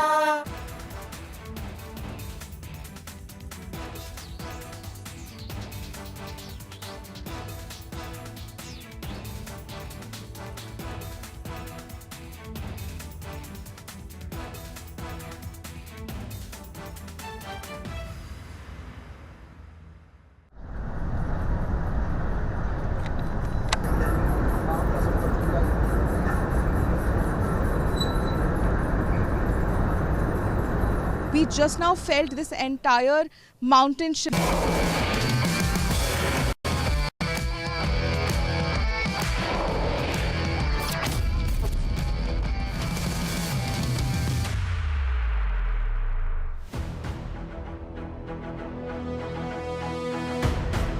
In the high-velocity world of squash, there is no room for hesitation. It's a sport played at the speed of thought. Inside a glass box, where every wall is a weapon and every second is a battle for territory. While many athletes spend decades mastering this complex geometry of speed, one name has disrupted the global hierarchy even before reaching adulthood. At just 14, she was the youngest athlete to represent India at the Commonwealth Games. But don't let the age fool you. This is a fighter who doesn't just play the game. She dictates its pulse. From the British Junior Open to the Asian Games podium, she has turned the glass court into her personal kingdom. This is the story of Anahhat Singh, a force of nature on a journey truly made for gold. That's obviously everyone's main goal. It's to get an Olympic medal, and yeah, I mean, now that it's actually in the Olympics, like before this, it didn't really seem realistic. Like Commonwealth was the biggest major games you could play, and Olympics wasn't in the picture at all. But now that it's there, that's of course getting a gold, not just any medal, getting a gold at the Olympics is definitely my dream. I started playing when I was 8 years old. I used to play badminton for a few years when I was 6. So I started playing at a really early age. I loved playing different sports always, and yeah, I played badminton and squash for a couple of years together, but my elder sister Amira, who was a squash player at the time, I went with her for a few practice sessions and a few tournaments, and I traveled with her, and yeah, I realized that I wanted to take sports up professionally, and to do that I couldn't play 2 sports at the same time, so I realized I had to drop one of them, and I loved badminton and squash the same amount, so it took some time for me to figure out. But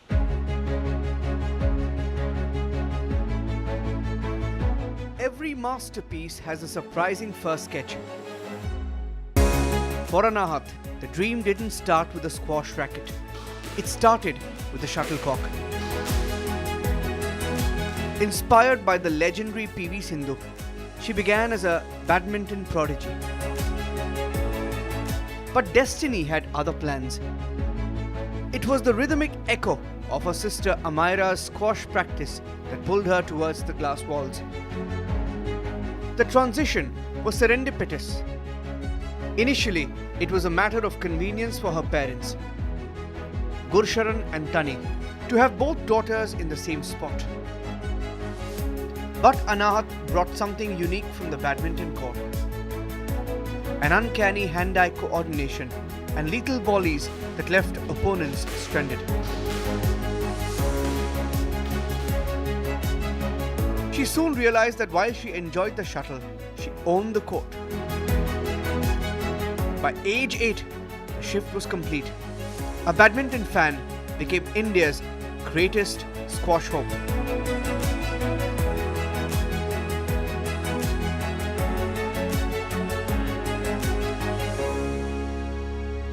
Anahhat, she was like very sporty since she was a kid when she was 3 or 4 years old. Like my husband and I both love sports. I think saw one of the tournaments where she saw PV Sindhu or Saina Nehwal, and there was Carolina Marin used to come, all those, the top badminton players. And she was like, I want to play badminton. And she was really young and we never used to take her seriously. And then just to force us to make her play, we bought her a badminton racket and all, ki maid ke saath khelegi or something like that. But she used to go and then keep on hitting it against the wall inside the house. And if we wouldn't pay heed to her, she'd go and hit it on our heads also. She was just so convinced that she wanted to play, and she was trying to, every time we come back from work, she's like, Mama, Papa, I want to play and all that. Then finally, when she was around 5, I tried to take her, and she was always very petite and small. So I tried to take her for training to Siri Fort, and they said that she's just too young and she can't play. I took her again and I just told that person at the counter saying that she's 6 years old, though she was 5, that she's 6 years old, at least try and make her play one day. See if she's too young, if you feel she's not listening or something, then I'll take her. But he says, okay, we'll try for a few days. And after that, I kept sending her with the maid and I never went back. And it was almost 6-8 months after that. We got a call from the coach and he was like, I think you need to pull her out of school because she's pretty, good at what she's doing. Have you ever watched her play? And we were like, it was like a hobby for her. So we were like, no, we're going to work, coming back in the evening. We've never watched. They said, why don't you come watch? And when we saw her play, we were a little shocked. And she was she was looking it was not like a 5-year-old, 6-year-old playing. So then we asked her when she was around 8 or 9 that you have to choose one sport. And then she chose squash. Squash is often called physical chess. It requires the lungs of a marathon runner and the tactical mind of a grandmaster. For Anahhat, the court is a canvas of angles. Where others see a solid wall, she sees a launch pad for a deceptive drop shot. Where others feel the crushing weight of fatigue, she finds a second wind. I think squash is it's a very fast-paced game. It's very physical, and if you say, for example, tennis and badminton, it's the opponents are on two sides of the net, but in squash, it's you're in the same area, so it gets a lot more physical, there's a lot more contact, and you need to really figure out what shot you have to hit at the exact time, so you need to have really good reflexes as well, and the understanding of the court and everything. So I think, it's very different to other sports. There's not much which is you're in physical contact with the other opponents. It's like that in football, I guess it's like that in basketball, but in a racket sport, having something like this, it's not very common. So I think that's something that really stood out to me, because as a kid, I was always extremely energetic. I used to be running around all the time, and playing squash, obviously I used to get really tired. So it was something that really brought the energy out of me, and it's something that I just love doing all the time. Her rise hasn't just been rapid, it's been revolutionary. In 2024 alone, she captured 9 PSA Challenger titles, a feat of dominance rarely seen in the modern era. To be honest, I don't really think too much about it. I mainly just focus on, playing well and not looking out of the court much. But sometimes it just happens even if you try not to, and that pressure does build up, especially when you're playing team events and when there's 3 other people who are also riding on you and making and want you to win as well. So it's not that you're just winning for yourself, you're winning for the 3 other people in the team and also for the country. And there's definitely a little bit more of pressure when you're playing like that. But when you're playing like an individual match or an individual tournament, it's very, very different. For me, I don't really try to take too much pressure because I feel like that spoils my game a little bit. Then I'm not able to play how I'm supposed to be, and then I'm not, then I'm not going to end up winning, or I'll play badly. So I feel like for me, it doesn't really work out, and I try as much as I can to not think about what's my expectations are, what other people think that I'm going to get out of it, and just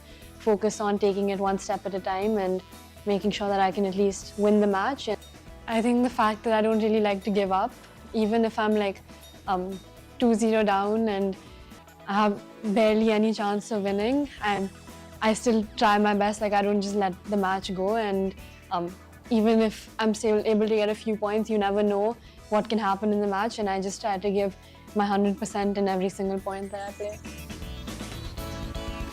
Her game is a masterful blend of technical precision and raw, youthful fearlessness. Whether it's a punishing drive to the back or a soft flick at the front, she isn't just competing against opponents, she's rewriting the record books with every lunging return.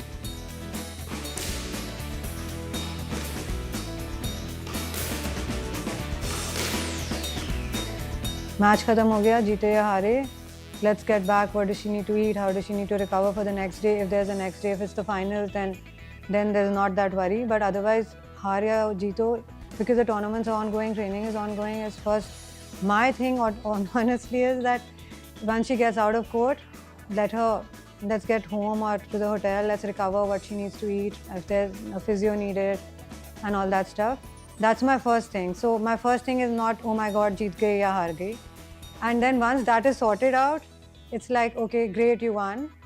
And it's amazing. And if it's the final and she's won the tournament, we normally just tell her, okay, enjoy for the next few days, because then again, go back to you have to start focusing only on your like training or the next tournament, because you can't delve so much on a loss or a win. If you've lost, you have to get out of it very fast and see what you went wrong. Uske baare mein baat karo, figure it out, and next day, let's improve on that. And if you won also, you still have many more things to do. So it's just like that 24 hours you'll enjoy. Even now, jaise World Cup jeete, I mean, jab jeet gaye, I mean, up to the win, there's a lot of excitement. And the moment the medal ceremony is done, everything is done, it's like, okay, now I want to sleep. To be a prodigy is to carry the weight of a nation's expectations on teenage shoulders.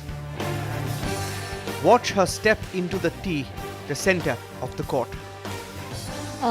That's still something I'm working on. My coaches say that I'm not on the tee enough, which is something that's really lacking in my game. Like I said, it's the middle of the court, so of course, to make sure that you're able to reach every ball, it's very important for you to be in the middle and dominate, because that's also what puts pressure on the other opponent when you pick up every single ball, or you're there to reach every single shot. I think that's something that puts a lot of pressure on the other person, and that's what takes them away from their game plan. But I'm not the best at it, to be honest. It's still one of my main aims. That's something that I've been working on for the last couple of months, and it's one of the most important parts of the game as well. There's no trace of the 17-year-old student juggling board exams and training sessions. There is only a calm, lethal focus. Training for Anahhat is a relentless pursuit of agility, refining the reflexes that allow her to reach the unreachable.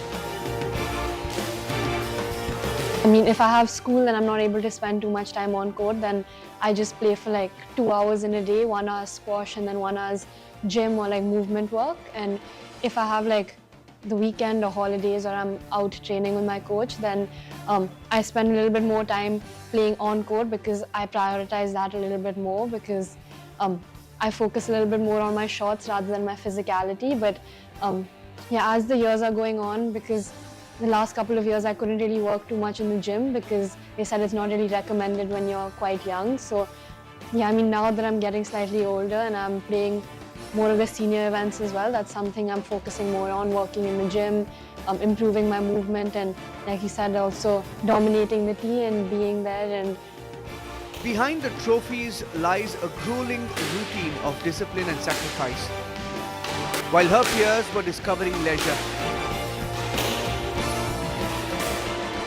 Asian Games, which like she was like so young, but she got to Asian Games, Commonwealth Games, where she got to play with the seniors, and I mean that is a totally different, thing where you have all these other top athletes. I mean, she met PV Sindhu, who was like somebody she looked up at too, and also like Saurabh Ghoshal, Joshna, Deepika. Like she grew up, watching them play. and they were all alive and like right there playing next to her. So those moments were always special, and somehow, you know, she's got to experience that, or be with those athletes at a very young age, which actually has helped her learn and, you know, like perform better and just become a more complete athlete, which she has a lot to learn still.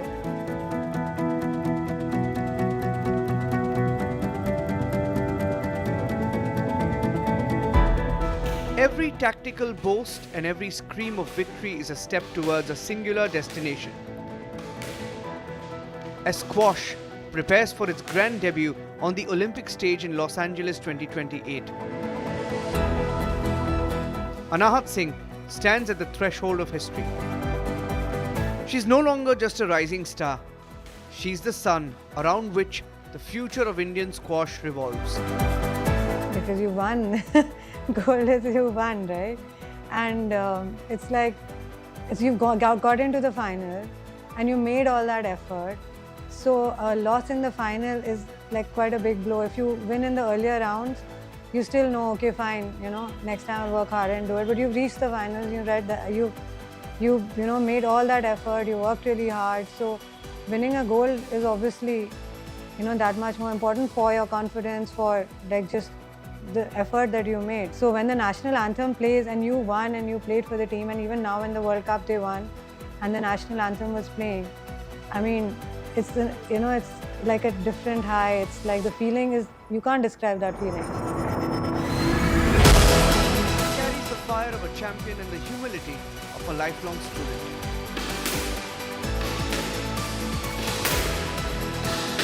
A leader on the court, an inspiration of it. The world is watching the glass court, and in the center of it all is a girl who was born to lead, born to conquer, and destined to shine. I've not really had, until now, I've not had too many moments where the national anthem's been playing, but yeah, I mean, it's a very different feeling, especially being an athlete when you're playing for your country. And when our t-shirts, when they get printed, it's not with our names on the back, it's with India written, and it's very different than when you're playing an individual tournament. And when you're playing for India, the pride and the pressure, and when you win, the happiness that you feel is not the same as what you would if you're playing just another tournament in like the professional circuit. It's very, very different. And I mean, I've played at the Asian Games and we got the medals there, and it's obviously, like I said, it's one of the best moments of my squash career, and I think that's just gonna always stick. If anyone ever asks me what like the best moment for you has been, I don't think my answer will ever be like the British Open or the World Juniors, because that's something that you're playing for yourself, and I think the answer is always going to be something where you end up playing for your country and where the national anthem's playing after you get the medal. She is the prodigy of the court. She's the heartbeat of a nation. She is Anahhat Singh. And she is undeniably made for gold.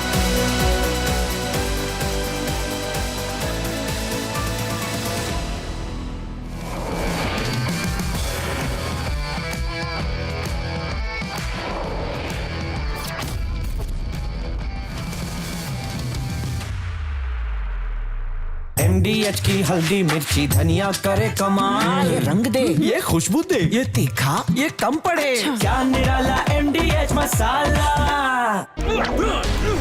Please stop! झुमका, तेरा झुमका, तेरा झुमका। Not there, मेरा counter top टूट जाएगा। तेरा झुमका।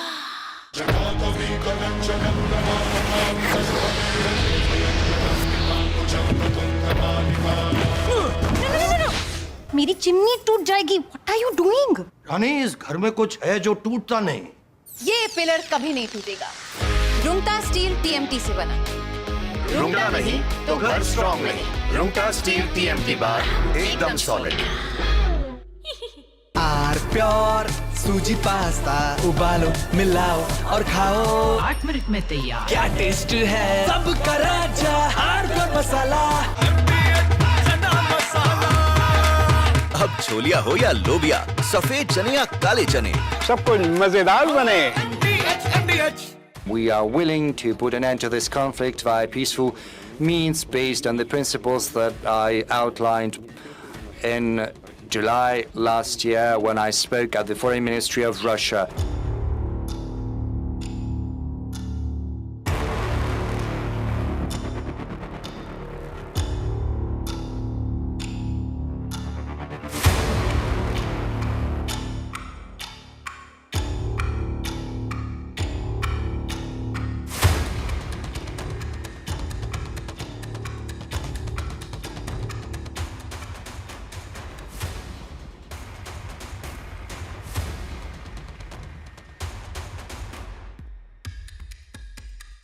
Putin squarely blamed Kyiv for the failure of peace negotiations, accusing Ukraine's leadership of refusing dialogue.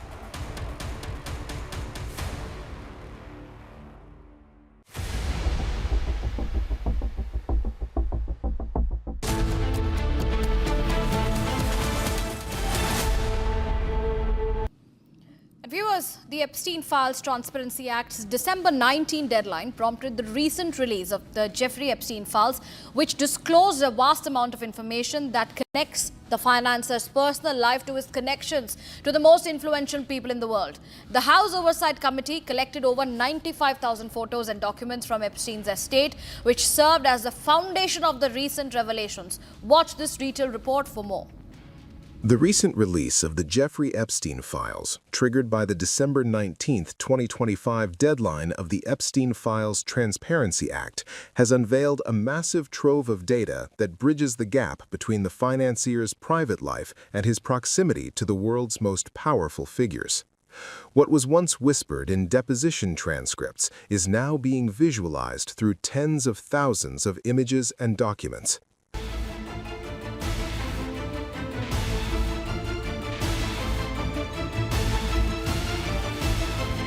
The backbone of the recent disclosures is a collection of approximately 95,000 photographs and documents obtained from Epstein's estate by the House Oversight Committee.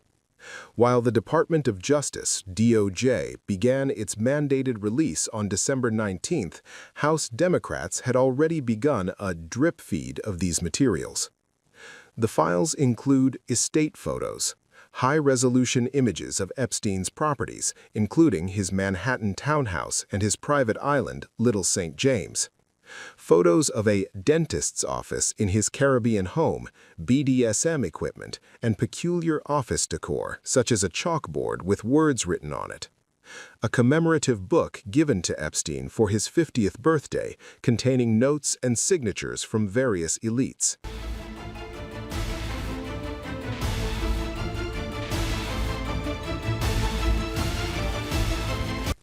The files contain visual confirmation of several high-profile connections that have been the subject of speculation for years. One significant image features former President Bill Clinton smiling alongside Epstein and Ghislaine Maxwell. The photo reportedly bears Clinton's signature in gold ink, though his representatives have long maintained he knew nothing of Epstein's crimes. Photos capture Bill Gates in social settings with Epstein, including one where he is seated with the financier and the former Prince Andrew. Another photo strangely showed Gates and Andrew together with King Charles, cropped out of the original frame. In a surprising intersection of worlds, filmmaker Woody Allen is seen in multiple photos, including one where he is conversing with former Trump advisor Steve Bannon at an Epstein-related social gathering.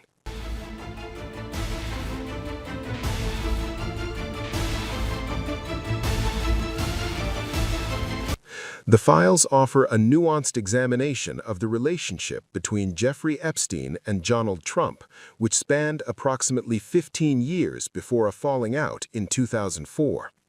Trump appears in at least 3 images from the new batch. One shows him at a Hawaiian-themed party surrounded by 6 women whose faces are redacted. Another shows him sitting with a woman on what appears to be an aircraft. Despite the provocative nature of the photos, investigators and journalists note that none of the images released thus far show Donald Trump engaging in illegal activity or provide smoking gun evidence of involvement in Epstein's sex trafficking ring.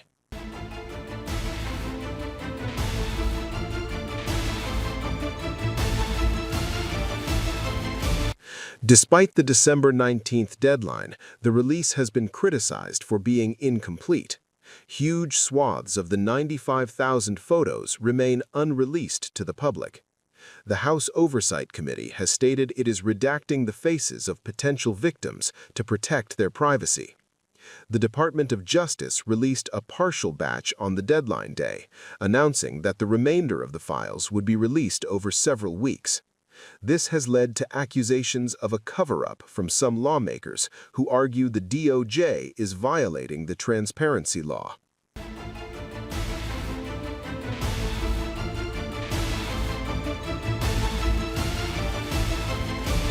The files have unearthed details that paint a picture of Jeffrey Epstein's obsessive need for leverage and his strange intellectual preoccupations. Photos of a landline phone at Epstein's island residence showed first names written on the speed dial, hinting at the immediacy of his access to powerful people. Some of the most personal images include Epstein in a bathtub and a selfie of the financier with a swollen lip, the context of which remains unknown. The release has turned into a partisan battleground. Democrats, led by Representative Robert Garcia, claim the files prove a White House cover-up. At the same time, the White House and Republican allies accuse Democrats of cherry-picking photos to create a false narrative against President Trump, noting that Trump himself signed the act to release these very files.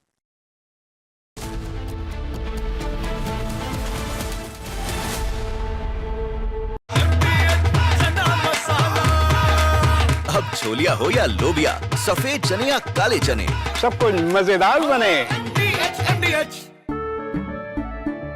केसरिया से मन जोगी हुआ रे, दिल झूमे देखो, मतवारा हुआ रे। केसरिया से मन जोगी हुआ। हर पल मनाओ केसरी त्योहार, विमल बोलो जुबान केसरी। थोड़े में ज्यादा स्वाद यही तो है इसकी खास बात। वाओ मामा क्या स्वाद है? अरे मेरे राजा सबका राजा pure masala.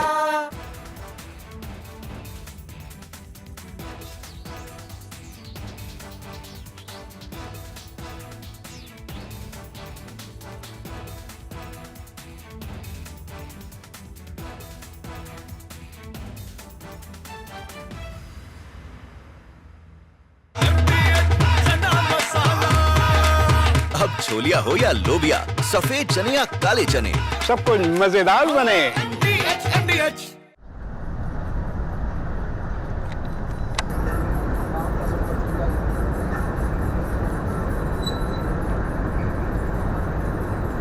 We just now felt this entire mountain shiver because there are blasts going on. As we were telling you, usually for the limestone mining, the acceptable range of the blast is around 1 meter. And that won't be so harsh that we could feel this entire mountain, feel shake. Yes, definitely. And the kind of, because for cement mining, they need a blast of a larger range of something around 50 meters or 60 meters. And when that happens, we were not able to show you, but because that is very frequent between 2 to 3 p.m., we'll try to get...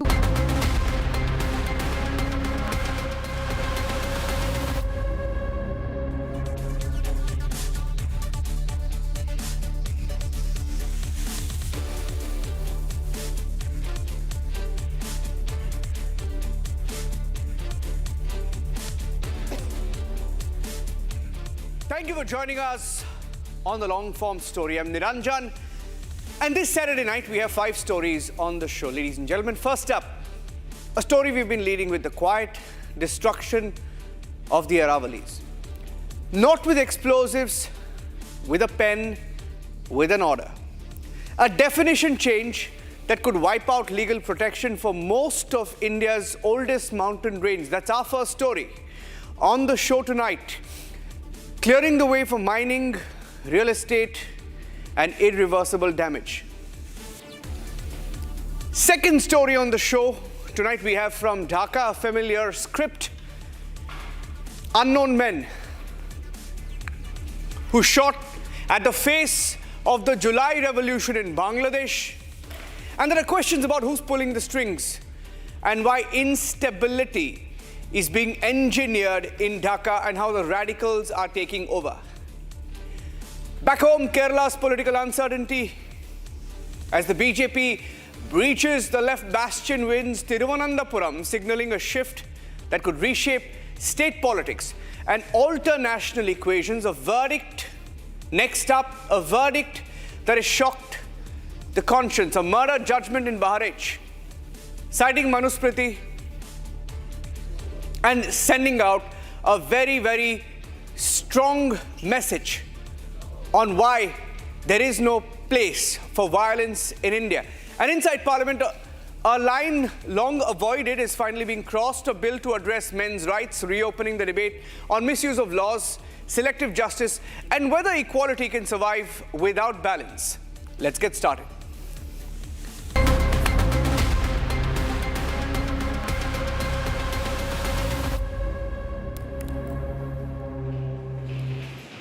Ladies and gentlemen, a Republic investigation all of last week into the slow destruction of one of India's oldest mountain ranges, the Aravallis, India's natural wall against desertification.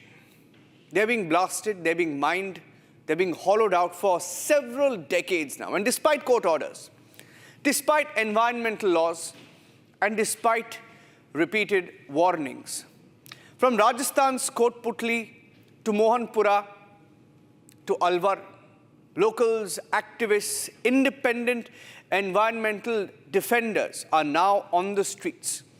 Cement giants are being accused of tearing through protected hills. Explosions caught on camera. Villagers say that their land, water, and future are under threat.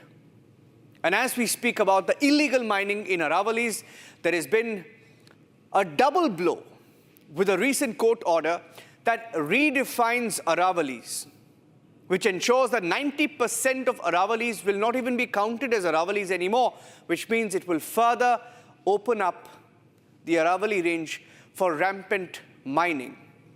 This is a Republic campaign. And what is exactly happening in the Aravalli range from the Republic cameras and reporters? Here's the investigation.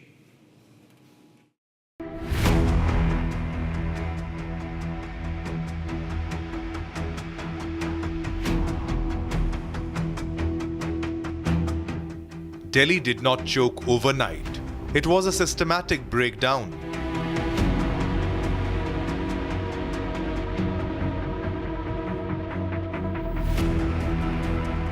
And now, its last natural air filter is being dismantled legally.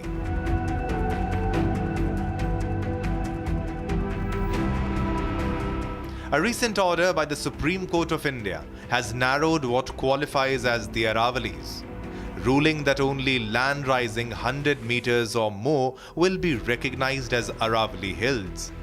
The fallout? Over 90% of the range loses protection. The numbers are brutal. Only 8.7% survives the cut. 91.3% stripped of protection. That means dust corridors reopen, mining resumes, and NCR loses its last break. The Aravalli range, stretching across western India, acts as a natural barrier against desertification. But today, these hills are under threat. Kotputli, Rajasthan, a region where the Aravallis meet industrial ambition.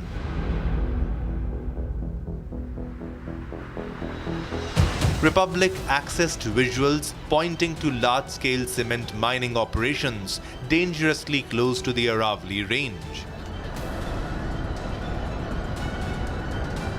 We are here at Kotputli, Rajasthan, Mohanpura, Jodhpura village, and we are showing you the ground reality. As we know that recently the Supreme Court has accepted the new definition of the Aravalli range, where any mountain which is under the height of 100 meters will not be considered as a part of Aravalli range. Now, what will be the repercussions of it?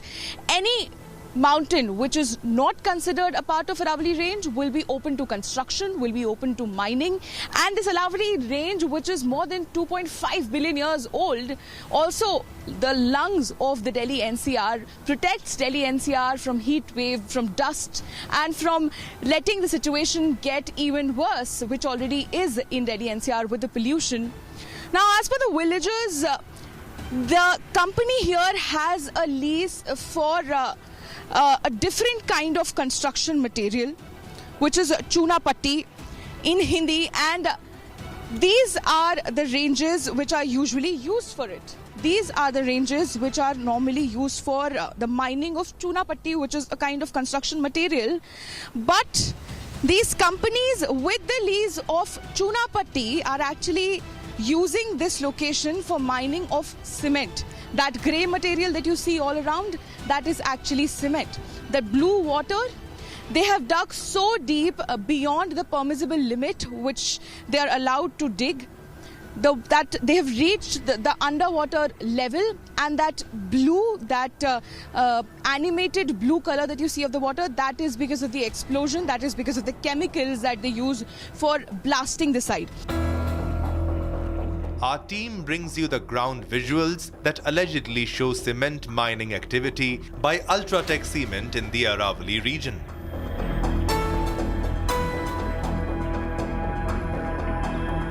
ये UltraTech cement factory की खदानें चल रही हैं, जो आप देख रहे हो। इसकी गहराई जो वाटर लेवल तक पहुंच गई, और यहाँ पे 1,000 फीट तक पानी नहीं मिल रहा है।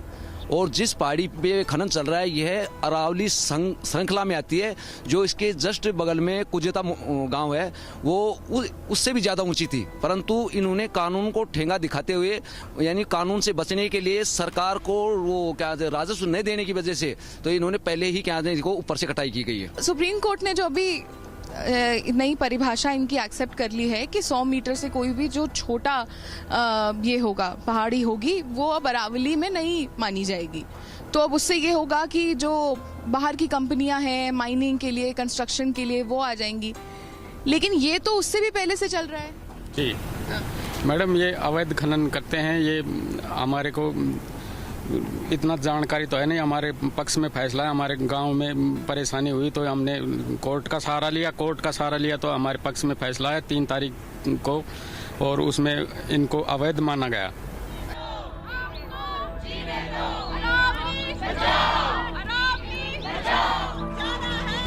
Environmental activists say this violates multiple court directives meant to protect the Aravallis. Hills below 100 meters are not Aravallis. Practically you are opening, indirectly you are opening it up for mining, right? When it is not 100 meters, आप एक तरफ बोल रहे हो, it is contradictory. आप एक तरफ बोल रहे हो कि 100 मीटर से नीचे की पहाड़ियाँ अरावली नहीं है, and then you say कि sustainable mining allow होएगी, but फिर वो 100 मीटर के नीचे allow होएगी. So that is a contradiction. One is that, and second, what is sustainable mining? There is nothing called sustainable mining, and the order also says that we cannot ban mining totally 100% because that will promote illegal mining. Those fighting to save the Aravallis say the damage is systematic.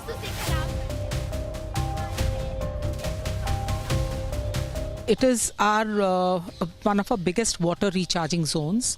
It also looks after the macro and the micro biodiversity of the route that it runs. It's almost a 690 kilometer long range, जो जैसे बताया कि ये 4 states में होता है, तो हर state का जो उधर का flora and fauna है उसको nurture करता है, ground water recharging करता है.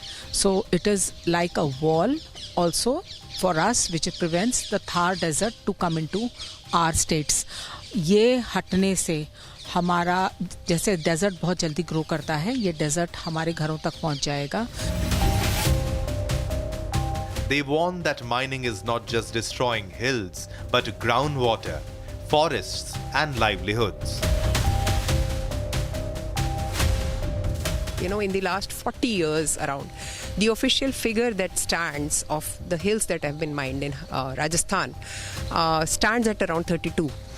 And over a period of time, we have already seen, of course, the unofficial numbers are much higher, but already we are seeing, the impact of it in terms of the weather change, the climate change, the pollution, the desertification. If the storms have increased many folds and they've become so much stronger, and if this order comes into being, we stand to lose 99% of the Aravallis in Haryana, in Rajasthan, and 90% in Haryana.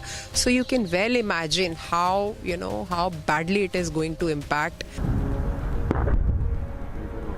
Explosions, blasts, cement mining caught on camera. These visuals raise serious questions about enforcement and oversight.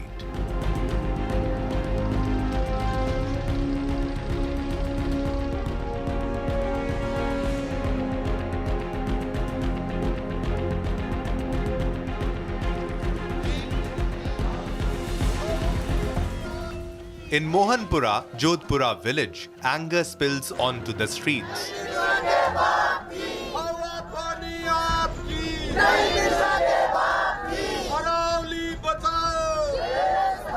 There are people who are protesting to save Aravalli. There are people, local villagers, several individuals who've been fighting to save Aravallis, and with the latest new acceptance of the new definition of the Aravalli Hills, we know that this entire mountain range is in danger. Because around 90% of the mountain range is below 100 meters, thus it will not qualify to be a part of the Aravalli Hills. Aravalli Hills, also known as the lungs of the New Delhi NCR, also known as the lungs of the New Delhi NCR, they are in danger because once they will not be qualified to be considered a part of the Aravalli Hills, they will lose protection. Then they'll be open to corporate affairs, they'll be open to mining, they'll be open to construction.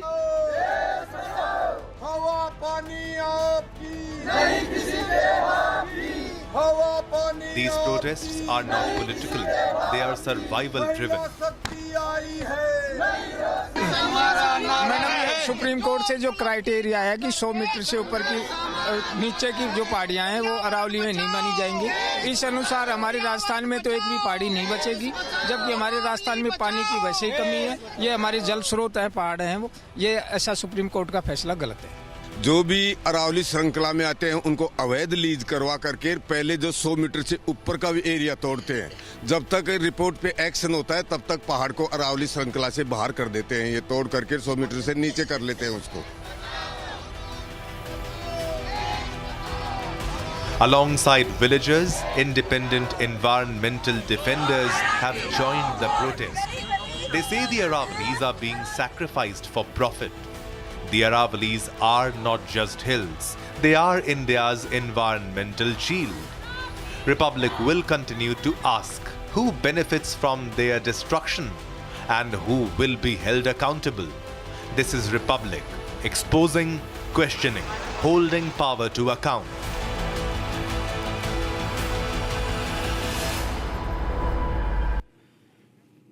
If July streets told you the first story, a mass uprising that began as defiance ended in regime rupture in Bangladesh. A prime minister was forced out, moved to India on exile, not by elections, but by the weight of the streets in Bangladesh, mostly radicals who took over. Power shifted quietly as a carefully chosen successor took charge. His name is Muhammad Yunus. But upheaval rarely stays contained. Groups that openly vilified India continued to find shelter on Indian soil, crossing over unlawfully, seeking safety from the chaos they helped unleash. And India was branded fascist. And yet, India has always been their refuge. And now once again, Bangladesh is burning. Dhaka is burning. And this time not just with anger, but with accusation.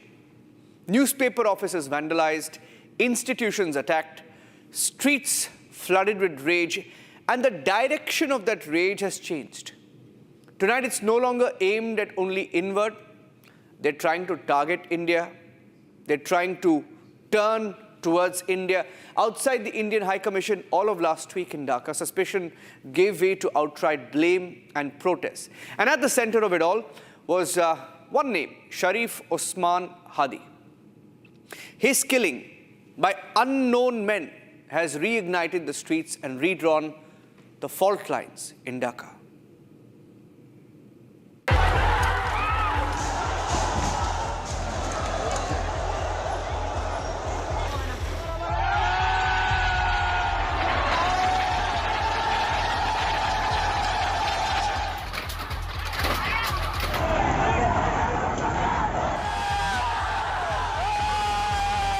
First, they ousted their own prime minister.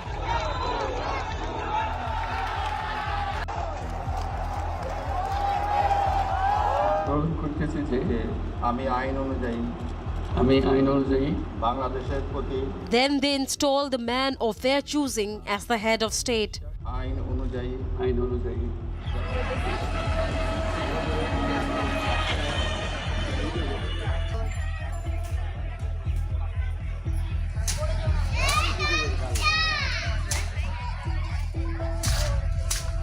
Next, they sought refuge on Indian soil, huddling together for as long as they could.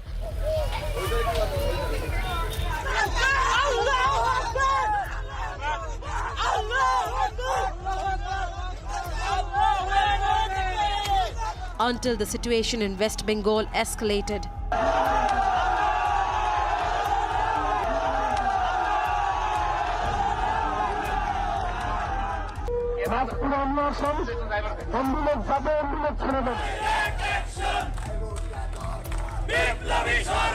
Now once again, the people have taken to the streets.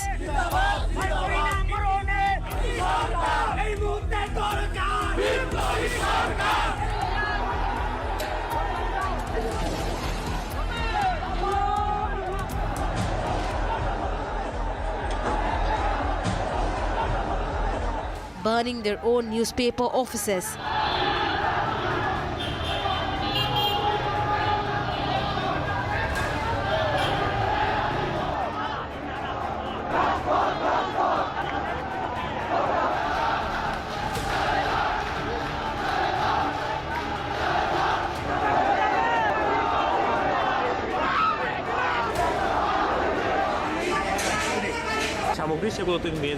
Vandalizing their own institutions.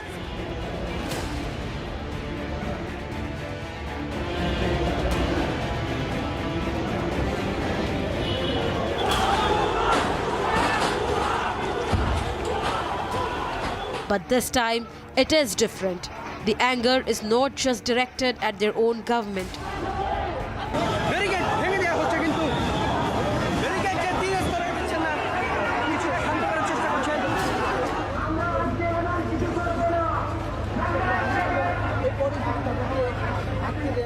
This time, they are charging against something far bigger, and the reason.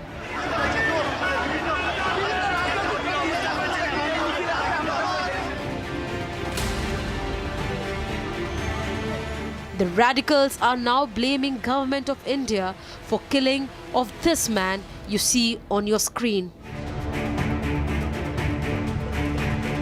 Who was he? And why has his death driven people back onto the streets?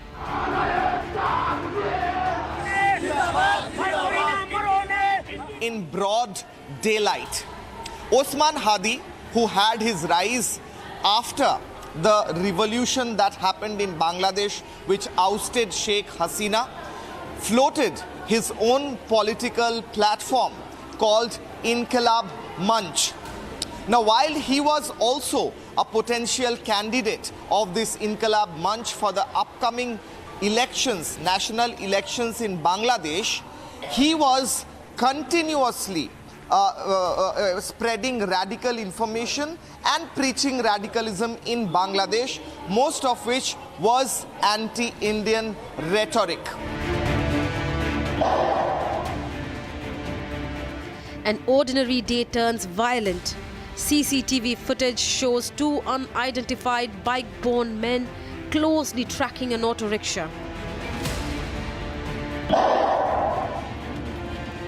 In broad daylight, on December 12th, the assailants opened fire, shooting Sharif Osman Hadi. Sharif Osman Hadi, 34-year-old, emerged as a prominent face of the July protests in 2024. A vocal and unapologetic anti-Hasina voice. A man who openly spoke of a radical dream to capture India's northeast and create what he called a greater Bangladesh. अशांत बांग्लादेश आज Benapole border में India का विरोध करके स्लोगनिंग किया बांग्लादेश का आदमी में इसके ऊपर नज़र रख रहे हमारा इंडिया का बीएसएफ जवान ये बार बार जो बांग्लादेश में जो अशांति चल रहा है इसका आज कभी इंडिया में नहीं आ जाएगा, इसलिए हमारा इंडिया का बीएसएफ में हर टाइम सजग दृष्टि रख रहे और पेट्रापोल सीमांत में जो बीएसएफ में जो उनका स्ट्रेंथ बढ़ा है, बीएसएफ का हर टाइम नज़र रख रहा, बीएसएफ हर टाइम इंडिया सिक्योरिटी देने के लिए तैयार है। बेनापोल साइड से घुसपैठिया बार बार है, ये जो घुसपैठिया ये जो अभी हलचल है इसका अंदर में इस साइड में नहीं चाहते हैं, इसलिए भी हमारा बीएसएफ में हर टाइम सजग दृष्टि रख रहा है। His death has now unleashed a monster, one that could cascade across borders and into India. নির্বাচন এমপি হওয়া এগুলো পরের বিষয়, জন্মগত লড়াই করার মানুষ আপনারা খুঁজে পাবেন না। এই লড়াই আমাদেরকে আগায় নিয়ে যাইতে হবে। আমাদের এই যে ভারত বিরোধিতার লড়াই, আগ্রাসন বিরোধিতার লড়াই, আত্মনির্ভরশীল হওয়ার লড়াই, এই লড়াই আমাদেরকে চালাই নিয়ে যেতে হবে এবং এই লড়াই এমপি হইতে পারি বা না পারি এই লড়াই আমার অব্যাহত থাকবে এবং আমি বিশ্বাস করি কেউ যদি আমাকে ভোট নাও দেয় এই লড়াই আপনারা আমার পাশে থাকবে। সেজন্য হাদি ভাইয়ের এটা দিয়ে ভয় দেখাইতে চাইছে আমাদেরকে, আমাদের তরুণ প্রজন্মকে থামাই দিতে চাইছে যে দেখো তোমরা যদি নীতির কথা বলো, ন্যায়ের কথা বলো, তোমার পরিণতি হাদির মতো হবে। কিন্তু আমরা বলতে চাই আমরা সবাই হাদি হব, যুগে যুগে লড়াই করব। The press is calling this a dark day for freedom of speech. Sharif Osman Hadi was unfortunately killed by someone and he died yesterday, so there was anger in the society, so the miscreants steered the anger to demolish newspapers. They attacked us and our journalists were scared to death, so they had to flee the office, so we couldn't publish our newspaper today and our online is off from last night, and it's from establishing in 1998 in 27 years is for the first time we couldn't publish our newspaper. So it's a very, I would say that the darkest night for news media house in Bangladesh, and it's attack on our I would say freedom of speech and freedom of news media. Diplomatic temperatures have risen, with both sides summoning their respective envoys. The Yunus government has formally sought India's cooperation to hand over the shooters. India, however, maintains that this could be an internal hit aimed at delaying elections and fueling anti-India narrative. The whole regime change operation, there was no revolution, there was no student uprising, it was a regime change operation, very carefully planned by Pakistan in cohort with the Jamaat-e-Islami of Bangladesh. The Jamaat-e-Islami in Bangladesh has always been the A team of Pakistan in Bangladesh, and they've been in touch right from East Pakistan days and even before, from the formation of the Jamaat-e-Islami. Muhammad Yunus as a frontline person for the Jamaat-e-Islami, he's always doing exactly what the Jamaat-e-Islami is telling him to do. Then we see that Muhammad Yunus now wants to cling on to power. He perhaps wants to become the president of Bangladesh. They are trying to whip up the more and more of the people to take the jihadi point of view, to take the Islamist point of view. That is why the anti-India rhetoric is being built up to such extremist limits that the people may get disillusioned with the friendship with India and come forward. But this is not an isolated case. The pattern does not end with Bangladesh. A similar trail of targeted killings leads straight into Pakistan. From March to April this year, a string of high-profile targeted killings has taken place in Pakistan.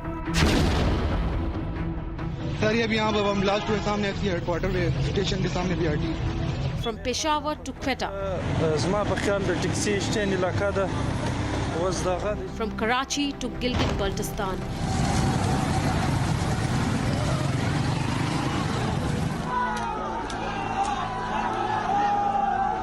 This is a man whose dreams may have died with him.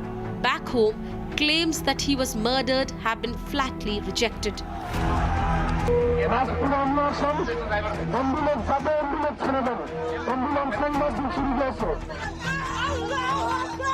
But the price of this alleged plot is being paid by a minority, Hindus in Bangladesh. India has stepped up its security along the Siliguri corridor, the strategic chicken's neck, amid rising tensions.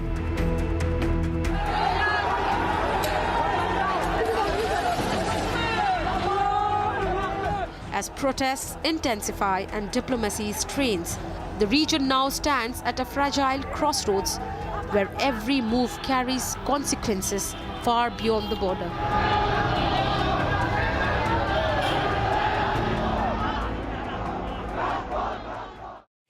And ladies and gentlemen, as we speak, it's a very fragile situation in Bangladesh, where even today when Hadi was put to rest, the anti-India Hadi was put to rest, his band of supporters tried to ensure that they even get out of the parliament in Dhaka. So we are watching out for that story. Let's move on to Kerala now. Kerala has always been intense, but rarely lawless, because there have been back-to-back incidents of political violence over the last few decades. On December 13th, that fragile balance snapped again, as the BJP breached a decades-old left fortress in Thiruvananthapuram, the capital, winning the elections there.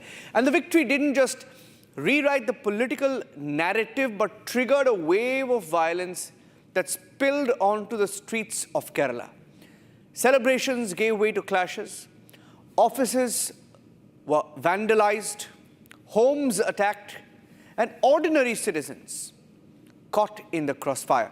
So what really went wrong in God's own country, politically? Is this mere post-poll anger or a dangerous refusal to accept the people's verdict? Here's what happened.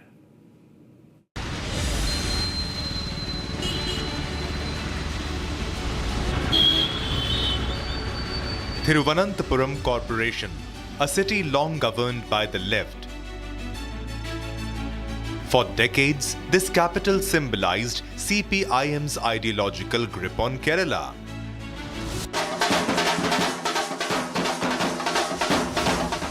On December 13, that certainty collapsed as the BJP-led NDA scripted a historic breakthrough. For the BJP, this wasn't just a municipal win. It was a psychological breach of Kerala's toughest political fortress.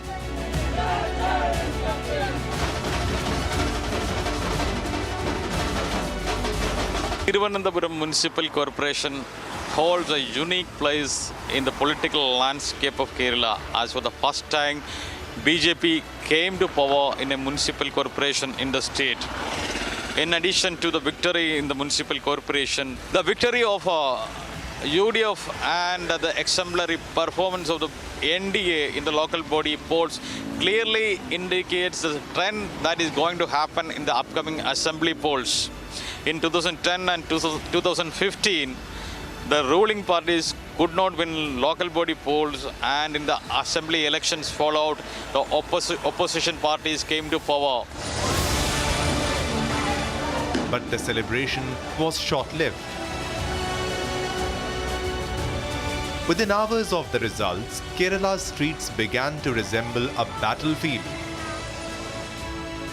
In Kozhikode, around 200 alleged CPIM supporters stormed the Congress Indira Gandhi Bhavan. Windows shattered, furniture smashed, losses estimated at nearly 5 lakh rupees. There were widespread violence soon after the local body election results were announced. Hundreds of CPM workers went onto the streets carrying lethal weapons and unleashed attacks against rival candidates, rival party members and the common men. They attacked rival candidates for defeating them, and the common men were attacked for not voting them to power. Police had to deploy additional forces to bring the situation under control, and several CPM workers were even arrested. Now the picture is clear. The LDF and the CPM are a bit concerned about the local body election results. Stone pelting followed in Marad, Wayanad and Kannur, turning neighborhoods into flashpoints.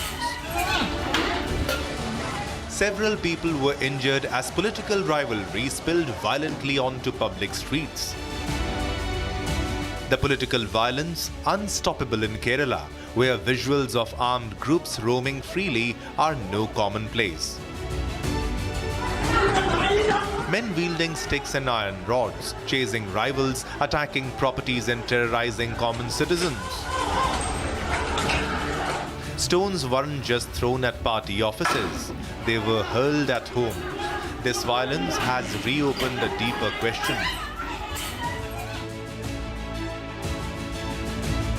Is this unrest about local body elections or a refusal to accept a changing political reality?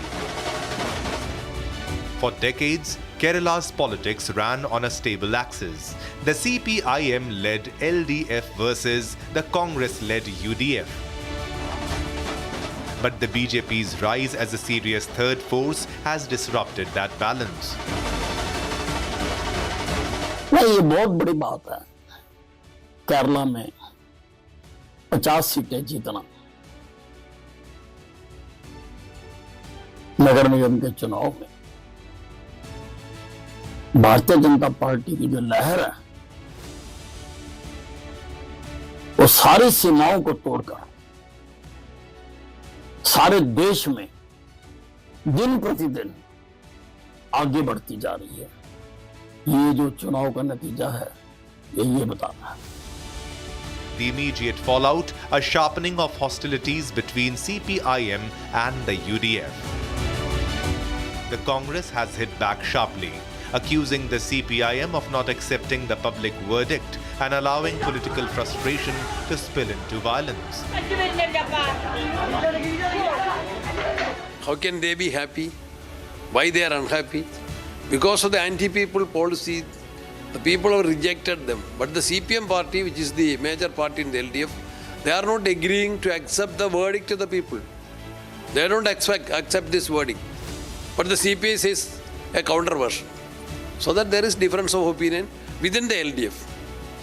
And without the expansion of UDF, we have already expanded with the public support we expanded. Further we will be expanding with the mass public support in the assembly poll also. The Congress president has also expressed confidence that the UDF will reclaim momentum and win the upcoming state assembly elections. UDF hasn't sought their support. We have, on our own stand, we could win the election. Police were deployed in strength to prevent further escalation.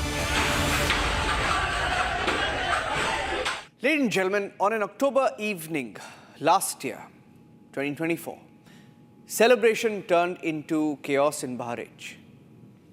Drums fell silent, shutters came down, and fear spread through the streets. Ram Gopal Mishra was killed during a Durga idol immersion, and a crime that plunged the town into days of unrest. 14 months later, the verdict is out and justice is spoken.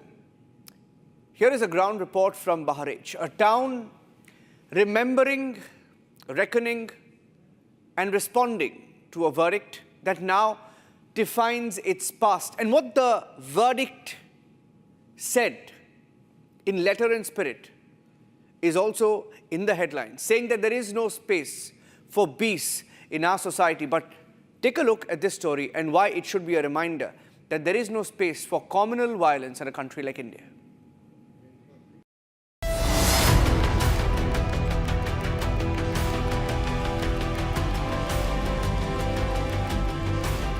This is Maharajganj Market in Bahraich's Mahasi Tehsil, a busy trading hub. But on one fated day in October 2024, this is where celebration collapsed into chaos. On October 13, 2024, a dispute broke out during a Durga idol immersion procession, initially over loud music and then hoisting of flags. This escalated into violence, stone pelting, gunfire, panic on the streets. It is where that Ram Gopal Mishra was surrounded, attacked and brutally killed. Bahraich जिले के महसी तहसील की महाराजगंज बाजार में मैं मौजूद हूं। आपको दिखाता हूं कि यहां पर एक वर्ष बीत गया है, उसके बावजूद भी यहां पर लगातार पुलिस लगी हुई है। आप देख सकते हैं यहां पर देखिए पुलिस, जो उत्तर प्रदेश पुलिस यानी बहराइच की जो पुलिस है वो यहाँ पर मौजूद है। और आप देखिए कि जो पीएसी की जो गाड़ी है वह भी बगल में यहाँ पर खड़ी हुई है। आप देख सकते हैं कि 13 अक्टूबर 2024 को जो घटना यहाँ पर घटी थी उसके बाद फोर्स किसी भी दिन यहाँ से हटी नहीं है। फोर्स बदलती रही है, लोग सिपाही बदलते रहे हैं, लेकिन यहाँ पर फोर्स लगातार खड़ी रही है। ये जो मस्जिद भी है, मस्जिद भी यहाँ पर है, आप देख सकते हैं। ये एक मस्जिद भी है ये महाराजगंज बाजार में। और यहाँ पर मस्जिद के बाद आप देखिए यहाँ पर ये जो बाजार है, यहाँ पे देखिए अभी तो खैर दुकानें खुली हुई हैं, लेकिन वह जो समय था उस वक्त दुकानें सब बंद हो गई थी। कर्फ्यू जैसे हालात थे, इंटरनेट सेवा बंद हो गई थी, कहीं भी कोई घरों से नहीं निकल रहा था और चारों तरफ सिर्फ पुलिस ही पुलिस यहाँ पर मौजूद थी। Ram Gopal Mishra was 22-year-old from Rehua Mansoor village. He was shot dead over a flag hoisting dispute during a Durga idol immersion procession.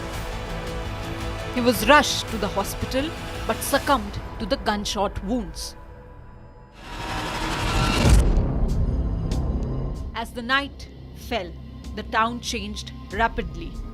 Vehicles were torched, markets shut down, police were deployed in strength.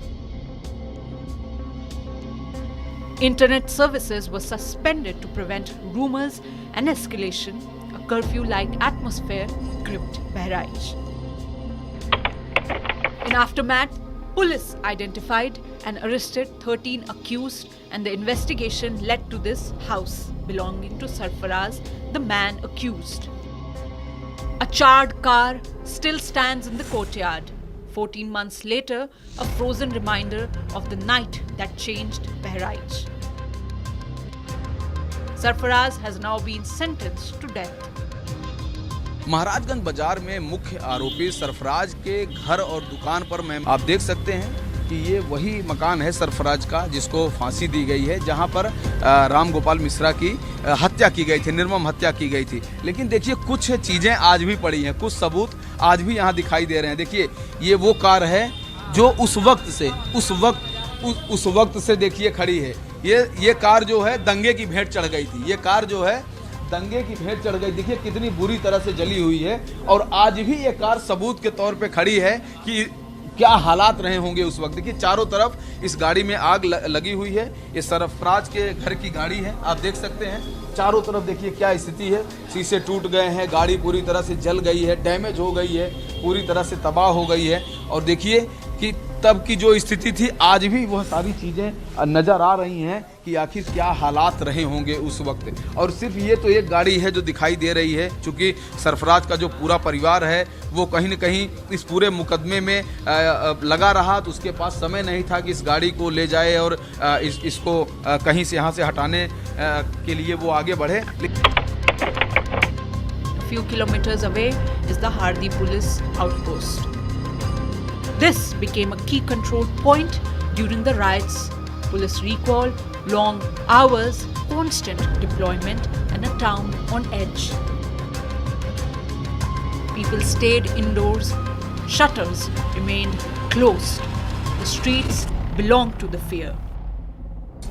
जब बहराइच दंगों में सुलग गया था, कारण यह था कि दुर्गा विसर्जन के दौरान लाउड स्पीकर बंद कराने को लेकर ऐसा विवाद हुआ कि उस रास्ते पर एक समाज के लोगों ने राम गोपाल मिश्रा की निर्मम हत्या कर दी। हत्या ऐसी की कि लोग सुनकर या देखकर कांप जाएं। कई गोलियों के निशान थे और नाखून जलाने तक की बात थी एवं नाखून को उखाड़ने तक का काम किया गया था। यह जो बात समाज में जब आई तो समाज उग्र हो गया और उसका कारण यह था कि अगले दिन लोग गुस्से में पूरे बहराइच के महाराजगंज बाजार को पूरी तरह से जला दिया गया था। ये वही हरदी थाना क्षेत्र का यह पुलिस चौकी है जहां पर भारी संख्या में पुलिस फोर्स यहां पर बुलाई गई थी। पीएसी आई थी, आरएएफ आई थी, तमाम तरह की जो फोर्सेस थी वो यहां इकट्ठा हुई थी और यहां से लेकर उस महाराजगंज तक जहां पर यह घटना हुई थी पैदल मार्च किया गया था। मैं उस वक्त भी ग्राउंड रिपोर्ट करने यहाँ पर मौजूद था और उस वक्त पूरे सीन को मैंने देखा था और मेरे दिमाग में सब कुछ चल रहा है जो उस वक्त हुआ था। किस तरह से जब यह भीड़ काबू नहीं होती है तो खुद उत्तर प्रदेश के गृह सचिव और कानून व्यवस्था एसटीएफ चीफ अमिताभ यश यहाँ पर आए थे और उनको सड़क पर उतरना पड़ा था और वह नंगी पिस्टल लेकर सड़कों पर निकले हुए थे कि किसी तरह मामला शांत हो। 14 months after the crime, the Sessions Court finally delivered its verdict. 10 accused were convicted. Sarfaraz was handed the death penalty, while the rest were given life imprisonment. 3 were acquitted due to lack of evidence.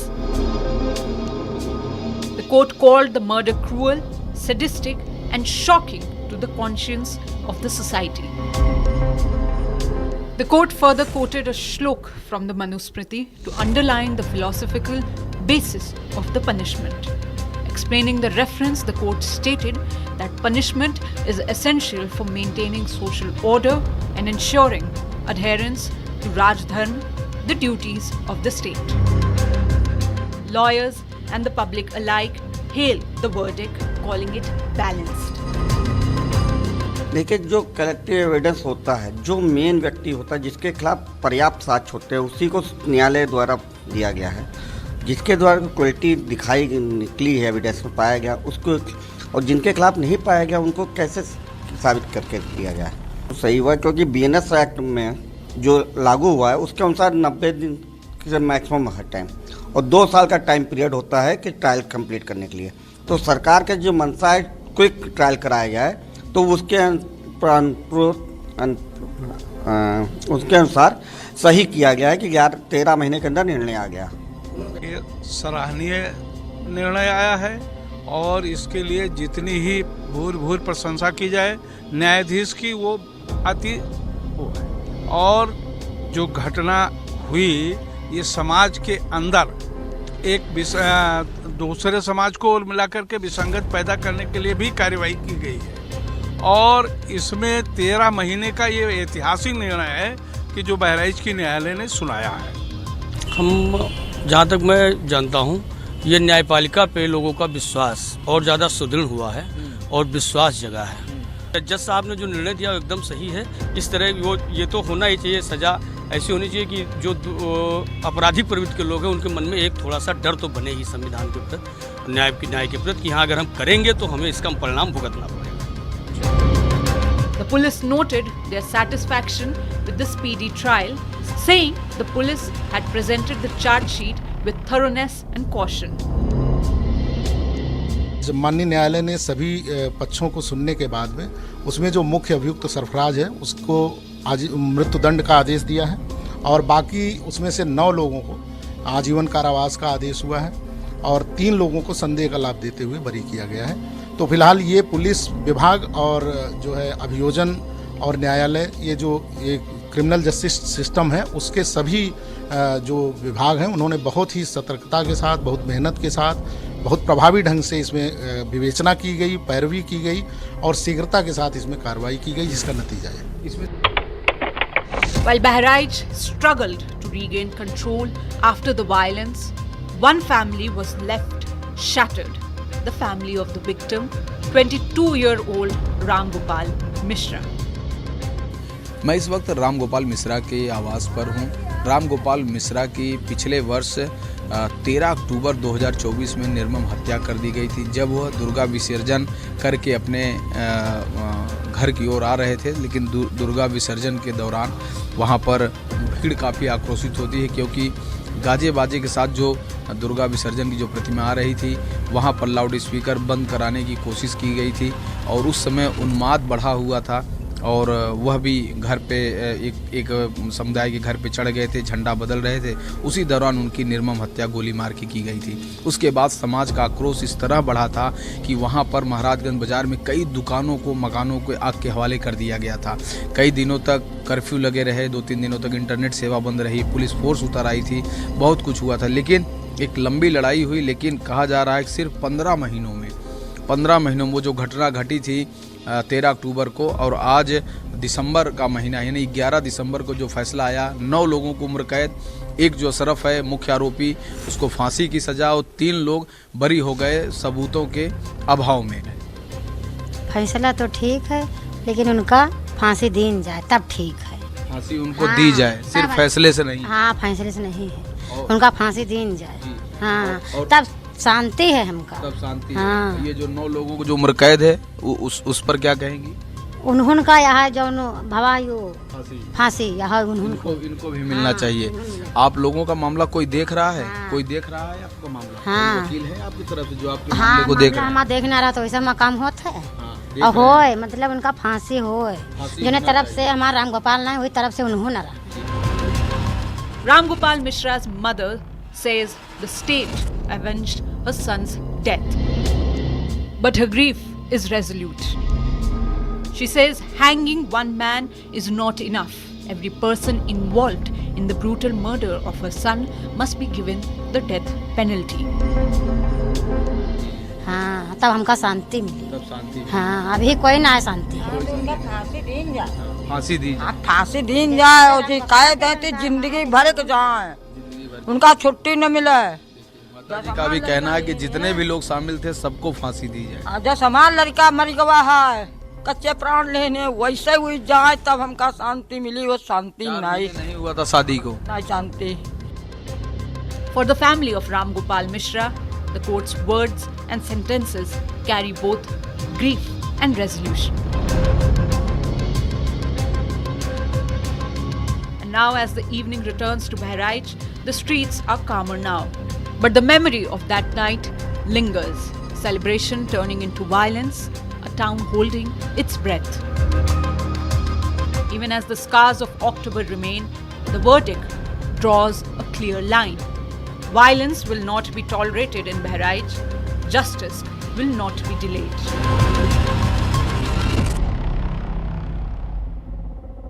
On the 6th of December, the Aam Aadmi Party's Rajya Sabha parliamentarian Ashok Mittal introduced a private member's bill seeking a national commission for men. It's a proposal that initially drew little attention. And a year ago, the case of 34-year-old Atul Subhash, which was covered by Republic TV extensively, brought crimes against men into the spotlight.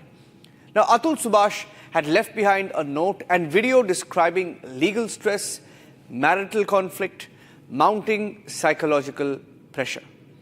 Supporters of this bill also point to earlier cases, including the 2009 Bengaluru suicide of a techie called Syed Ahmad Makhdoom, who, like Subhash, recorded his testimony on video before taking his life. And unlike today, his case received less public attention. That was in 2009, highlighting the gaps in awareness and also support for men's mental health and legal safeguards. The proposed legislation now calls for a 6-member commission with equal gender representation, preliminary police inquiries before arrests in select cases, a focus on men's mental health, strict penalties for, and very importantly, proven false complaints against men. Critics argue that existing bodies such as the National Human Rights Commission already have the mandate to address at least some of these concerns, warning against framing justice as a gendered contest. So as the debate begins and now spills beyond Parliament, the question that remains central to this issue: can the pursuit of justice rise above binaries and address suffering without becoming a contest? Here's what the Men's Rights Bill was all about. The National Commission for Men Bill 20. On the 6th of December, Aam Aadmi Party Rajya Sabha MP Ashok Mittal tabled a National Commission for Men Bill 2025. A private member bill tabled in the hopes of a statutory body focused specifically on issues affecting men. Any discussions around false charges must never discourage genuine victims from coming forward. Their protection is always non-negotiable.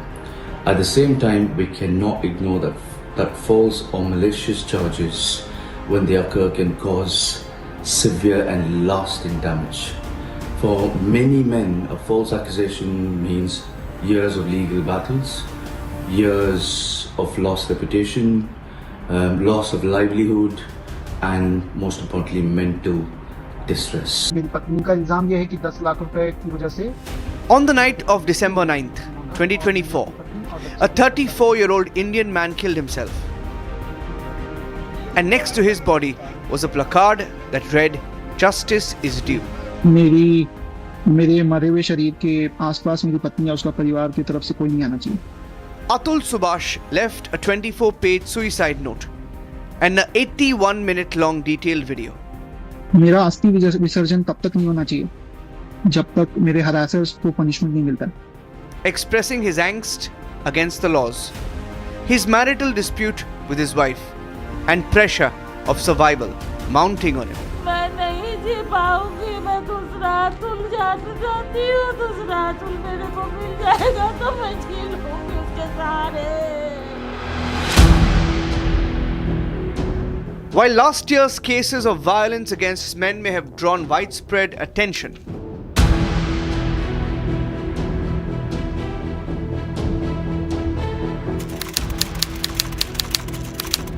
it was back in 2009 when a Bangalore techie revealed the hidden pain he faced in a video note before hanging himself. मेरे साथ जो धोखा हुआ, मेरे बच्चे ज़्यादा से की ये मैं वो बर्दाश्त नहीं कर पा रहा. In 2009, a 39-year-old tech professional, Syed Ahmad Makhdoom from Bengaluru, tragically took his own life. And in his final moments, he reportedly cited feelings of betrayal by his wife as a key factor behind his heartbreaking decision. Makhdoom had been restricted from seeing his children after being falsely accused in a domestic violence case. The emotional toll of these false allegations, coupled with his personal struggles, contributed to his tragic end. Next day, it was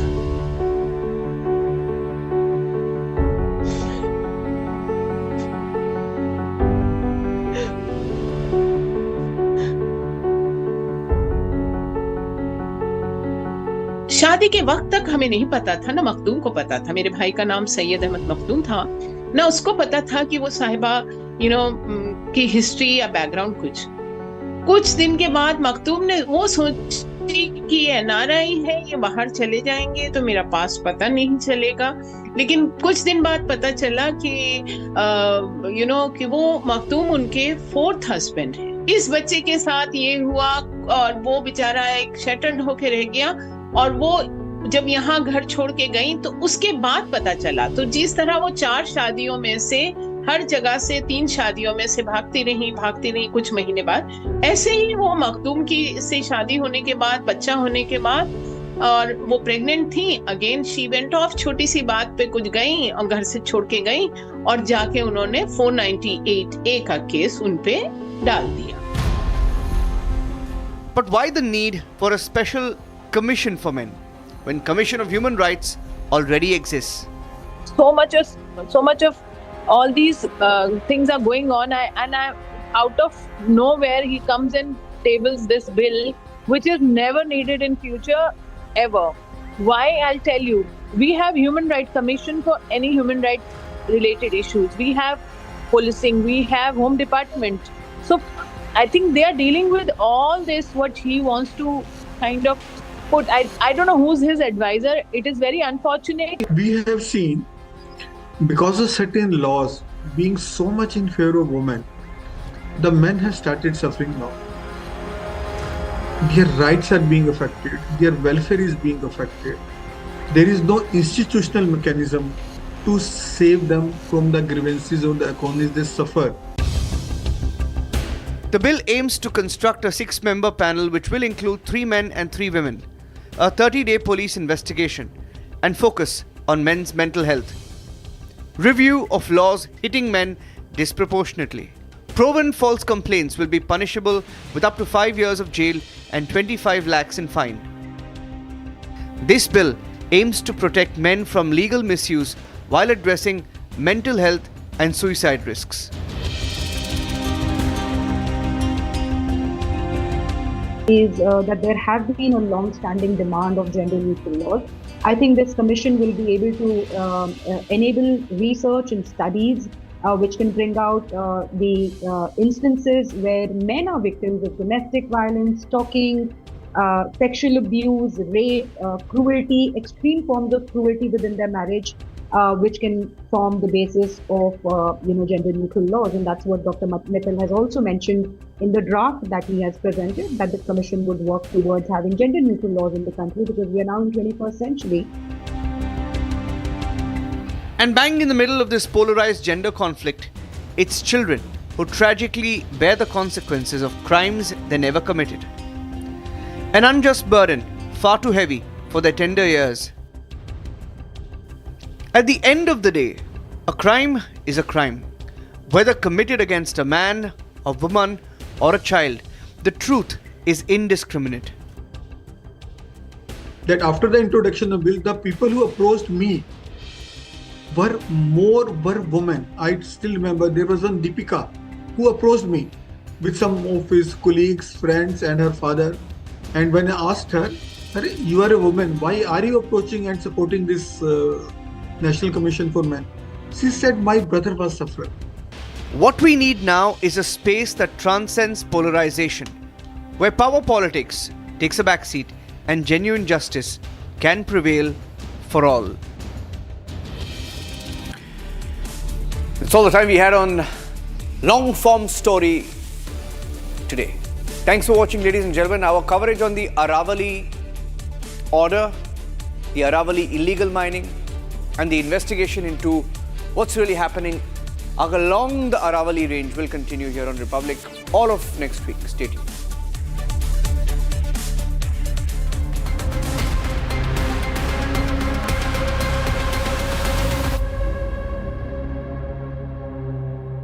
MDH की हल्दी मिर्ची धनिया करे कमाल, ये रंग दे, ये खुशबू दे, ये तीखा, ये कम पड़े, क्या निराला MDH मसाला।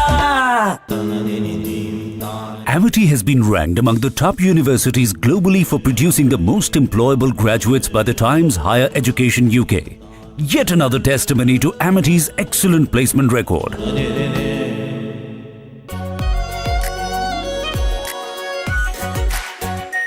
R Pure Shahi Paneer Masala. Delicious, healthy, every day. केसरिया से मन जोगी हुआ रे, दिल झूमे देखो मतवारा हुआ रे, केसरिया से मन जोगी हुआ। हर पल मनाओ केसरी त्योहार। विमल, बोलो जुबान केसरी। दादी के हाथों का जादू और खुशबू से महकता घर, माँ की मुस्कुराहट और खाने की सुगंध। MDH गरम मसाला, क्योंकि हर रिश्ता है स्वाद से जुड़ा।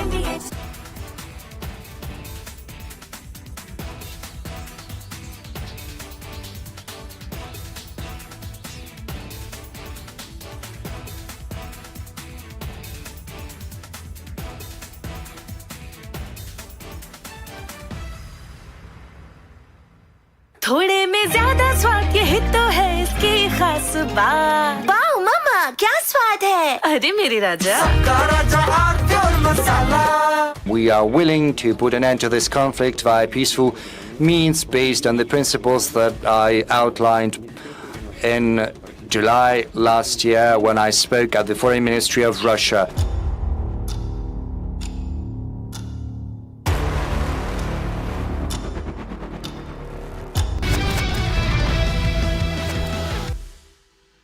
So Ramnath Goenka told me he was driving the car and he was seeing Lal Bahadur Shastri standing in the bus stand. He said, I am no more a minister, so I cannot take the government car. And he said, Kamraj, why don't you become? Kamraj said, no, I don't know English, I don't know Hindi. You know, to be a prime minister, you need more qualities. You must know global situation, global relationship.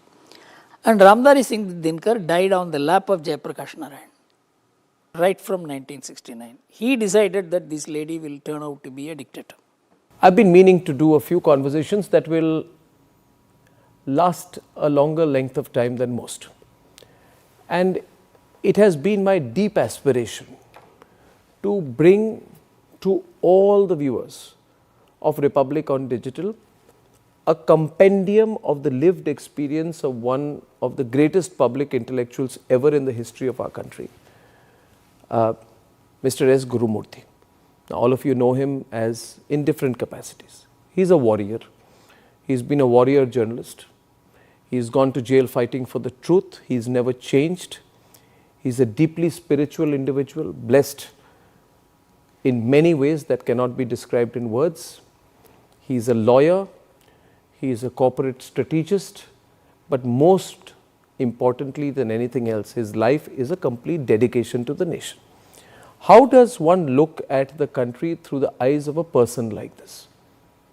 Mr. Gurumurthy's lived experience, what he has seen, the stories he has to share. Some of it is of course there in a text format, you can search and you can find. But I have always believed whenever I met him that I have had the privilege of hearing a lot of Mr. Gurumurthy, and I wish I had taken a tape recorder on those occasions, or at least recorded it for posterity. Since I was not able to do that, I approached Mr. Gurumurthy and asked him, can I do a 5 or 6 part podcast series with you, where I put your lived experience 1 decade at a time. And I am truly honored and delighted that he has agreed, and he is with me in the studio today. So first of all, Mr. Gurumurthy, once again, seek your blessings as we start this project of bringing your life's experience to all the viewers for posterity. Thank you, Arnav. And I am very delighted and proud that you have agreed to this, that you have chosen Republic to do this. Actually, I chose only, it is you. Sir, thank you. Because, you know, I see in you as a fighter. Thank you, sir. That's why I thought that I must share my experience. Society has been my open air university. I have experienced the society. So I thought of sharing the experience of that society, which every Indian must know. That's why I thought I must share my thoughts with you. Thank you, sir. This is so important because when people hear you speak, they also feel your emotions. They feel that the experiences which you have been through your eyes, your language, and your particularly unique style of narrating things. So I think people will listen, and I really hope they listen. And so I want to start by saying that today, viewers, we will cover Mr. Gurumurthy's life, through the 60s and 70s. We'll put it together in one episode. We'll talk for about 1 hour. So may I start by asking you, Mr. Kurumurthy, a broad question. I don't think many people are there watching this who would have a lived experience of the 60s, unless you are at least in your late 60s now. So many people, or more maybe, or maybe early 70s or mid 70s, because you were yourself maybe just an early teenager in the 60s. So I was doing my college. You were doing your college. You were doing your college. So let's start with 1960, sir, and take it to 1980 in the course of this conversation. What is your earliest recollection of the country and events around the 60s? What is your earliest recollection? Because you're a person who has been a thinking individual, putting things in context since you were very, very young. What do you remember of the 60s? Jawaharlal Nehru was, I think, Prime Minister. The principle of linguistic and cultural identity as the determining principle for state formation was there in the 1960s. It is at that time that 50s, all the states, 14 states and 9 union territories was created. Then integrated territories were grouped into 27 states. Then there was a census in 61, and then the map of Bombay was redrawn to include Marathi speaking as well as Gujarati speaking regions. Then there were regional movements, linguistic movements, and it was also the root of the Hindi imposition row, because I think in the 1960s the DMK led the protest against the enactment of the Official Languages Act. Annadurai spoke vehemently against the act. He wanted an indefinite continuation of English as the official language. So when I read about the 60s, the first thing which comes to my mind was here was a country that had just become independent. But was it tearing up into languages? Were languages dividing the country rather than bringing them together? In that context, your earliest memories and your recollections, please. You see, I came to Chennai in 1964. Till then I was in a village. I got educated in a school 5 kilometers from a village in Municipal High School in Villupuram. So my knowledge of public affairs was limited to merely the political parties and the elections, which I saw in 1962 as a child. But when I came to the city, then I began understanding the larger aspects of public life. And my understanding was basically through the struggle between the regional party, the DMK, and the national party, the Congress. We were all very highly nationalist as a family, even in the village. So naturally I was drawn to the Congress. I was in the awe of Pandit Nehru and then Lal Bahadur Shastri. This was the time I was beginning to learn about politics, how it shapes the society and how the society shapes politics. I saw that Congress was probably taking this country for granted, that this country is going to be in their hands forever. I think there was a great immaturity that made the Congress feel that there would be no challenge to it. So the 1967 election was the first major challenge to the Congress, when the Congress almost lost majority. It barely got majority. I think they got about 287 seats or something like that, right under 300. And at that time only the many parties joined together to form post-alliance governments in Madhya Pradesh, in UP. That is how people like Chang Singh and others came up, and that is where the socialists and the BJP began working. Even the communists joined the Jansangh supported government in Bihar. And so that was a period of great churning in Indian politics, 1967. But that was also the greatest misfortune of Tamil Nadu, that the DMK captured power, and it captured by a strategic intervention they got from Rajagopalachari, who was a great nationalist and one of the tallest intellectuals of the country. Because of his antipathy to Kamaraj, he put together all the anti-nationals the Communist parties, the DMK, the Muslim League, and they won. And they won hands down. That was the biggest shock for people. Why do you call them anti-nationals? Because they wanted to separate from India. Till 1963, they were demanding Dravida Nadu, a separate Dravidian state. Only in 1963 they gave it up. Till then, in fact, the original DK party led by E.V. Ramsam Naikar, they celebrated our Independence Day as the Black Day. So this is their origin. In fact, the Dravidian party did not even want to associate with Tamil. Because if you associate with Tamil, it is Sanatana Dharma. That is what was E.V. Ramsam Naikar's complaint against Tamil. That you touch Tamil literature, whether it is Tirukkural or Silappatikaram or it is the Tulkapiyam or Kambaramayanam, everything is only Sanatana Dharma.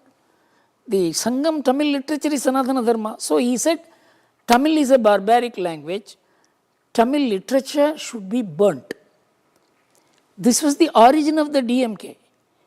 Only because of the anti-Hindi movement, they all turned into great admirers of Tamil. And Congress handed over Tamil to the DMK. Whereas the entire Tamil ethos, literature, everything was built by the congressmen and nationalists. I saw it with my own eyes. That is what made me join the Congress. And for the next 10 years I worked. I come from a very ordinary family. We couldn't afford to be in politics because I was the only person to get educated in my family. I'm the last of 4 brothers. My family was in great distress. It was financially in a very poor condition. But still we all participated in politics. In 1971 election, we were all beaten black and blue. And the way the DMK ruled at that time was almost equal to how Lalu Prasad ruled Bihar. Then I decided to join RSS, that we have to protect ourselves.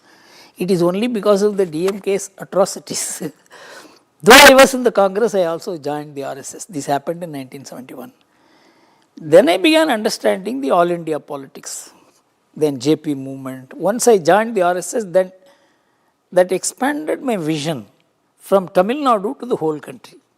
Then I thought about the country, where the direction, in which wrong direction it is, which is a mood, and that is what made me participate in larger national politics. What was happening within the Congress in the 1960s? Because there was the 1961 Goa was brought back from Portugal. Then there was a setback of the 1962 Chinese aggression, which did not go well for us when the Chinese launched an offensive on us. And Nehru blundered. It is said that Nehru blundered in 1962 by being too friendly or trusting the Chinese. And when it didn't go well for us, that he was a broken man, and it's in those circumstances that he died. Then Lal Bahadur Shastri came in. Then he died in mysterious circumstances, and then Indira Gandhi came in. What was that period like? Was it a family trying to continue to keep its hold on power, or was it something else? Was it a very uncertain country in that period? See, I felt, and at that time what I felt was in an amateurish way. As I now look back and see retrospectively what happened at that time. Later I came in association with the Indian Express, Ramnath Goenka, Jayaprakash Narayan. Then I began knowing what was happening at that time. You see, the Congress got into an ideological confusion in 1940. Because the Congress was never a party of this kind. It had Hindu ethos. It had Vande Mataram, Bharat Mata Ki Jai. And it even adopted Hindu Rashtra. Because Pandit Nehru wrote in 1935 in his Glimpses of World History, if I remember right, at page 702, that Swami Vivekananda preached very aggressively the concept of Hindu nationalism, and I don't think it is against anybody. So he accepted it. But after Jinnah called for Pakistan, the Congress discarded the word Hindu. It discarded Vande Mataram. It discarded Bharat Mata Ki Jai. It became purely a party without ideology. This confusion deepened after independence and after Mahatma Gandhi died. It is my theory that to finish the Hindu elements in the Congress who looked to Patel for leadership, Nehru openly declared that Muslim communalism is aggressive, but Hindu communalism is dangerous. This is the first time Hindus were called communal in independent India. That became the political style of the Congress. And once they slipped away from nationalism, Jansangh took over that place. If you see the BJP today and the starting of Jansangh, all the nationalist orientation, slogans, philosophy, methods of the Congress is now the BJP's. The Congress has now become what the Muslim League was. And I think the Prime Minister is right. So now looking at in retrospect, the transformation took place in this period. Jawaharlal Nehru, in his last days in the National Integration Council, he even said that we need a national assimilation policy and the minorities must be assimilated into the national mainstream. This was his speech in the National Integration Council. But the man, he was slowly losing control over the country and himself. Lal Bahadur Shastri was a very different man. But unfortunately, he was snatched away. When Mrs. Gandhi came, that was the turning point. I will tell you how it happened. So, but about that, can I ask you a question on Shastri? Yes. Shastri died after the Second India-Pakistan War of 1965 over Kashmir. Pakistan launched Operation Gibraltar to incite insurgency in India. We attacked them back. There was a UN mandated ceasefire, and then amidst war and drought, Shastri said, Jai Jawan, Jai Kisan. It symbolized defense and agriculture. He was an aggressive man. People did not realize this, that Lal Bahadur Shastri even exposed Pakistan in the United Nations for treachery. He wrote a letter saying, you have betrayed the peace agreement. He was not a pacific person. But somewhere, he suddenly died. The moment, the day he and the Pakistan president, I think Muhammad Ayub Khan, signed the Tashkent Declaration, he died. That night. That night he died. He went to sleep, he woke up coughing, and he died at 1:30 in the morning. And many people believe that he was poisoned, that he was... See, it was mysterious, no doubt, and there was no inquiry about it. That's even more important. Do you think Shastri was... The death of Shastri is a abiding mystery? It's a mystery. What do you think about it? I personally feel that at that time, given the relationship between the Soviet Union and the Nehru family, not exactly that they would have thought that Nehru's legacy will come to Indira Gandhi, but they certainly felt that Nehru legacy is being snatched away to the nationalist domain by Lal Bahadur Shastri. In fact, they are calling Pakistan and India for peace talks in Tashkent itself is a mysterious move. Because Russia was not a great friend of Pakistan. It was not a neutral country. It was supporting us. And in fact, China and Pakistan were closer.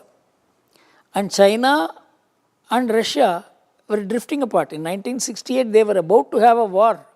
It was about to become a nuclear war. That is what made China later go to make a deal with America. So if you put all this together,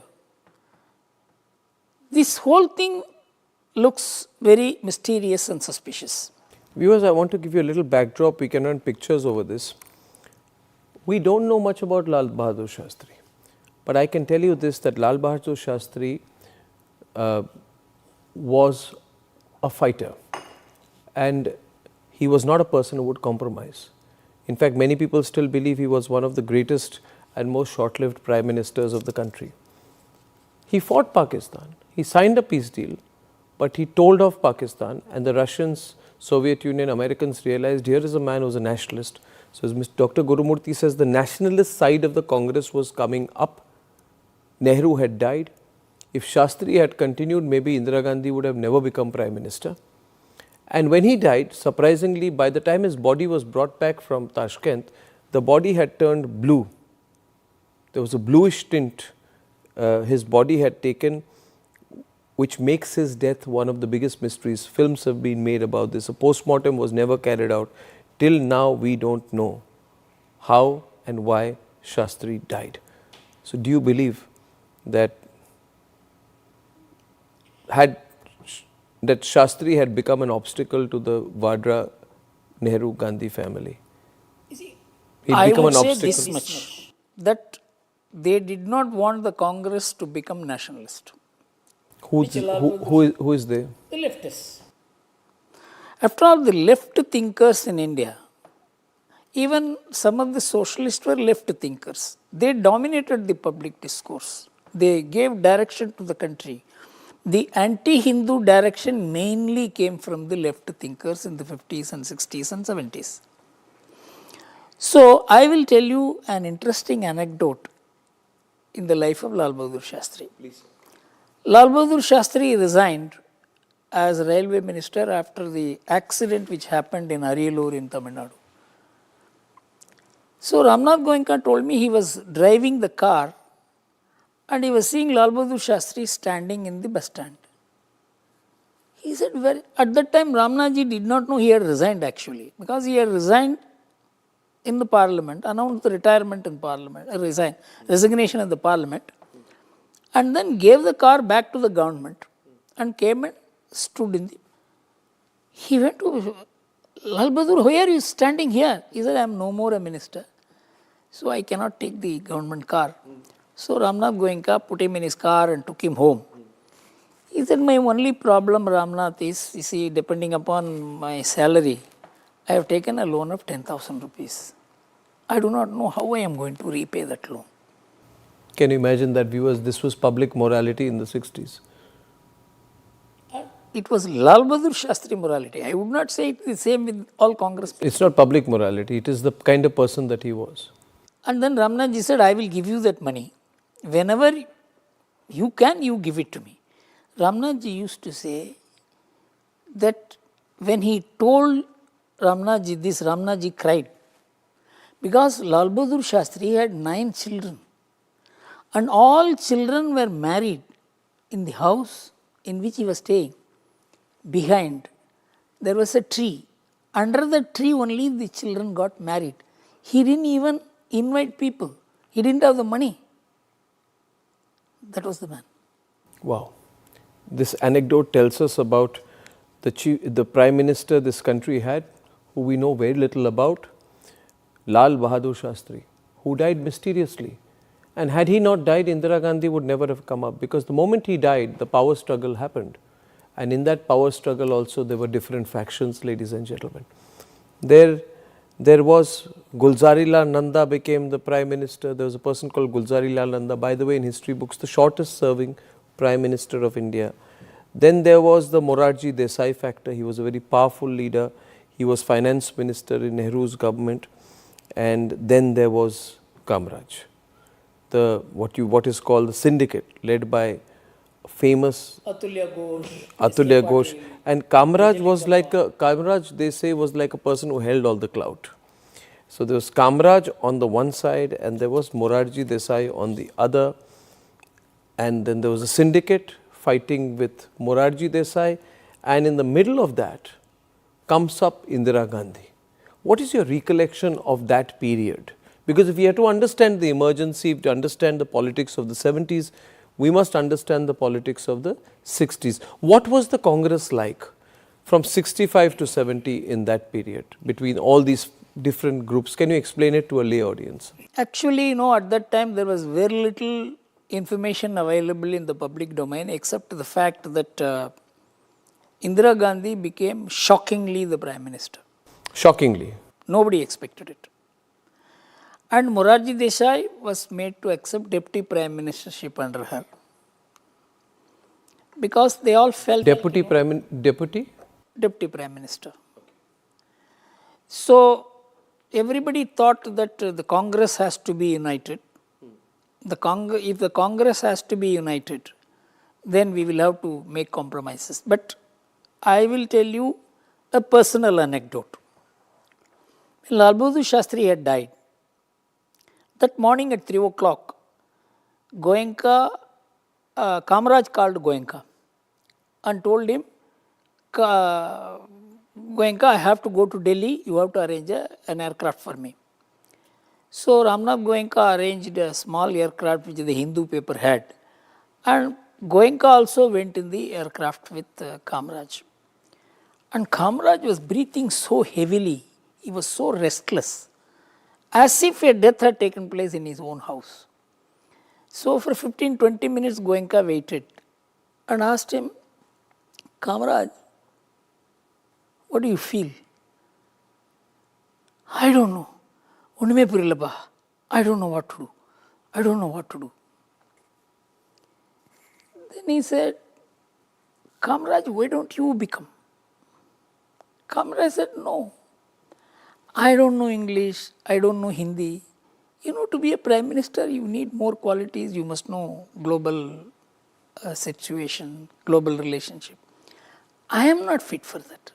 See, he was the tallest and the strongest man of the Congress. If he wanted to become Prime Minister, nobody would have said no. He would have been the most appropriate person also, considering his overall leadership qualities. Then he said, what do you think of Morarji Bhai? He said, he is a little odd person. That was his comment in Tamil. Then he said, what are you going to do? He said, I have got to consult people. I cannot take a view on my own only. I have to consult everybody. See, the strongest man in the Congress, the most trusted man, the cleanest man, talking like this. And of course, they all went and finally thought, Indira Gandhi is a gungi gudiya and she will listen to whatever they were saying, and they got into a huge mess. Then Goenka told me that Indira Gandhi was a little happy with him because he brought Kamraj in the flight, and she felt that maybe he had a role in Kamraj finally shaping the opinion in her favor, and so she was very comfortable with him. But in 1969, when she broke the Congress party, Goenka went and met her. He said, don't do it. Because today, Congress and the country are one. We are seeing all vociferous tendencies and dividers developing in different parts of the country. Congress has to remain united. And don't break it. Then it seems she asked, Mr. Goenka, are you my friend or my enemy? Goenka stood up and said, the choice is yours. That is how the battle started between Indian Express and... So if I can just pause you at this minute. Viewers, if you listen to this part, you can wind back and listen here. You're hearing about Indira Gandhi coming up. Indira Gandhi was very ambitious. She always felt she was the person who had a global exposure. She spoke English well, she was foreign educated, she had the right image. And there were other rooted leaders who had less confidence. And Kamraj, who was very powerful, led the syndicate, felt ill-equipped to lead the country. He thought a foreign educated global exposure, Indira Gandhi could have done more. It is also argued that he felt maybe he could control and be the power behind the throne, as it were. And as you are listening to this, please remember that was a different India. Today, non-English speaking, rooted politicians from humble backgrounds are becoming prime ministers, presidents of our country. So it's a change of times. You don't need to be anglicized to be a leader in our country. But in this period, a small portion we missed, which I am going to ask Mr. Gurumurthy about. Mr. Gurumurthy, we are now seeing the imminent collapse of the Congress, generally believed. But something happened in 1967. In the 1967 election, that was the first election in which the Congress lost a lot of seats. They went down from 361 in 1962 to only 283 seats. Their vote share fell by 7%. The Naxal movement was picking up in Bengal with Charu Majumdar, and a lot of the people in Indira's cabinet lost the elections. Even Kamraj lost, S.K. Patil lost, Atulya Ghosh lost in Bengal. I want to ask you, sir, was India getting disillusioned with the Congress party by 1967? Why did that happen? Because present day, we don't have, many people don't remember something almost 60 years back.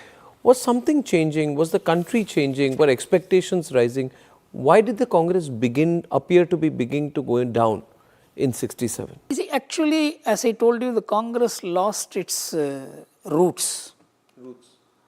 And because there was no competition, local or national, the Congress was winning the elections. There was no opposition. There was no alternative national formation. Yes. But the Congress was neither fish flesh nor fowl. Okay. It had no identity.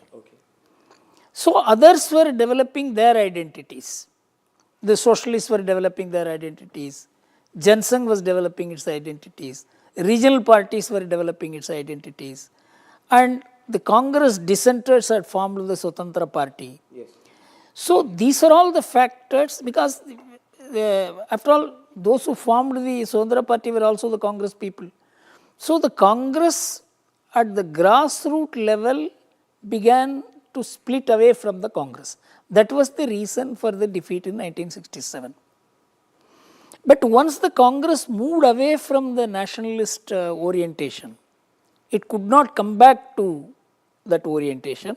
So Mrs. Gandhi shifted the whole thing to economic ideology. That is why she wrote that famous letter which broke the Congress. That letter to the syndicate, her random thoughts. And that is where she wanted bank nationalized and things like that. That was the starting point of the breakup of the... She wanted to present herself as a socialist. What was her intent there? Was she true to that spirit, or was she acting? I think she was advised. She was advised to become a socialist. Yes. To pretend to be a socialist or be a socialist? Because at times socialism was becoming a very important all over the world with the rise of Russia, Soviet Union. So there was a certain aura about socialism. The Congress had adopted socialism but didn't pursue it very much. In 1958, in 57 in Avadi, they adopted socialism as the creed of the Congress. But like Congress always celebrates an idea but doesn't really go deep into it. Yeah. But Mrs. Gandhi thought this is the way to fix these elder leaders. To fix them. There was absolutely no doubt that 6-page letter which she wrote, which caused the breakup of the Congress. And on that basis, she took the support of the left, she took the support of the DMK, she took the support of even the Socialist Party. Between 1969 and 71, she began doing this bank nationalization, then the Privy Purse abolition, to show that she is anti-rich, anti-capital, and so she became some kind of an icon for socialism. And many youths began to come back to the Congress, which is a fact. So viewers, at this moment, just to understand what Mr. Gurumurthy is saying, socialism, what we call leftist views, left of center views, what appear to be pro-people views, are not always ideologically driven, is the lesson which I am learning from Mr. Gurumurthy. Often they are political strategies. When Indira Gandhi felt that she was under attack for more powerful people who had formed this Swatantra party, she needed to survive. So she started saying Garibi Hatao. She started saying abolish the privy purses of the princes, nationalize 14 banks, put income tax, put wealth tax, pauperize the princes. Obviously, these ideas were very popular. Who in India would not want to hear a leader who would say, I am going to take on the princes, I am going to give power back to the people. But was it power to the people is my next question. Was it really power to the people? She achieved her objectives. She broke the Congress. She positioned herself as a popular leader, and then came Congress I, which was called Congress Indira. Am I right in reading it up to this point? So somewhere I am seeing that in the present also. I go back and forth. That even now, this whole pretense of socialism, the pretense of leftist, pretense of pro-people, what sometimes Rahul Gandhi starts saying Ambani, Adani, do you find a similar strategy there? Are they comparable at all, that at a moment of political crisis internally, you try and position yourself as the redeemer of the poor? No, this is only one aspect of Rahul Gandhi. But the other aspects of Rahul Gandhi, virtually taking the position which Muslim League took in 1930s. That Indira Gandhi didn't do. She didn't do. And to break the Hindu society into this and that, she didn't do. She didn't talk about OBC, she didn't talk about scheduled caste. She just said Garibi Hatao. Garibi Hatao. Her approach was economic ideology. But it is not that made her win. That made her popular. But what made her win was that she was able to paint others as supporters of capitalism, supporters of America, because people like us were branded as CIA agents at that time. Really? Yeah. Were you? Yes. This is a story. Okay, so now comes the story. Ladies and gentlemen, incredible, one of the greatest people in our country, biggest nationalist, has been called a CIA agent. Yes. Tell us about it, Mr. Gurumurthy. You must have been very young, like you must have been in your 20s. I was a chartered accountant, I was rising, and I was, of course, in my own way, I had my influence. But at the local level, Congress people would call me CIA agent, because at the national level, even Kamaraj was called a CIA agent, Morarji Desai was called a CIA agent. I remember Morarji Desai was called as. The entire BJP, RSS were classified as CIA agents. So, did she go after her? Did she go after those who she saw as a potential threat? Ramnath Goenka. That will come to later. Yeah. That will come to later. Because he was probably the one man who gave the sinews to the entire anti-Congress movement at that time, right from 1969. He decided that this lady will turn out to be a dictator. He was the first man to realize. And so Goenka was, because he had a very powerful newspaper, all other newspapers succumbed to Mrs. Gandhi. It is only he. So a newspaper played a critical role in keeping the opposition together, and he was a great socializer with the opposition people. And even the socialists turned against Mrs. Gandhi in 1971 elections, and the syndicate was formed. And once she defeated the syndicate, she deserted all the communists, DMK, everybody.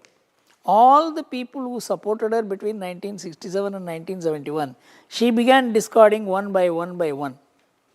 She made only one concession. She gave to the CPI, many people came and joined the Congress from the CPI, Mohan Kumar Mangalam and people like that. She gave them one big project, the JNU. I'll come to that. So she gave them what they wanted. But after she won the Bangladesh war, she did not need anybody. So is it true that now let us come to the Bangladesh war to 1971. Mr. Gurumurthy, she did extremely well in terms of the military response, and when Pakistan Army launched Operation Searchlight, which was, you know, the massacre of Bengali intellectuals, students, civilians, Mukti Wahini started, 1 crore refugees came into Bengal, Assam, Tripura. She went and she helped Bangladesh get independence. The map of the subcontinent was redrawn, and a new geopolitical map emerged with the emergence of Bangladesh as a sovereign nation. Now, while I feel she did very well in terms of the military response and speed of decision making, did she become a dictator? Did the potential of her as a dictator begin to show in the aftermath of 1971? Because she started, she formed Congress R. She had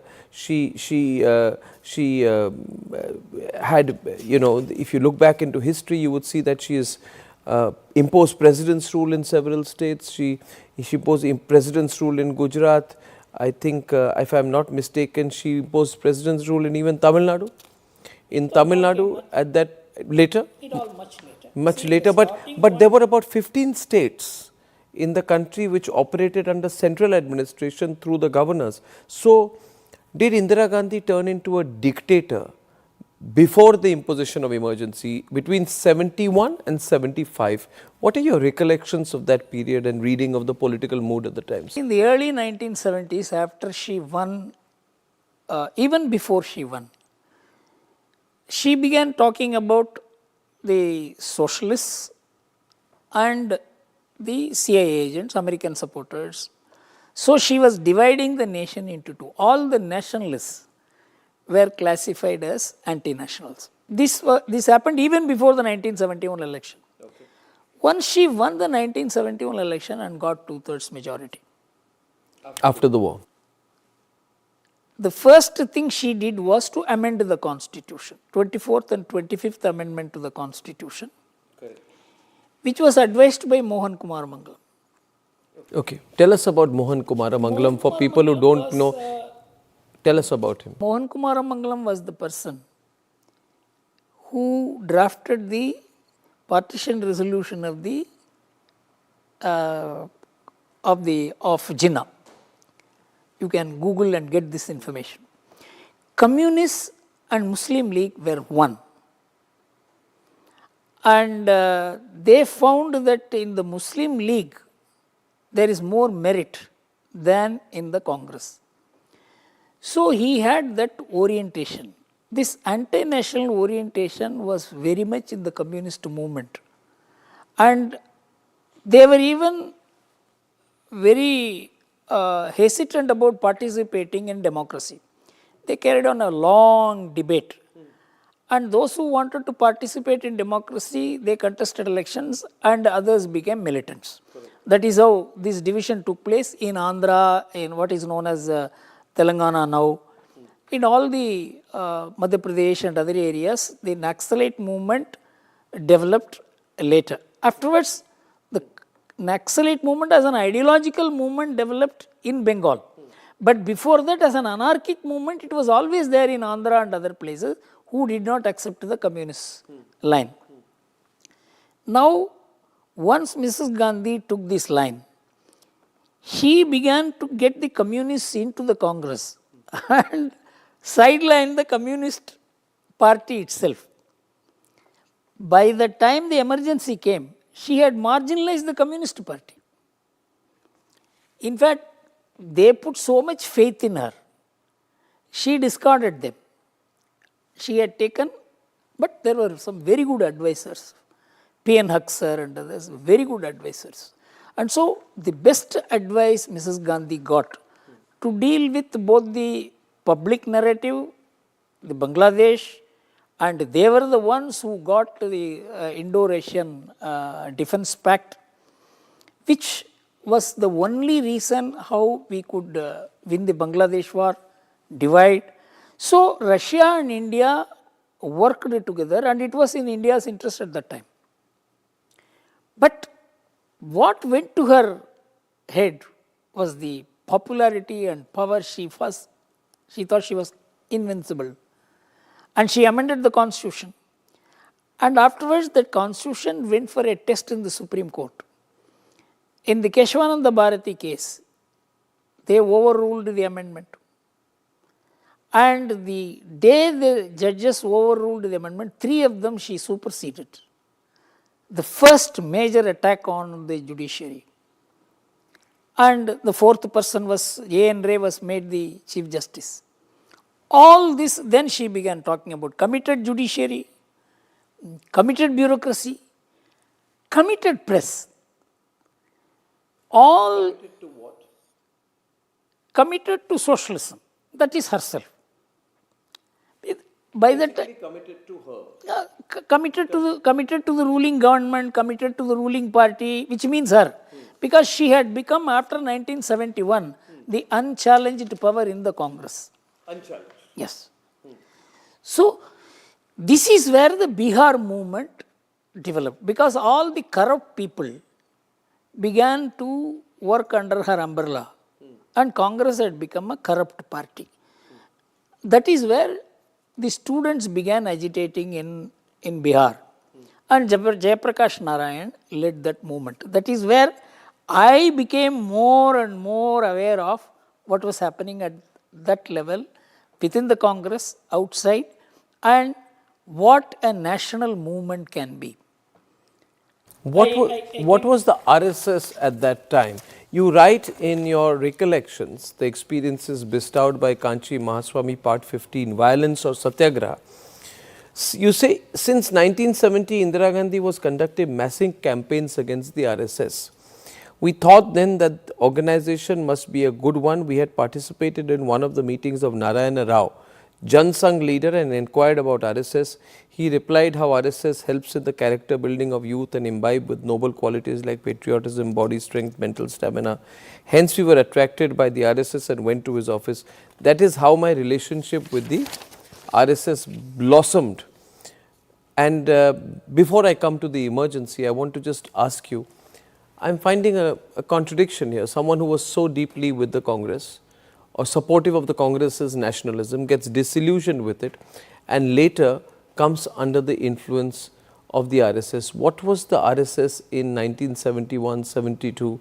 What was your first association with the RSS, if you can share more about that? You see, I did not find any contradiction between my participation in the Congress and in the RSS, because Congress was the only nationalist party in Tamil Nadu. This will be so difficult for people to relate to now. It is at that time, because Congress was the only nationalist. All nationalists were under the umbrella of Congress in Tamil Nadu.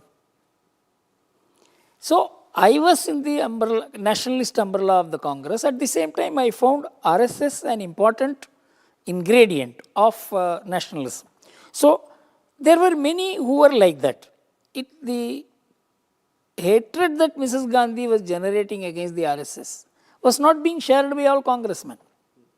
In fact, every congressman with whom I moved in Tamil Nadu knew I was an RSS man. I had no problem. I could move with Kamraj. I could go and meet him.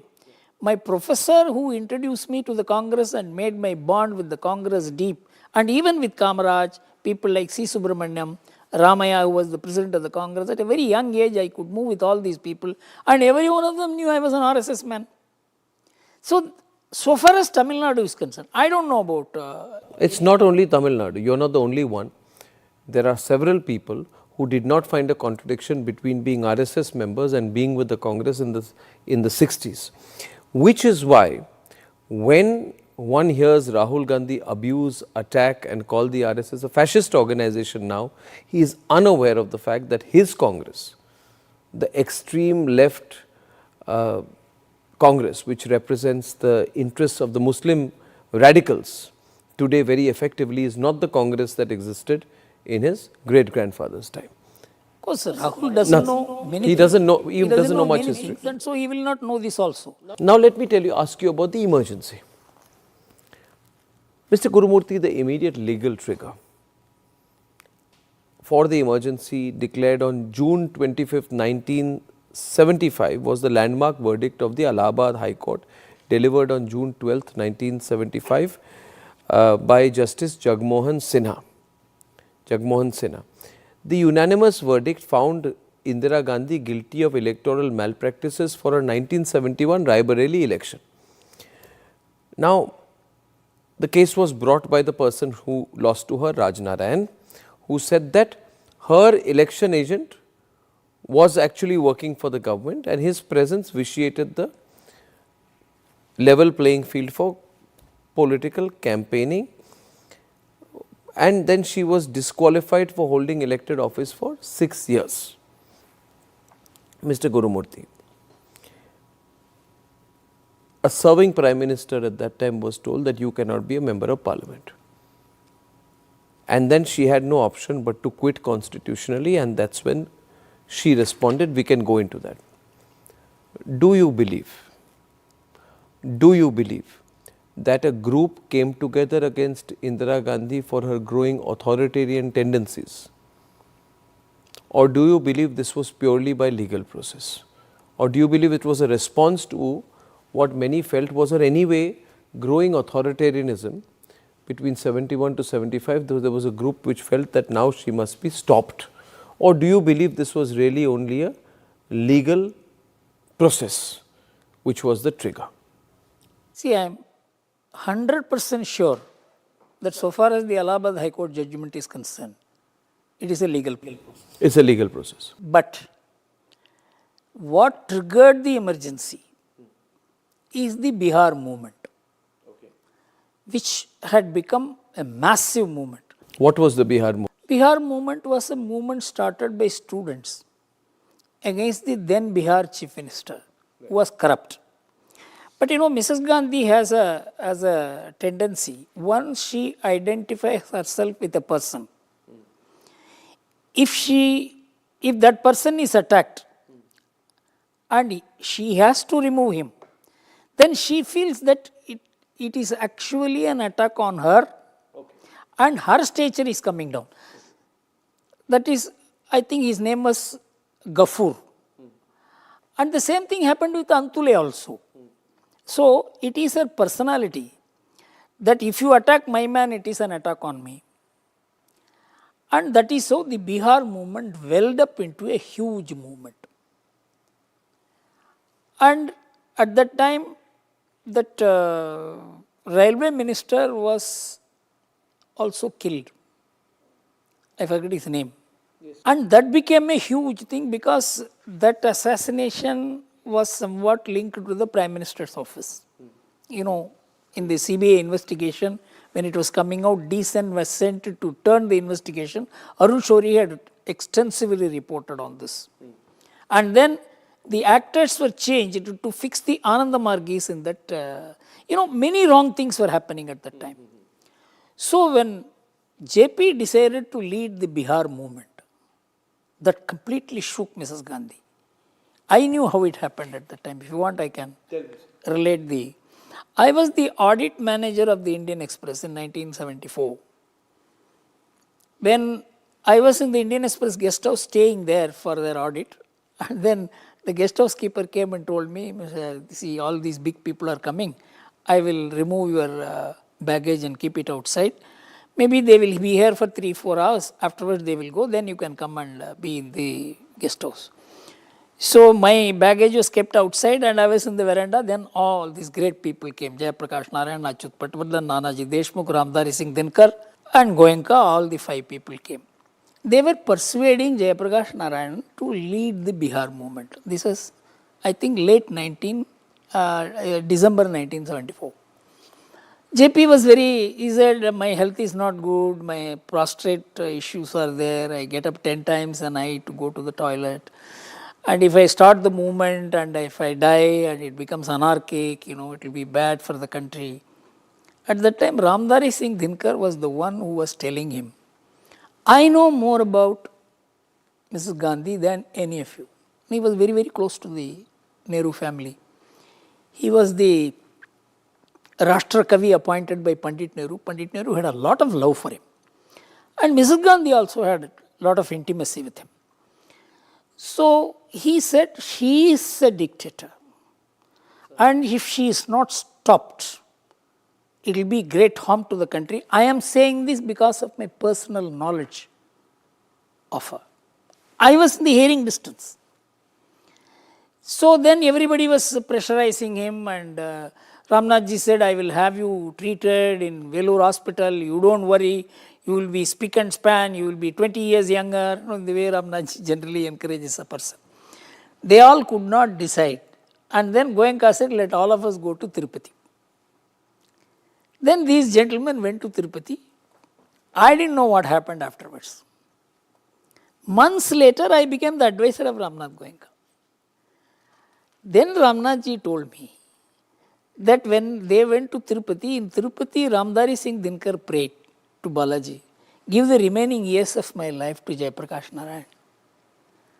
And then all of them came to the Chennai house of Goenka, and Ramdari Singh Dinkar died on the lap of Jayaprakash Narayan. Completely shook everybody. And probably JP took it as divine will.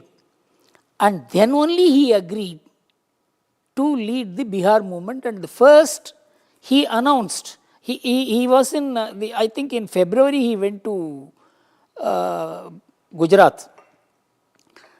And there he announced he will lead the Bihar movement. That is how Bihar movement became so popular. And there was an attempt to kill Jayaprakash Narayan, where Nanaji Deshmukh took the blow on his hand and his hand was broken. JP survived. All this was welling up. Police, Bihar police. I mean, Bihar police means, you know, who could be, at what level it was decided that JP should be attacked. You know, all this came in the newspapers, and it became a huge issue in the country because Jayaprakash Narayan was probably the cleanest and the noblest personality at that time. And it was welling up. Now I am going to read to you what on December 31, 1974. December 31, 1974. Okay. The joint secretary in the PMO was Tandon, PD Tandon. Correct. He writes, I am filled with foreboding. A crisis is building up. The main cause of the crisis is the PM. She is completely lacking in tolerance. She is not at all interested in the values which her father had done so much to foster. Nor is she deeply acquainted with the constitutional framework of our country. The next three sentences are important. She will not relinquish power regardless of what happens. In brief, the PM is only concerned with her power and rule. Such persons tend rapidly towards fascism. They have no reservations about becoming dictators. This was his record. She wanted to become a dictator. She aspired to become a dictator. She was always, you see, that dictatorial tendency was there. That is what Ramdari Singh Dinkar told. Yeah, that she saw herself as a person who ruled by force rather than through elections. And I think I agree with that, because I want to ask you a next follow-up question. We were talking about the case which led to the trigger for the emergency, which is the Allahabad High Court verdict, which disqualified her as a member of parliament. Now, it said you can't be elected member of parliament for 6 years, she would have to leave as prime minister. But on June 24th, 12 days after the original verdict, the Supreme Court gave a partial stay. The Supreme Court said, Indira Gandhi, you can remain prime minister, but your rights as an MP are restricted. You cannot attend parliament, you cannot get a salary as an MP, but you can remain prime minister. So her prime ministership was secured. My question to you is, this aspect people don't know, that the Supreme Court had given her a little bit of a leeway to her.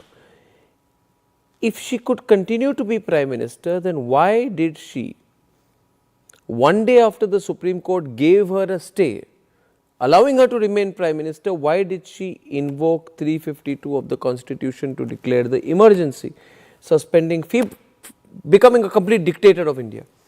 Because there must have been something else going on in her mind. Either she was very insecure or worried, or she had what you are saying, that incipient dictatorial tendency. Now that you look back in hindsight, 50 years later, what do you think? There are three reasons. Sir. When the Supreme Court gave a stay which was so humiliating. Humiliating. That she cannot talk in the parliament. But she would remain Prime Minister. No, she cannot talk in the parliament.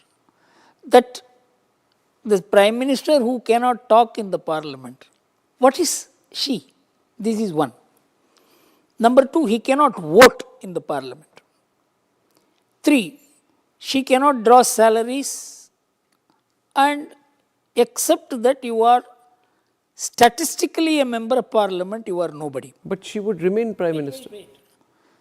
This is an invitation for a revolt in the Congress. Invitation to a revolt. Revolt in the Congress. Considering the huge amount of anti-establishment wave which has been built by the JP movement. On the 25th, there was a huge rally demanding her resignation, addressed by Jayaprakash Narayan in Delhi. And these were organic rallies. Organic. People just turned up. Absolutely. They were not paid to See, be brought. I mean, I want to show those till visuals and talk about. To my knowledge, till 1971 elections, 1967 elections, money never played a constitutive role in elections. Mrs. Gandhi gave an interview, I don't know, we must have to Google and get it, to an Yugoslavian journalist, if I remember right. I will make fighting elections so costly that the opposition will not be able to fight election at all. She said so publicly. Yes. That shows how anti-democratic she was. No, that means, see, she accumulated... This was a socialist person pretending to be a socialist who said that. There is no socialism. There is no socialism. I'm saying this is proof. This was pure pretense. No, this, we have to get this because it was discussed very, very intensely by political parties and others. Some of her pronouncements are intensely anti-national, intensely anti-democracy, intensely anti-judiciary also. I mean, I will break from the sequence and go to, after she came back in 1980, the media asked her a question, particularly after Antule and things like that. There is so much of corruption, Mrs. Gandhi. No, corruption is a global phenomenon. So a judge of the Delhi High Court quoted those two sentences. If the Prime Minister of the country says corruption is a global phenomenon and rationalizes it, who can save this country from corruption? This is a recorded part of the judgment of the Delhi High Court. So she knew no end of herself when the power went to her head. So coming back to the first is, it is a revolt, it is a call for revolt against the Congress, because the Congress still had people like Jagjivan Ram and all that, who were very, in their own way, very popular people. And Mrs. Gandhi was afraid of only one man in the Congress. He was Jagjivan Ram. And he was the one who trounced her also after 1977 elections. The second thing is a huge amount of public anger, which is likely to spill into the streets. She was scared of it. And she thought the best thing is, I don't think she believed in peaceful management of the country. She felt, this politics is anarchic. It has to be controlled with an iron hand. I think that was always in her mind. And so all these put together, she was searching for a way out. In fact, emergency was already there. Why she had to declare one more emergency? So 1967 war, she could have done everything.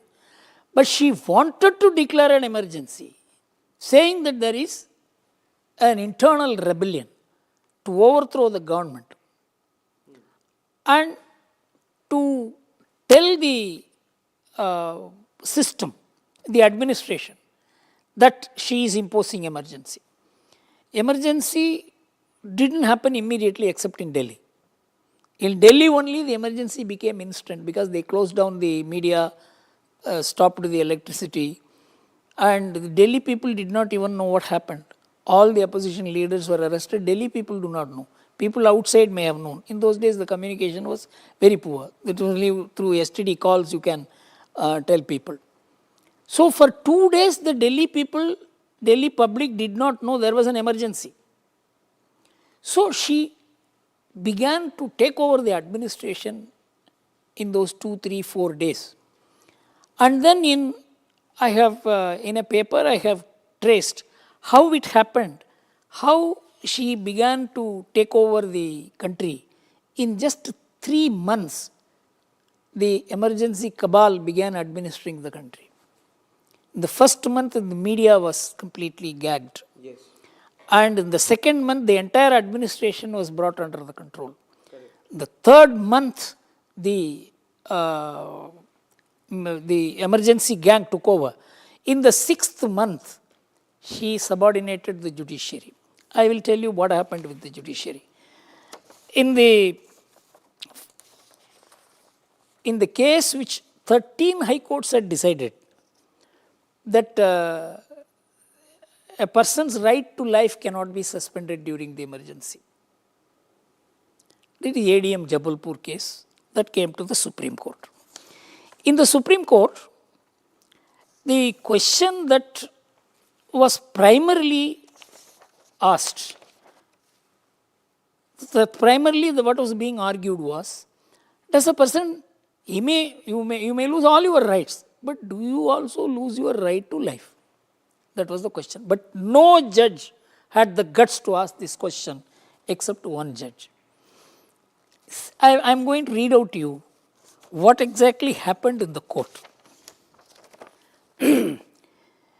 So, the Attorney General was arguing this case that when the sovereign which has given the rights to the people resumes the right back, there is nothing which is available with the people, and during the reign of the emergency, anything can happen, no fundamental rights to anyone. So, Justice Khanna asked him one question. If during the emergency, H.R. Khanna on 16th December 1976, that is where emergency becomes deeper and deeper, and with this argument in the court, the emergency becomes complete. H.R. Khanna asked him, if during the emergency, a police officer, because of personal enmity, killed another man, will there be no judicial remedy? Pat came the reply from Attorney General. This reply could never have been given by him unless it was authorized by the political system. It may shock your conscience. It shocks mine. But no proceedings can be taken in a court of law on that score. Consistent with my earlier submission that there would be no judicial remedy in such a case so long as emergency exists, that a person can be killed. So basically officially sanctioned assassinations and killings would have been allowed? It was. This is the kind of widespread judicial powers that an Asif Munir would be giving himself today in Pakistan, with lack of judicial scrutiny over his decisions. So it was equivalent to the kind of Pakistani military dictatorship that Indira Gandhi wanted to impose and had imposed in the country. See, that was the time I started studying the Constitution of India. In fact, I got such intense interest in the Constitution of India that opened my eyes to the entire idea of democracy, how other laws, in fact, my foray into the field of law was because of emergency under the Constitution. I'll tell you, I'll just quote 2 or 3 sentences from how the other judges saw this case. In fact, none of these constitutional amendments during the emergency which weakened judicial review and checks and balances were ever really questioned in the court. All of these powers were being increased. There were constitution amendments. The term of Lok Sabha and state legislative assemblies was increased to 6 years from 5 years.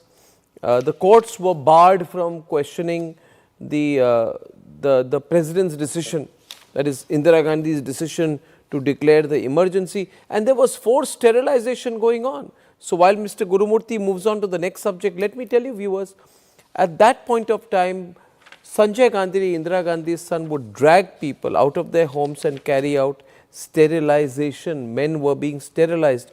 A total of 2.6 million sterilization procedures were carried out in 75-76 alone. In 77-78, 8.1 million men in India were forcibly sterilized. So if you look at it, more than 1 crore Indian men were forcibly sterilized. This is worse than the Nazi record. This is worse than Hitler's record. And I am saying this so that everybody who is today a Congress supporter should remember and ask Rahul Gandhi what he thinks about this. They will never accept it. They try to put Indira Gandhi as a paragon on democracy. I personally believe she was one of the worst living dictators this country has ever seen. You were saying. I'll tell you what the Supreme Court, except Justice Khanna. See the Supreme Court letting down the country and the people and the constitution will have to be remembered to show how the Supreme Court is now behaving. The Justice M.H. Begg went as far as to eulogize the government for keeping the detainees comfortable in jail. We understand that the care and the concern bestowed by state authorities upon the welfare of the detainees, who are all well housed, well fed and well treated, is almost maternal. He actually said this in a judgment. This was in the same judgment. Why were judges talking like this? So Fear. What did they have to gain Fear. from Indira Gandhi? Fear of Indira Gandhi. Fear. Ultimately, it is not constitution which protects the constitutional provisions which protect the constitution. It is the courage of the judges. It is only one man. And see what Chandrachud says. People who have faith in themselves and the country would not paint the pictures of diabolic distortion and mendacious malignment of the government of the country. Y.V. Chandrachud. Council after council expressed the fear that during the emergency the executive may whip and strip and starve the detainee, and if this be our judgment, even shoot him down. Such misdeeds have not tarnished the record of free India, and I have a diamond heart, diamond bright hope that such things would never come to pass. This is D.Y. Chandrachud's father. He was a supporter of the emergency. So Justice D.Y. Chandrachud's father was a great fan of Indira Gandhi and a supporter of the emergency. That's why D.Y. Chandrachud, it is often said, has always felt a need to present himself as a great democratic liberal to make up for his father's tarnished record. Would it be fair to say that? See, his father was a great emergency. Obviously, he is a different man. Chandrachud, the son Chandrachud is a different man. But his father was a supporter of... Obviously. Now, terrible. This is after emergency. On 24th May, the government did kill. A year later, after this argument is made in the Supreme Court, a year later on 24th May 1977, the Times of India reported, the Calicut regional engineering student P. Rajan died while in lawful custody at so-and-so police station on March 2nd, 1976. They are making this argument on 16th December 76 that the government has the right to kill. On March 16th, 1976, this killing takes place. The report added that affidavits including by the former Chief Minister Karunakaran before the Kerala High Court admitted this killing by the state. Precisely, the cabal's attorney told the Supreme Court that the government could kill legally, and the cabal-led government did kill. And government authorized killing was seen to be valid. Valid, because the Supreme Court validated it. Submitted arguments of the Attorney General of Indira Gandhi. See, the most important point in the emergency discourse which is missed is none of these things. Which is what? That it is a barbaric rule for 18 months. This is how emergency discourse limits the emergency. But the most important point is the amendment of the constitution by the 42nd amendment during the emergency, which converted India into a single party dynastic rule. I am going to say how. This was by amending Article 32 of the Constitution of India. Reducing fundamental rights? No. Reducing the primacy of fundamental No. This is far, far beyond. The curtailing the power of the Supreme Court? 32D is for banning unlawful organizations. The unlawful organization definition included political parties. And if a party were to organize strike, for example, George Fernandez organized a railway strike. You were a great supporter of George Fernandez. He organized the railway strike before the emergency. If under amended Article 32D of the Constitution of India, if that amendment had held good and Mrs. Gandhi had returned to power, George Fernandez organizing a strike would mean his organization, his party could be banned. If anyone who talks for creating communal disturbances, that party can be banned. That Jansan could be banned. If one party is talking about a language or region, it could be banned. That means you can ban all the political parties. So you were a supporter of George Fernandez at that point of time, but you were also a critic later. You have said in your and we must remember viewers, that many of you have probably not known of George Fernandez. He was an incredible person. He was a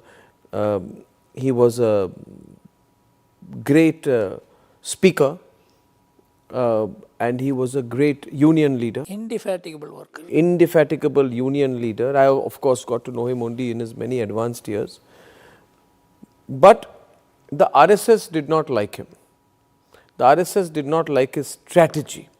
But you have always said, and I want you to talk about George Fernandez, you have always said the man had sharp intellect, unlimited bravery, continuous hard work and honesty. But you also said he became emotional very quickly. And if he had avoided some of the blunders, he could have been the Prime Minister of India.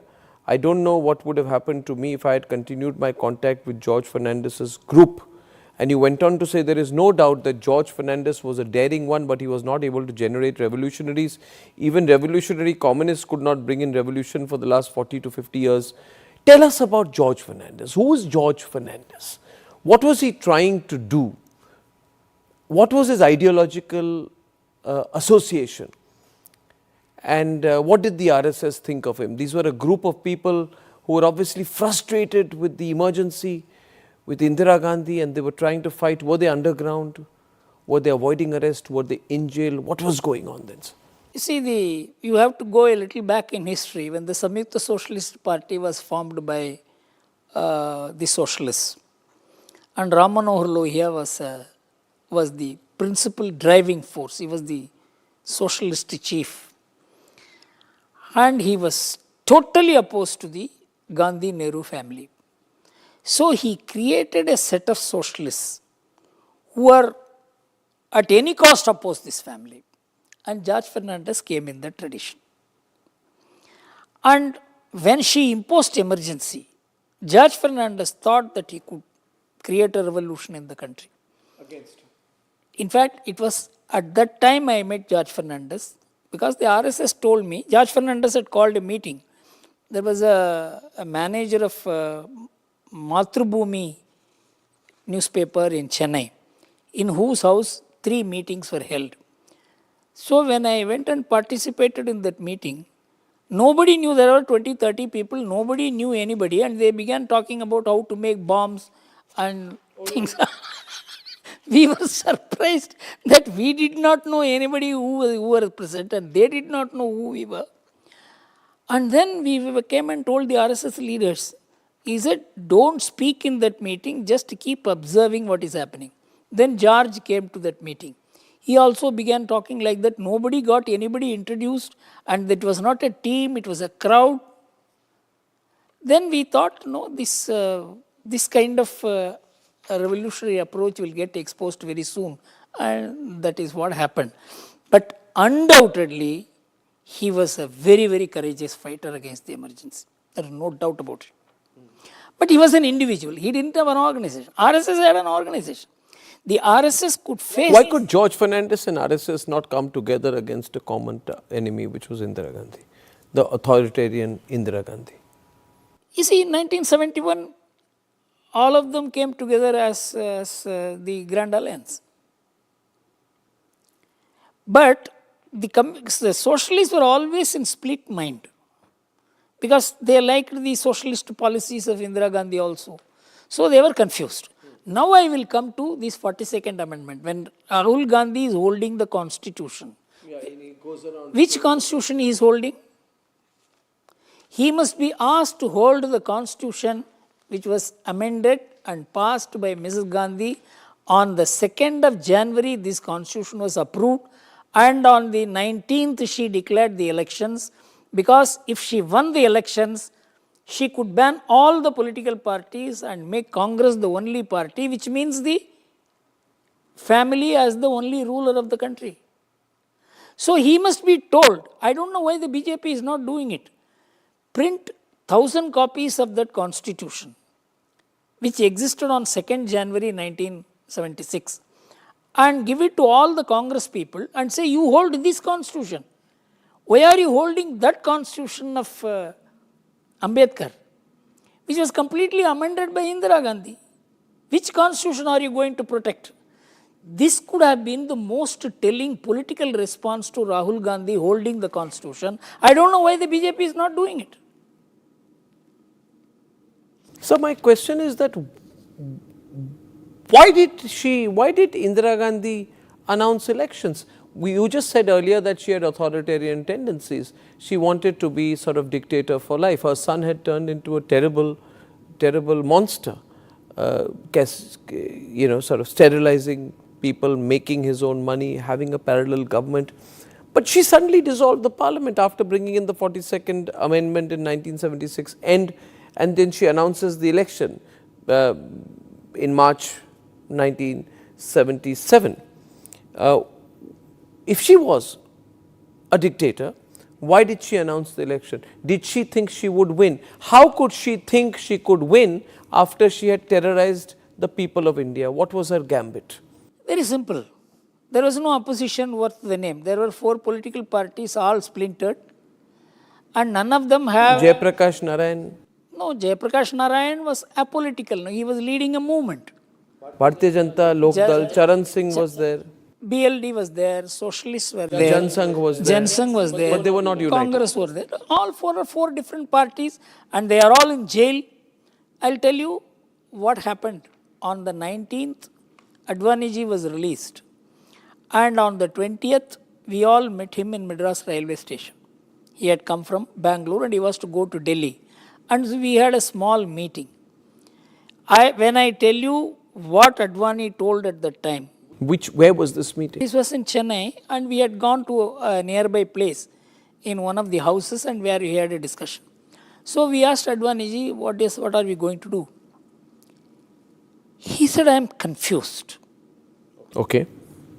You see, if we don't contest the elections, she will say you can't even contest the elections. If we contest the elections and lose, she will say emergency has been validated by the people. So I really do not know what should be our response. This was the state of the president of the BJP. But what really happened, what Mrs. Gandhi miscalculated, was the underground movement had reached the people like fire. Okay. And since she had completely shut down the newspapers, she got only what she wanted to read, the newspapers were printing. So the underground movement and the feelings that had welled up against her, she was not aware. She thought that she has quelled the opposition, there is no opposition worth the name, and even if they form an alliance, she will be able to sweep because the alliance cannot project a prime minister. Normal political calculations made her do it. But the clincher was, all the political four parties decided to dissolve themselves and form one party. You were then in the Indian Express? I was working very closely with this. With this whole experiment of putting the whole thing together, sir? No, I was not in the... But you were watching from the sideline. I knew what was What role did Ramnath Goenka have in this? He, Jayaprakash Narayan and Kripalani were the ones who said that there must be only one party. Dissolve all parties. Then the Jan Sangh came forward to dissolve the party. Morarji Desai came to dissolve the party. Did Ramnath Goenka have a role? You have said that two able men were helping JP. One was Nanaji Deshmukh, who was in prison. The other was Ramnath Goenka. Both Nanaji and Goenka were very close to each other. Goenka narrated the then proceedings. He said, Guru, without the blessings of God and the efforts of myself, Nanaji and RSS, this move would not have materialized in 24 hours. The democracy would have perished. Correct. There were many who had wanted to boycott elections and imprison George Fernandez, was also of the same opinion.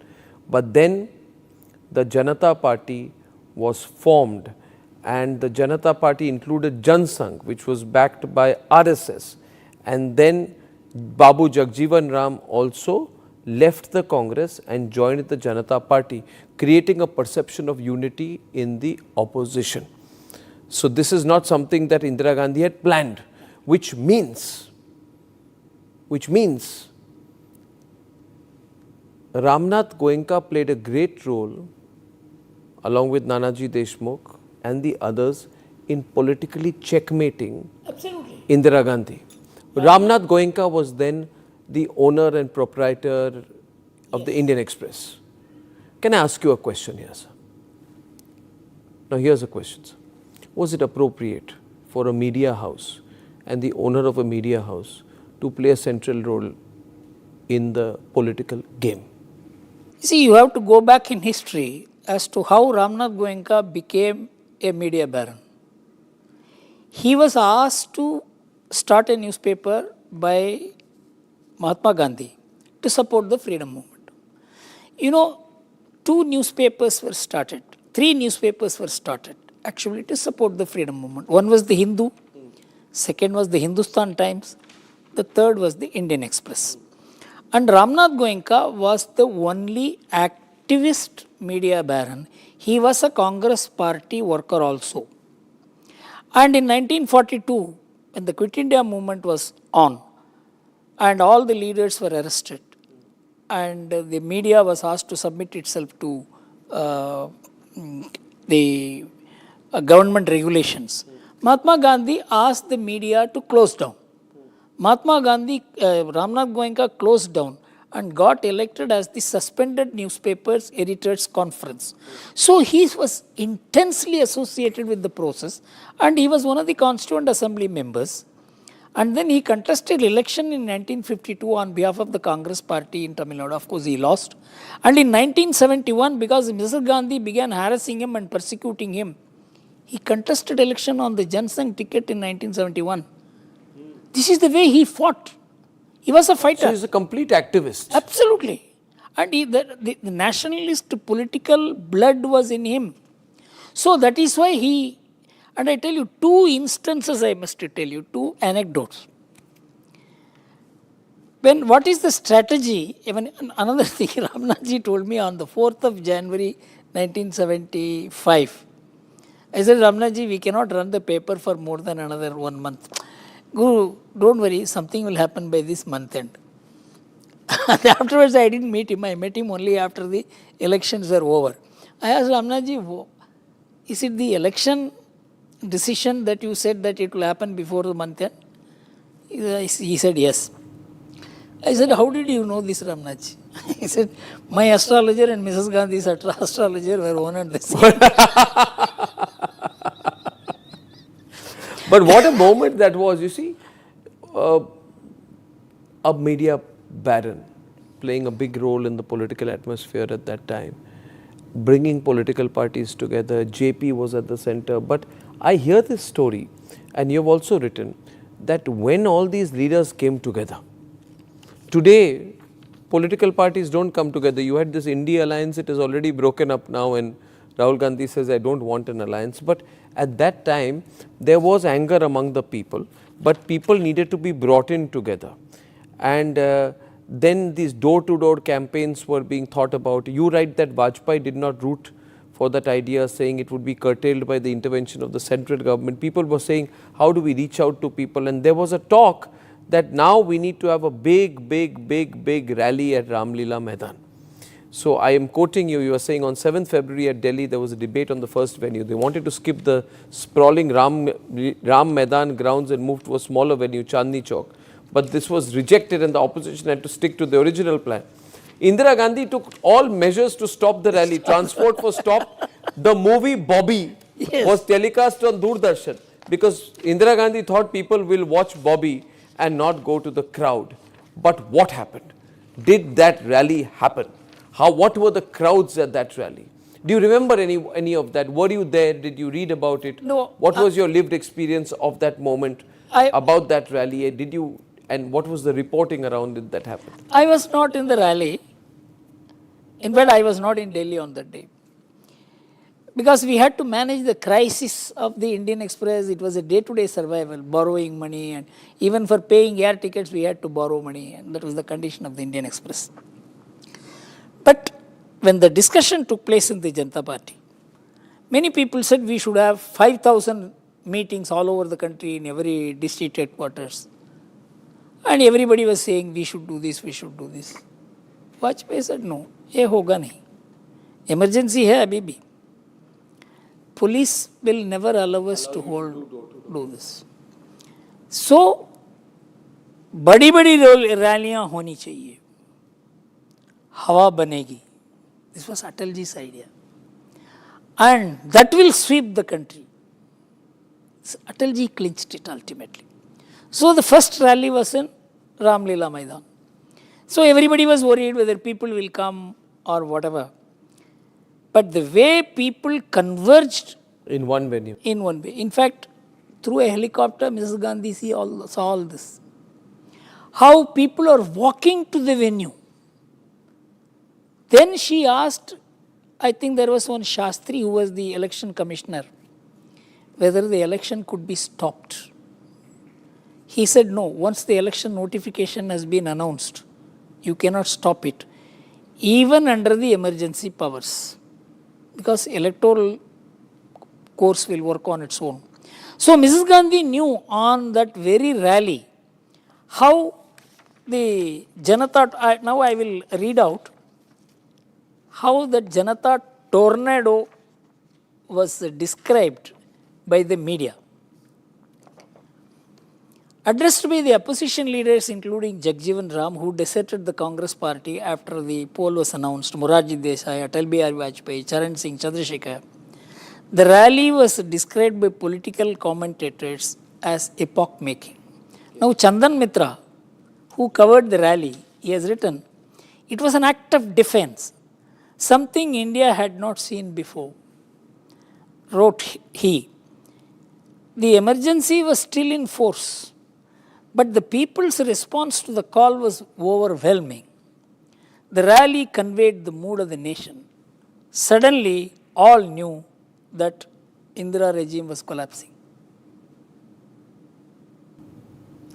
That one rally... one did not have to wait for the election results to find out about the mood of the people. And that time there was no social media, there was no internet, there was very limited communication, but things were going across.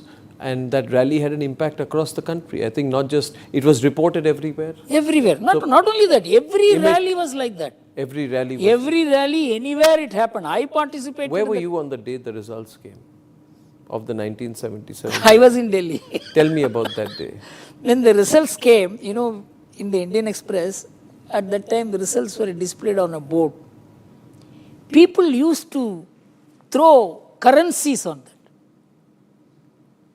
on the board that was kept near the Indian Express. that Indian Express, in that 7-10 days period, Indian Express copies would get exhausted. So at 8 o'clock, people will again come and ask, please print it again. So the paper was printed again and circulated. This showed that there is something, this is where I think Indian democracy is very, very important. It has got to the root of the people. Now it may have been distorted by politics, this or the other. But the electoral democracy has gone so deep into India. What did Ramnath Goenka say to you that day?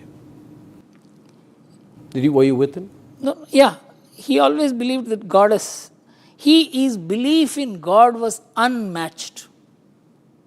He always said God will not let us down. God, he had 2 slokas. He always used to recite those 2 slokas, Bhagavad Gita. And once he recited the slokas, he will get the energy needed to fight. Then I thought, this man is not working only on calculations, political calculations. There is something which he connects a higher deeper. Purpose, yeah. So Mr. Goenka had a great role at that time, and I'm very fortunate I've had this.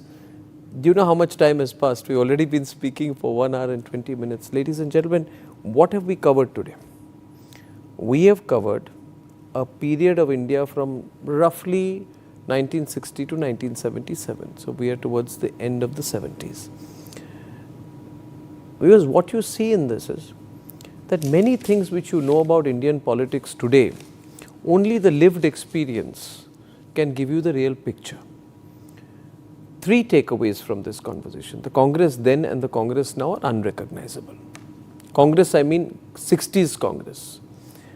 Secondly, nationalism was the creed post-independence, but something changed between the 80s and now, which we are going to talk about in the future. Thirdly, Lal Bahadur Shastri was the most underestimated person in Indian politics and one of the bravest prime ministers of the country. But the biggest takeaway from this conversation is that authoritarianism of the Gandhi family is deep-rooted. Those authoritarian tendencies continued with Sonia Gandhi becoming remote control prime minister, and in a way that same atavism is there in Rahul Gandhi also, that the feeling that they own the country. However, the people won. Indira Gandhi lost the elections, but there are lessons of what happened after that which are very relevant in India today. And I will continue this part of the conversation in my next podcast with the great and one and only Mr. Gurumurthy. Mr. Gurumurthy, I hope you've enjoyed this conversation. It's allowed because I relived the whole thing. You relived the whole thing, and I relived a lot which I had never. I've imagined the visuals and I have got a different perspective of history. And